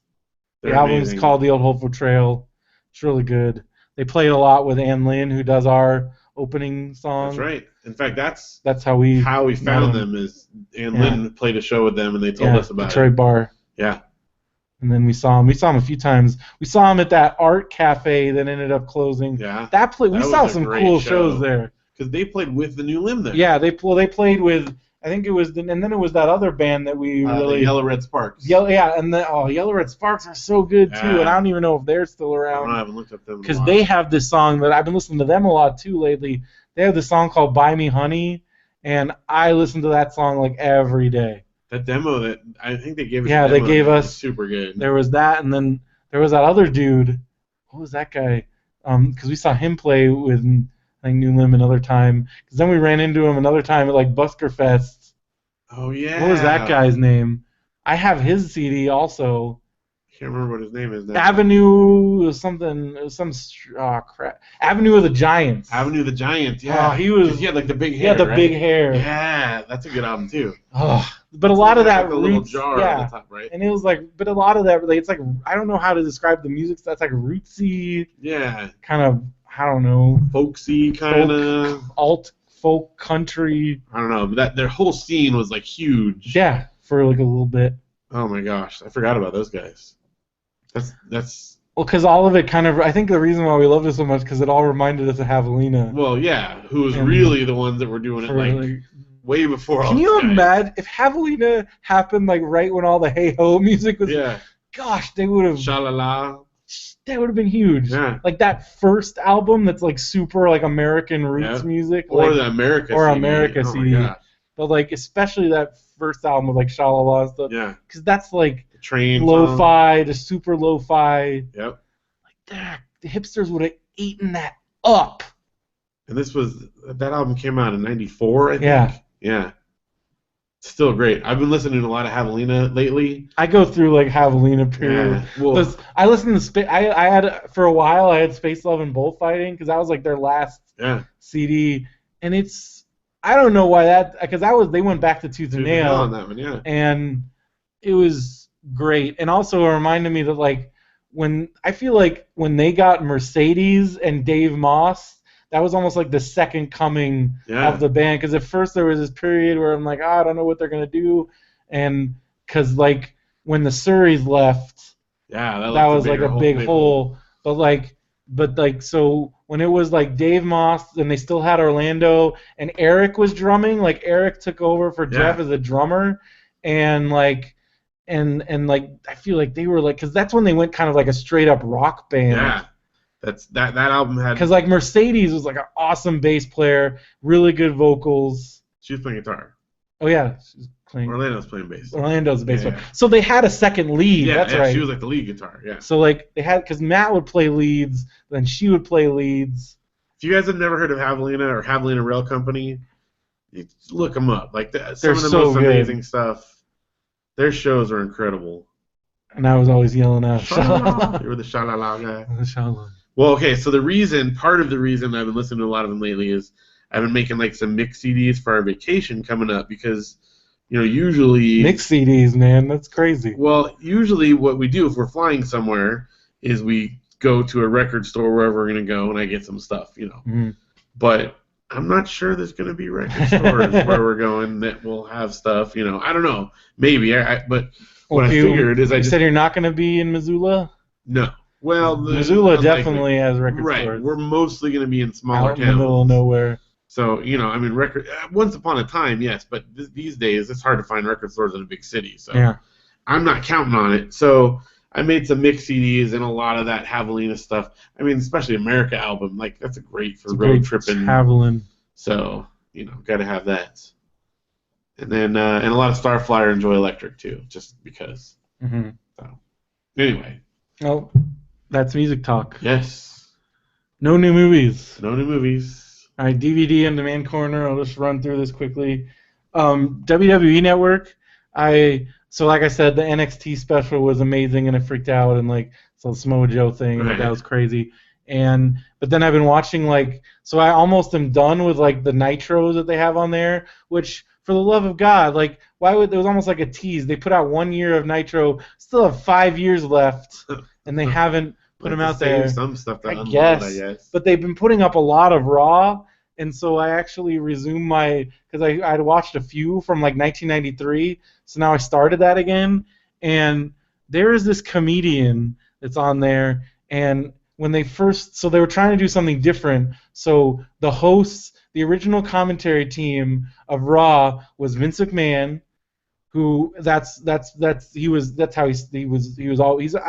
Vince McMahon's commentary. He's way over the top, but I like way over the top. He's always like, what a maneuver, and he was notorious for doing the 1, 2, oh he's got him, oh wait, no, like the false counts, like So anyways, and then it was Macho Man, who Vince had pulled from wrestling because he thought he was too old, which eventually led to him leaving the company. Which is kind of sad. Okay.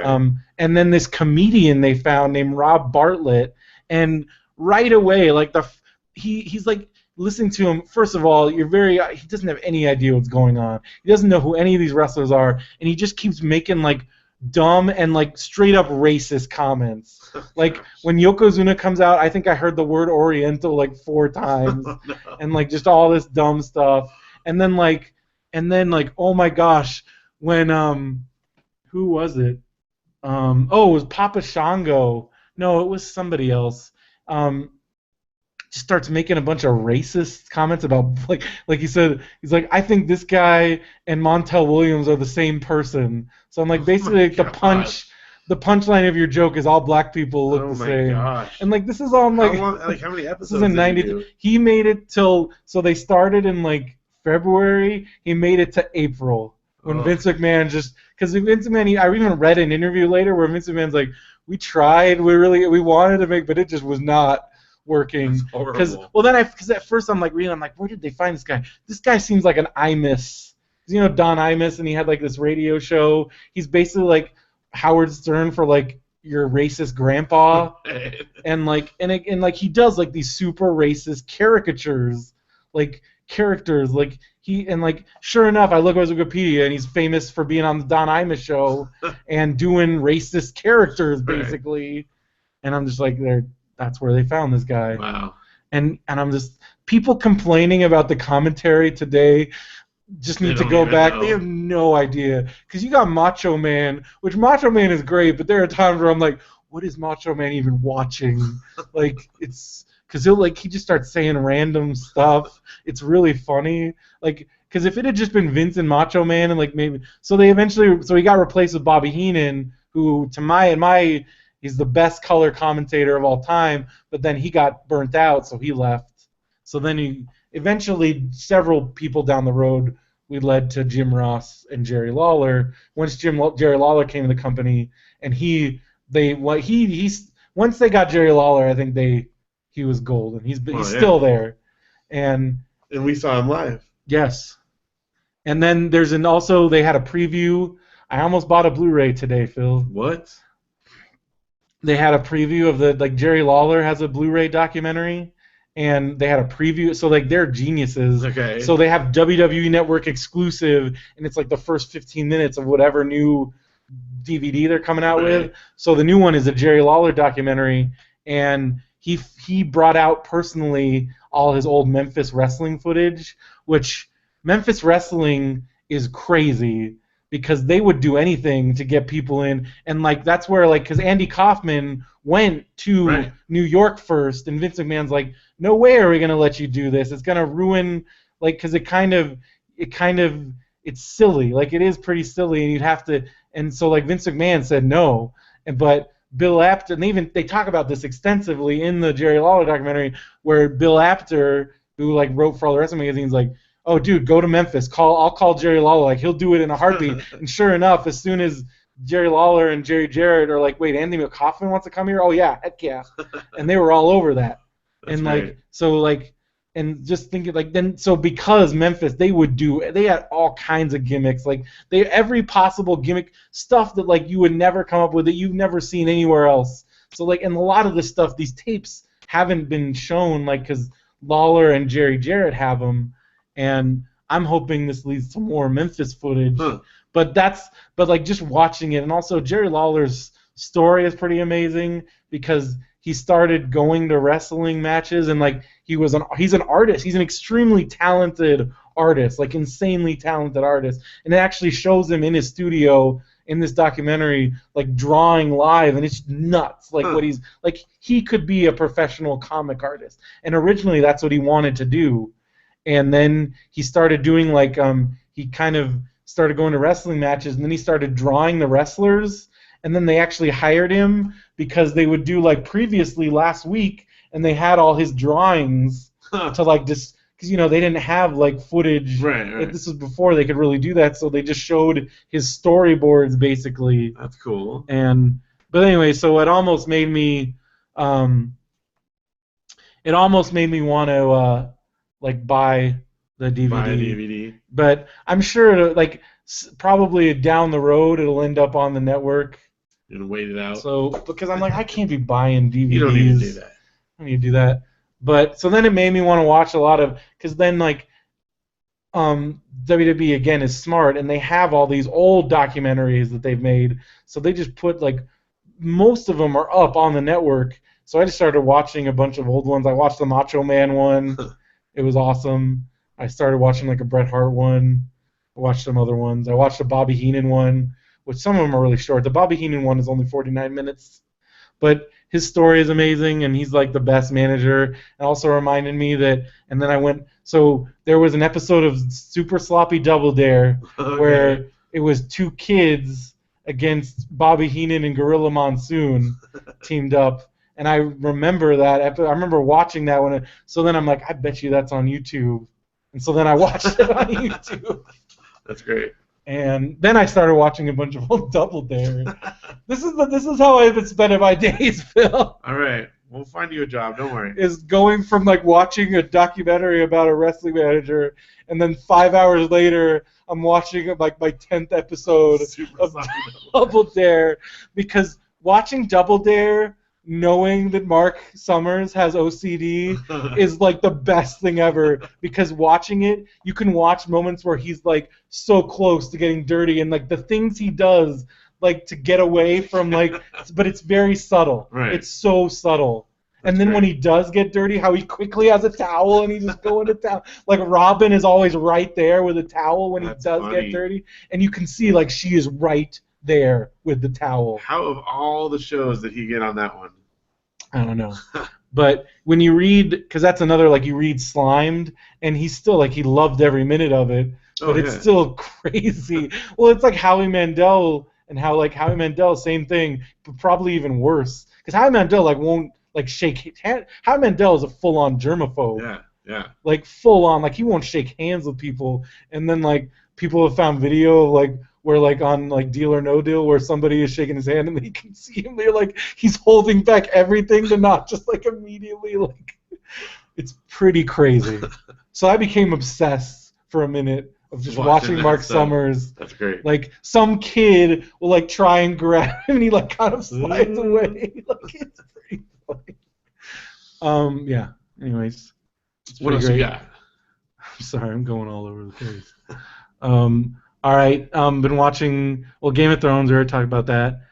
Tim and Eric Awesome Show. Oh my gosh, I'm like deep in season 5 is cuckoo banana. I don't know if you've watched any more. I haven't since then. No, but I will. Season 4 starts to. Season 5, I think, because they knew they were like, it was over. And also that Adult Swim just wasn't like kind of. I think they gave them free reign.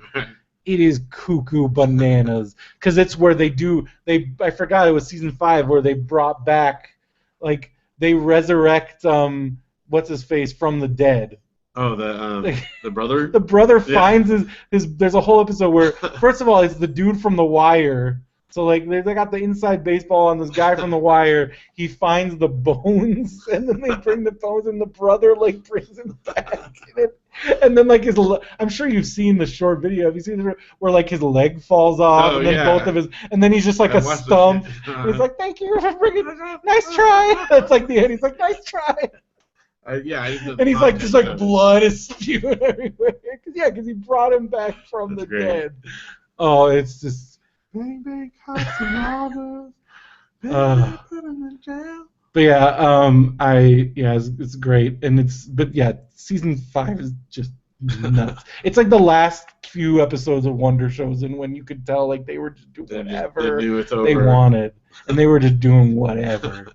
Like so, it's like that because like and I've heard bedtime stories is all. That's really? All like bedtime. I think I watched one. Where did I see it?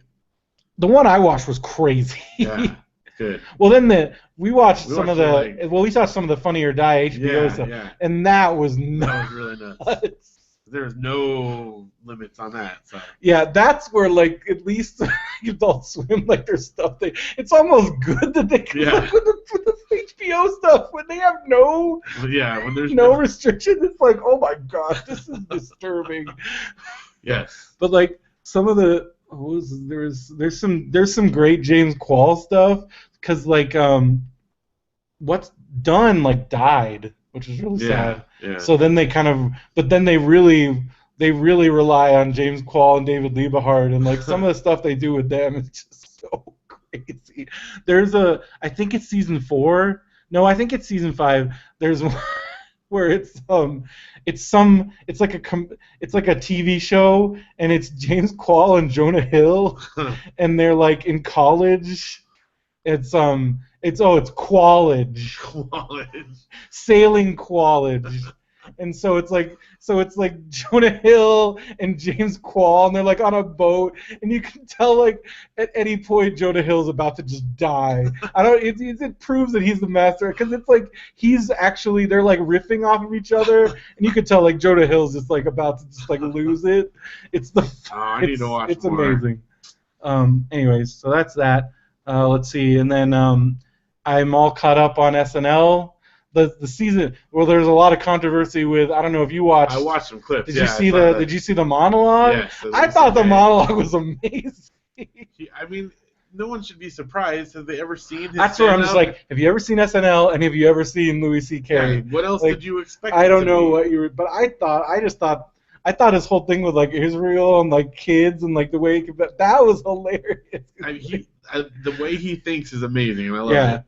Again, I think but you can tell the point where he's like, oh crap, like where he's like, we made it, you guys, like because when he got to the point where he like talks about like, because it was something with like the way boys taste and like all this stuff, when he's like saying that stuff, And that's where I think even he realizes, like, he's like, oh crap. We went past that. He got to the line and then he went over it. And then he's like, oh crap.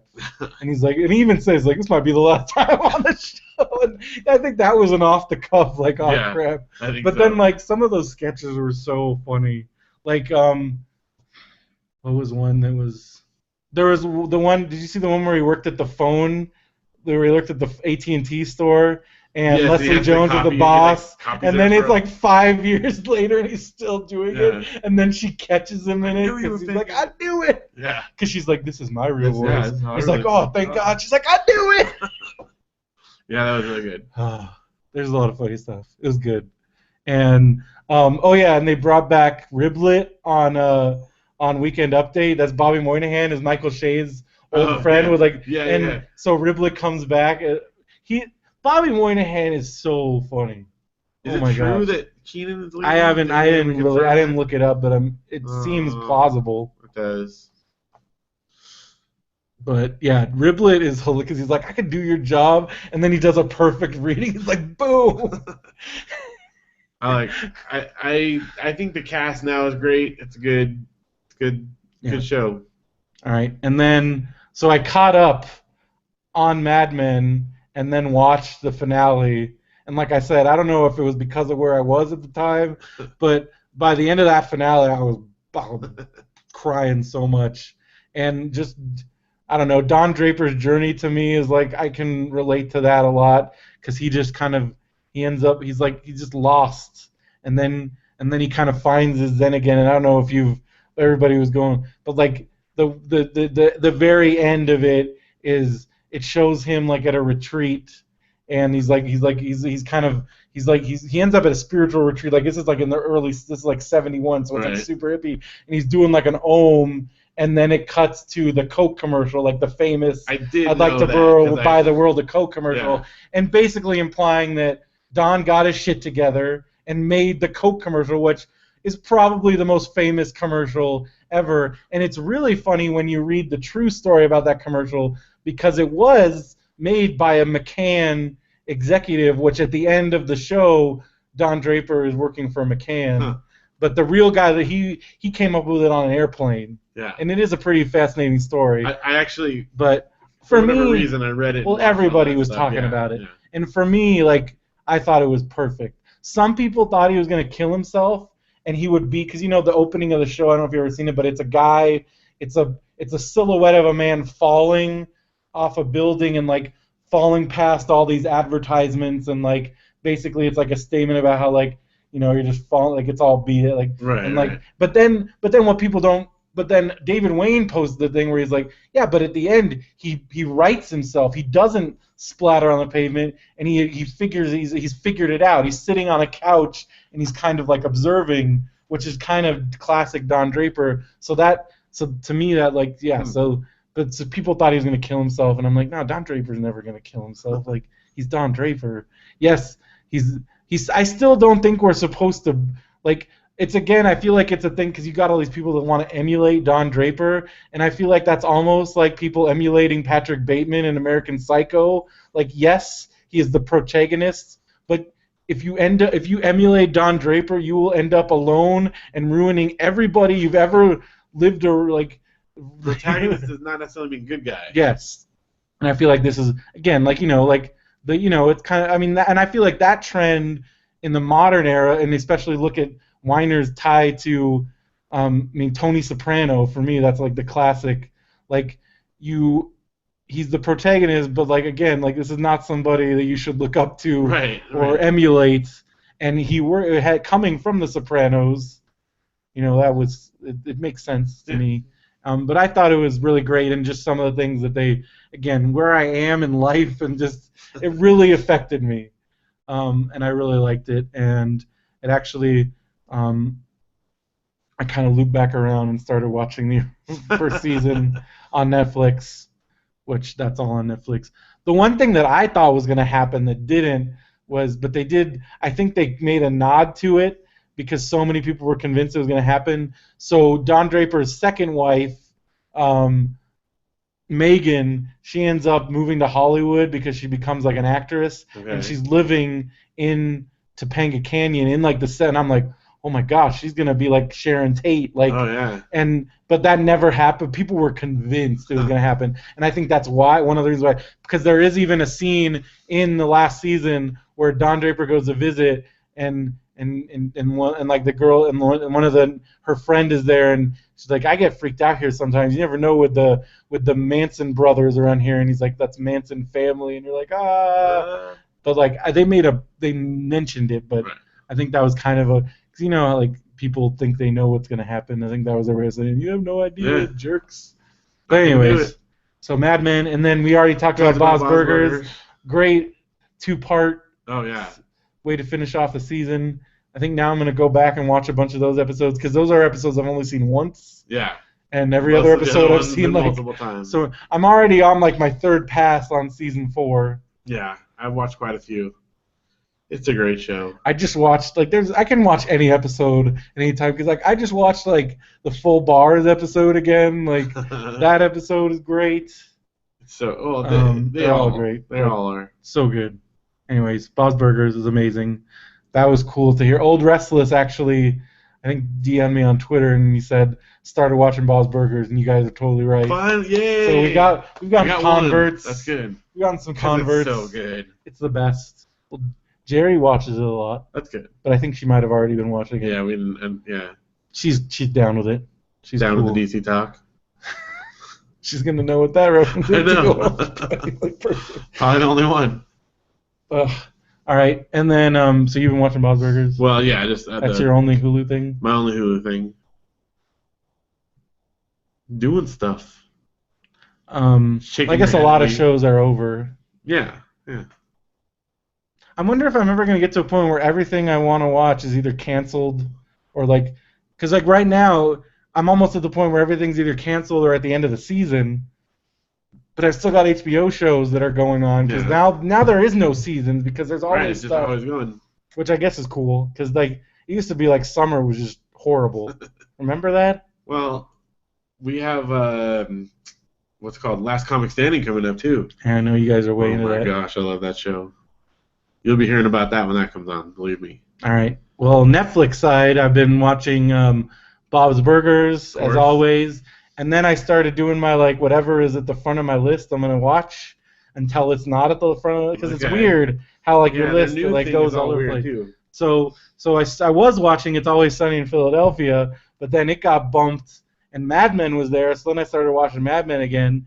And then today, Archer was at the top of the list. So I started watching Archer again. So I watched, like, 6 or 7 episodes of Archer, and I didn't realize how dirty that show is. Yeah. It's like filthy. Yeah. It's really funny. But it's also weird watching it now because all I can think about is Bob. But that almost makes it more like great. I'll listen to H. John Benjamin. He can just talk all day. Because he's so funny. And Archer, I feel like Archer has a little bit of Bob in him. Yeah. And just because it's H. John Benjamin. I haven't gone back and watched it since I've watched Bob's Burgers at all. I've gone back, because at first, watching Bob's Burgers, all I could think about was Archer. But now I feel like I've watched so much Bob Burgers that now watching Archer, all I can think about is Bob. So now it's like Bob saying it and not Archer. It's just weird.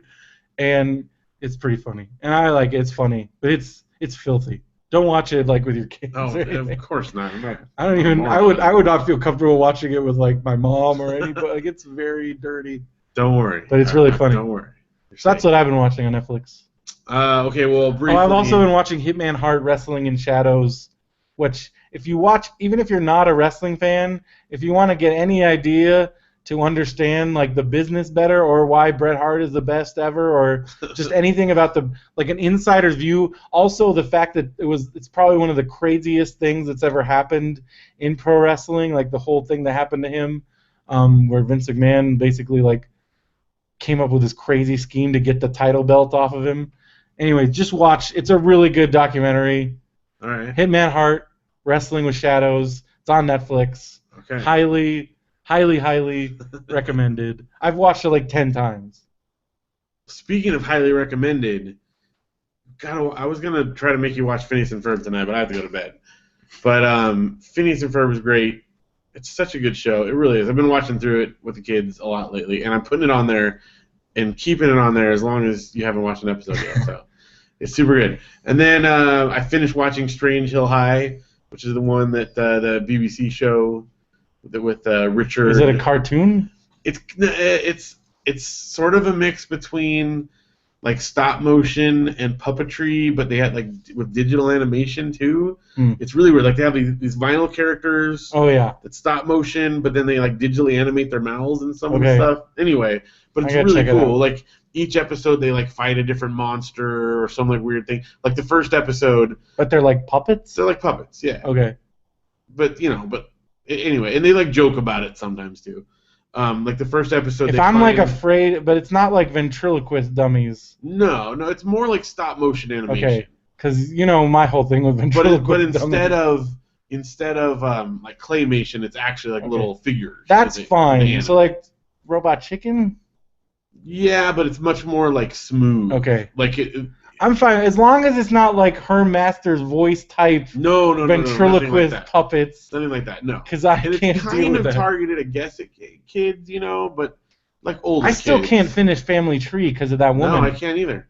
Why did he do that? I don't know, because I love everything he's ever done. If I ever saw Christopher Guest, I want to be like, what do you see in that lady? No, it's not funny. It's creepy.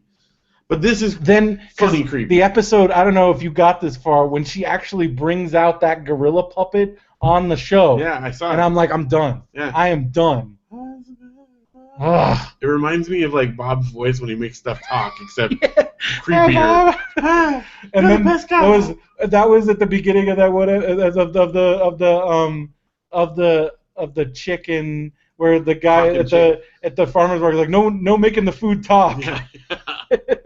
Yeah. Because what is he has the come on, he's like, am I gonna are you gonna end up on a burger? Maybe. Yeah. What are you gonna call the burger, Bob? Like I'm gonna. Yeah. No talking to the food.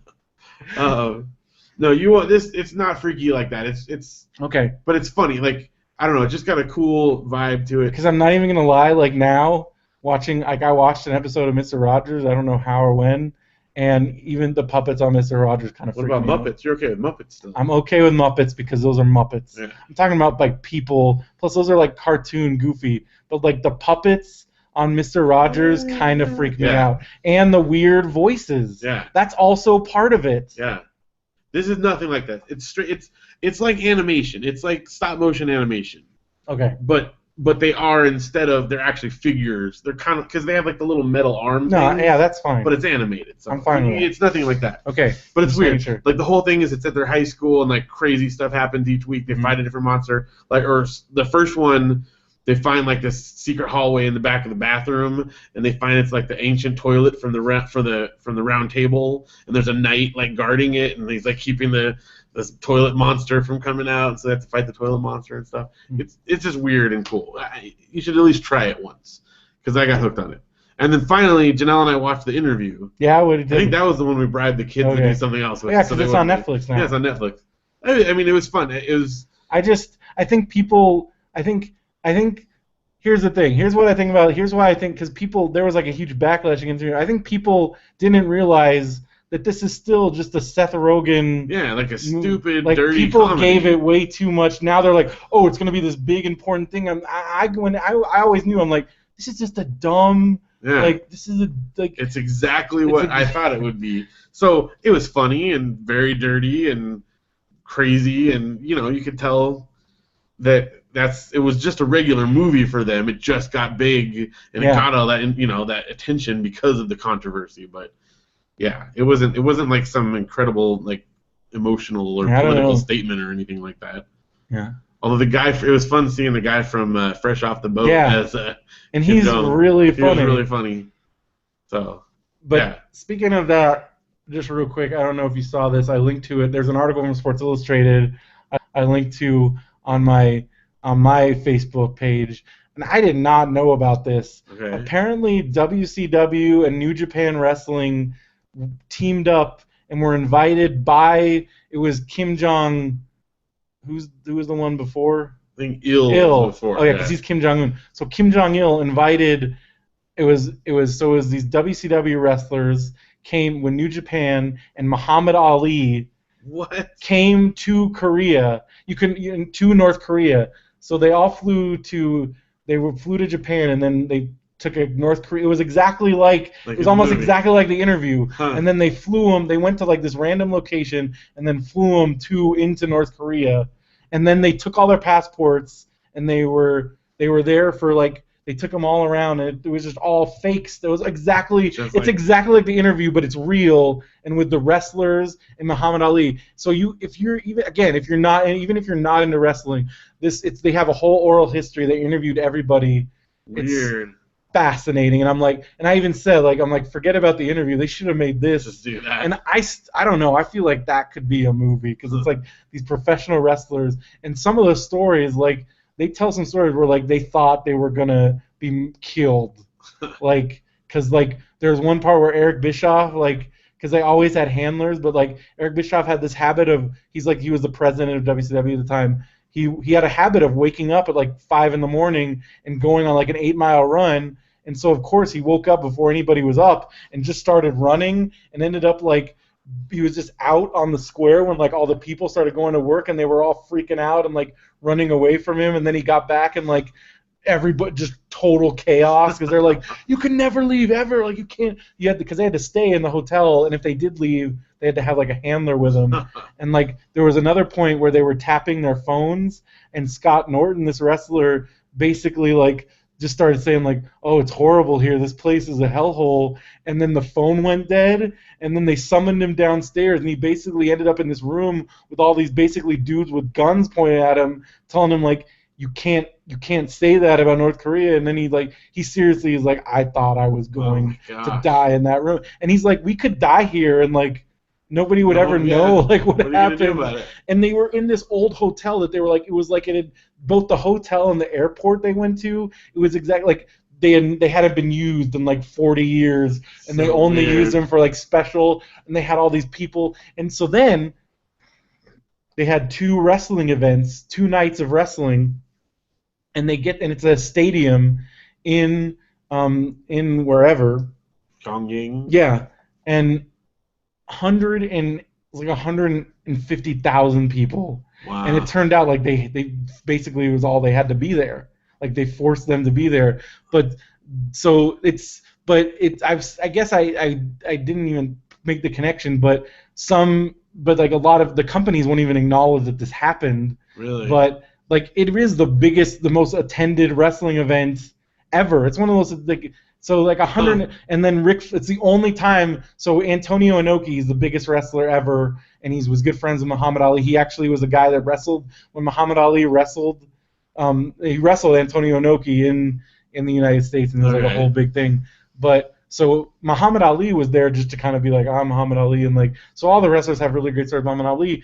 But Ric Flair wrestled Antonio Inoki, and that's like the two. Like Antonio Inoki is like the biggest guy. He's like bigger than Hulk Hogan in Japan. He's like the godfather of wrestling in Japan, and he wrestled Ric Flair in front of 150,000 people, and it's the only time they ever wrestled each other ever, and it happened in North Korea. Wow, that's weird. It's a crazy story. That would probably make a better movie, right? Like Ric Flair and Muhammad Ali and all these other wrestlers, and then like the wrestlers, and they also talk about how the wrestlers got in there was a fight among the wrestlers on the bus, and like that could have gotten like, oh my gosh. Just some of the things that happened. Just listening to them talk about it now is crazy.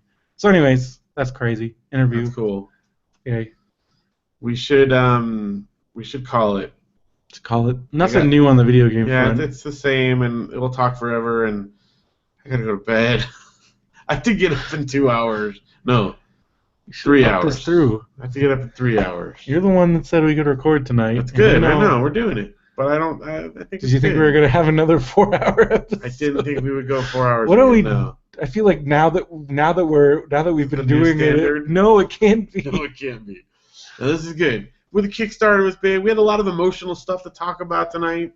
I was Debbie Downer for like 45 minutes. But you got it out. I think, if nothing else, this is good therapy for you. Like, I need to stop being. I can't stop. I don't know. I mean, that's the other thing. I've just been depressed lately, and that's just one of those things. Yeah. And I think part of it is the inactivity. And sitting around feeling sorry for myself definitely adds to it. So this helps. So, it's. I mean, if anything, I guess, because Kevin even wrote this thing today on Facebook that like just the act of like striving for that next thing, that's where you find the happiness. There you is in the go. act of keeping busy and doing things. And even though there is always another brass ring, it's the act of pursuing. It's the pursuit of happiness that's life. There you go. See, all you need is listen to Kevin. All I need is listen to Stone Kevin. Yes. Hey, if it gets the job done, I don't know, but like even that I'm still just I don't know. I'm about to fall. I'm about to get going again, so I'll stop. But don't forget, go to radiobrendo.com. That's got links to the Kickstarter. That's links to everything we talked about, like Facebook, Twitter. That's how you contact us. all that stuff. We're at BrendoMan on Twitter because Phil doesn't have a Twitter, and although he should get one, that's how if you want clout rewards. I guarantee you that's because if they see you don't have a Twitter account. That's probably right. Guarantee you that's what it is. That's okay. I'll survive. Don't steal my spider. I'm stealing. I'm playing with it. It's in my area of stuff to play with. Okay, well I'll leave it there so you can. And I'm gonna eat that atomic fireball. Yeah. So with special thanks to Matt at Dinosaur Dracula. Yeah, that was That's cool. dinosaurdracula.com. Also, I guess we have another. So there's one more episode. There's an episode. So in 2 weeks, Derek and I's episode of The Blaze That's coming out. will be dropped on the world. That's cool. And then we're recording tomorrow. We are recording tomorrow with Keith and John. Keith and John. So that keep you posted on that. Keith and John are best friends. That's Hopefully the podcast. audio doesn't get lost this time. And we could request just the one-sided audio. BenviewNetwork.com. Yeah. Make sure you do that. Don't forget Comic-Con if you're going to be there. We got a panel Thursday. Let us know if you're going to be there. Thursday night. And also we've got James Riley coming up, so read his books if you haven't done that. Yeah, both Half Upon a Time books. I mean, we already talked about those, but we'll be talking about Story Thieves in particular on this one. Yeah. If we're going to be talking about Story Thieves, and you don't have to read Half Upon a Time. Yeah, not I guess connected directly. But if you haven't read them, you should read them. Yeah. But I don't know. Somebody wrote that when we have authors on, they thought it was sad.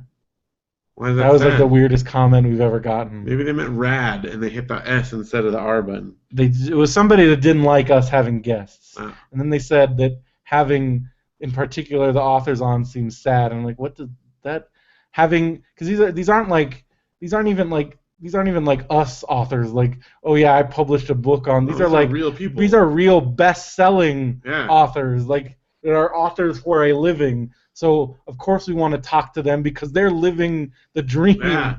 They're I don't doing. think that's sad at all. I think it's amazing. I want to pick their brains and find out how they did it. I think they meant rad. I hope so. The R is close to the S on the keyboard there. They could have easily hit that. It is rad, and I'll tell you what.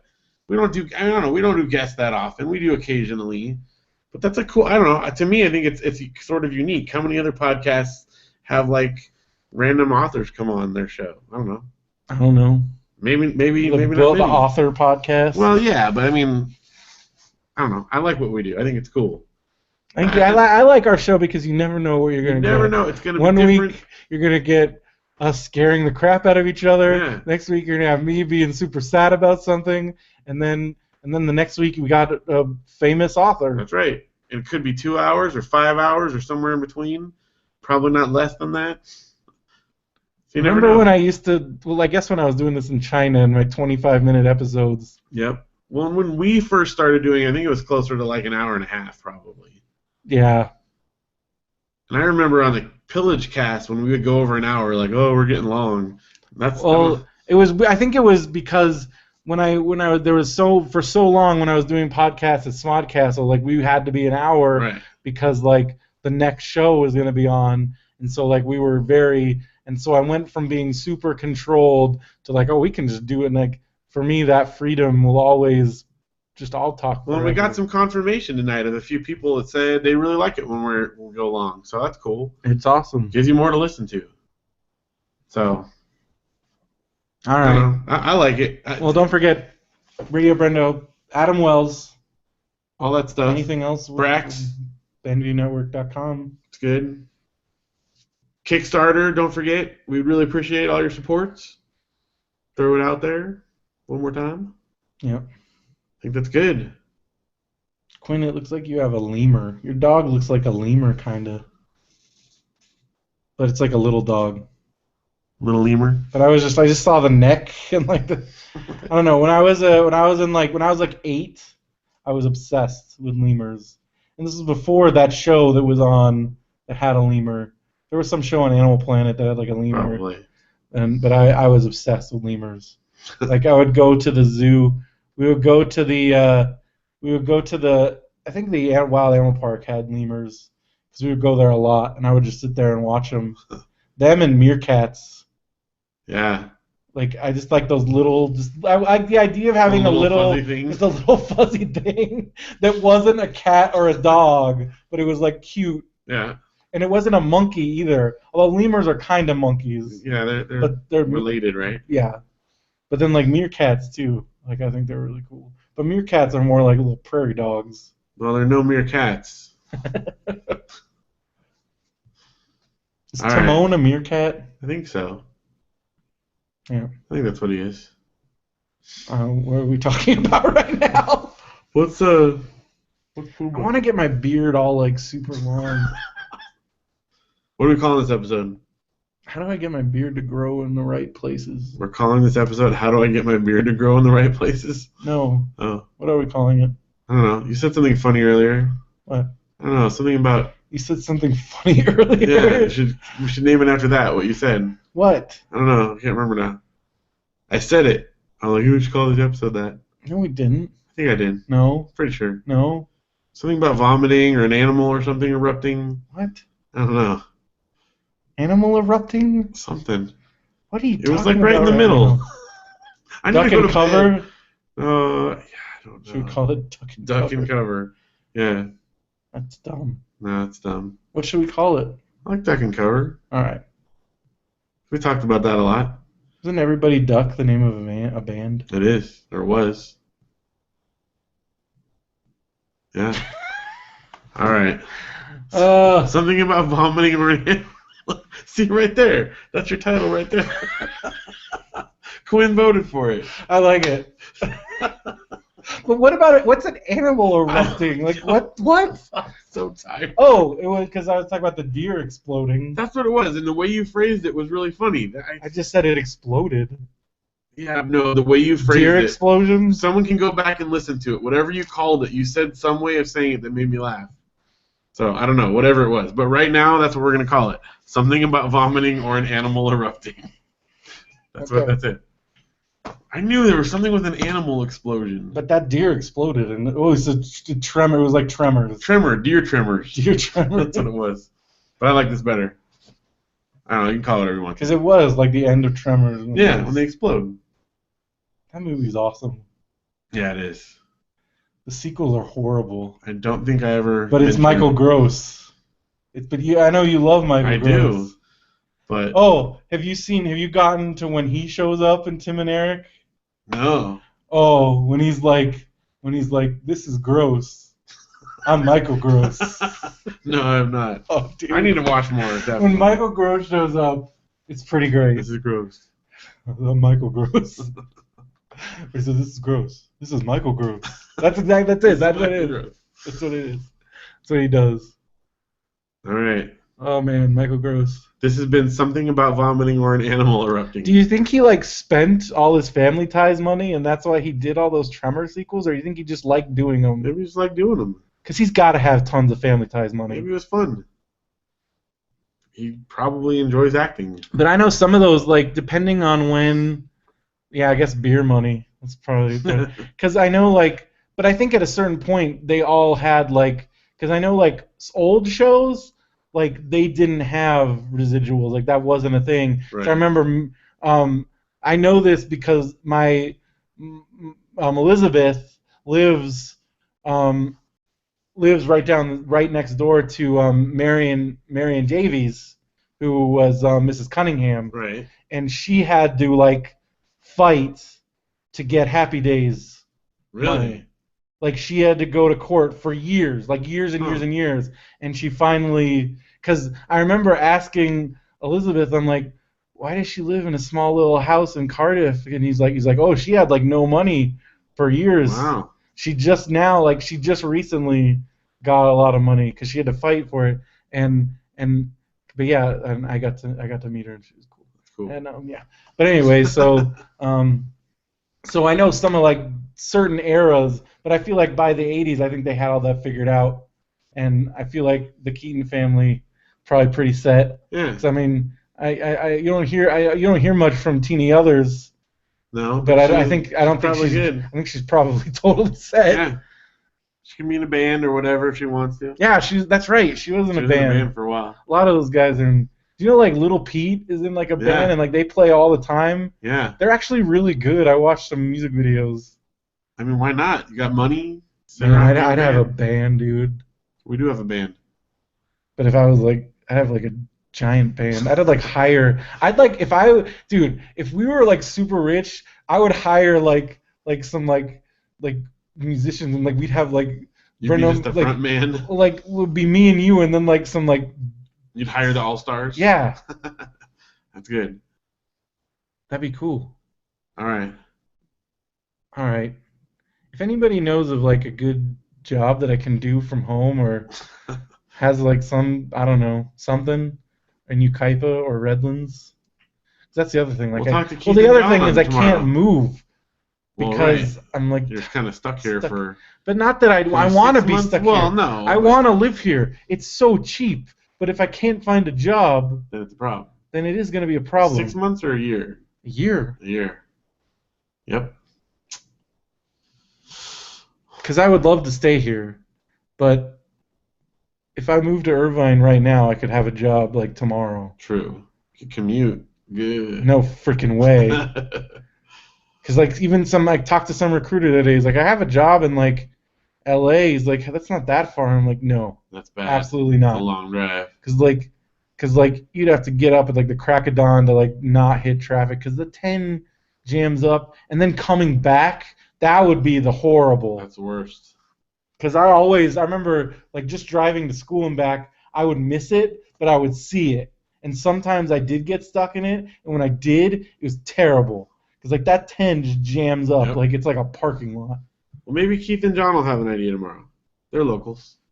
I could work in the cement factory. There you go. Working concrete. He's a concrete guy. Yeah, and he doesn't. He's like the most boring thing in the world. Still, it'd be fun if you're working with him. I'm not a manual labor dude. Yeah, you just do the paperwork.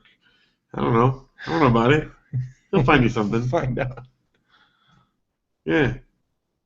You can do it. All right. Those guys in the mailroom make like $10 an hour. This is the wrap it up clock. I gotta go to bed. Nope, I'm gonna keep going. Whoa, for Radio BrendoMan, I'm Brenda Creasy. We are 4 hours in now. All right, we have 4 hours. All right. Are you happy now? No. Don't leave me. I'm going to bed. Bed. I know. Quinn said he was going to bed a while ago. Yeah, He's Quinn. still hanging out. Quinn no. said, I think he was just saying Quinn. goodbye to Andre. Oh, okay. Because I thought Quinn. I thought he was tapping out too. All right. Okay. Well, isn't it like 5 in the morning where Quinn? No, 6 a.m. Is it 6 a.m.? Aren't you? Where are you? Are you in Illinois right now? Oh, it's 5. It's 5. Well, it's coming up soon. All right. Rise and shine with Radio BrendoMan. We should start talking. Good morning. Good morning. Hello. Show. Welcome everybody. Hi. It's 55 degrees outside and it's going to be highs in the 70s today. And today we'll be talking with Brendan about exploding deer. And today Phil has to get up in 3 hours. That's right. Drive everyone around. To take care of his kids. If you want me to get a Brax done, you better let me go to bed. Oh. Yeah, I don't even care about Friday, though. Okay, because it says so on the site. But I'm not going to touch the script until you do if you want to do. Oh, I'm going to. I've got it ready. Well, I don't got anything going on this weekend. All right. Say it. So for Radio BrendoMan, I'm Brendan Creasy. And I'm Phil Vecchio. Have a good one, everybody. Why do we keep doing this? It's fun. It's long. Because we both talk a lot. You especially. Oh gosh, I gotta stretch. Oh, my butt fell asleep, I think. So tired. All right. Good night, YouTube. Oh, see, Quinn's in the same boat as me, like inactive, slow, no job land. Oh yeah. I took like a 5-hour nap today, Yeah. See, you're so I'm good. like beyond I good. got to sleep none. I fell asleep out here for like 2 hours or 3 hours. Then I went in the bedroom, and then I slept for like an hour and a half and woke up to that couple screaming at each other. So they're And like your alarm clock. yeah, I pretty much sleep like constantly. Like if I have nothing else to do, I'm just like nap time. Because otherwise, I just get really restless. So it's either get really restless and get really depressed, or go to sleep. Sleep is good. But that's what kind of sad life is that I sleep to keep the depression away. Do writing. Writing is good. Music. I do that as much as I can, but sometimes sometimes the writing itself makes me depressed. That's bad. I don't know. Makes me feel so good when I actually get something. Well, yeah, when I finish something, oh, dude. I want to. I've gotten the whole outline written. Okay, well, we should stop. YouTube. Okay, well, Goodbye, good night. YouTube. See you later. Bye, Quinn. Take it easy. Have a good night. Go to bed. Late. I like it when you vent. See, I'm glad somebody appreciates it. I just feel like, I don't know. Well, good night. Take it easy.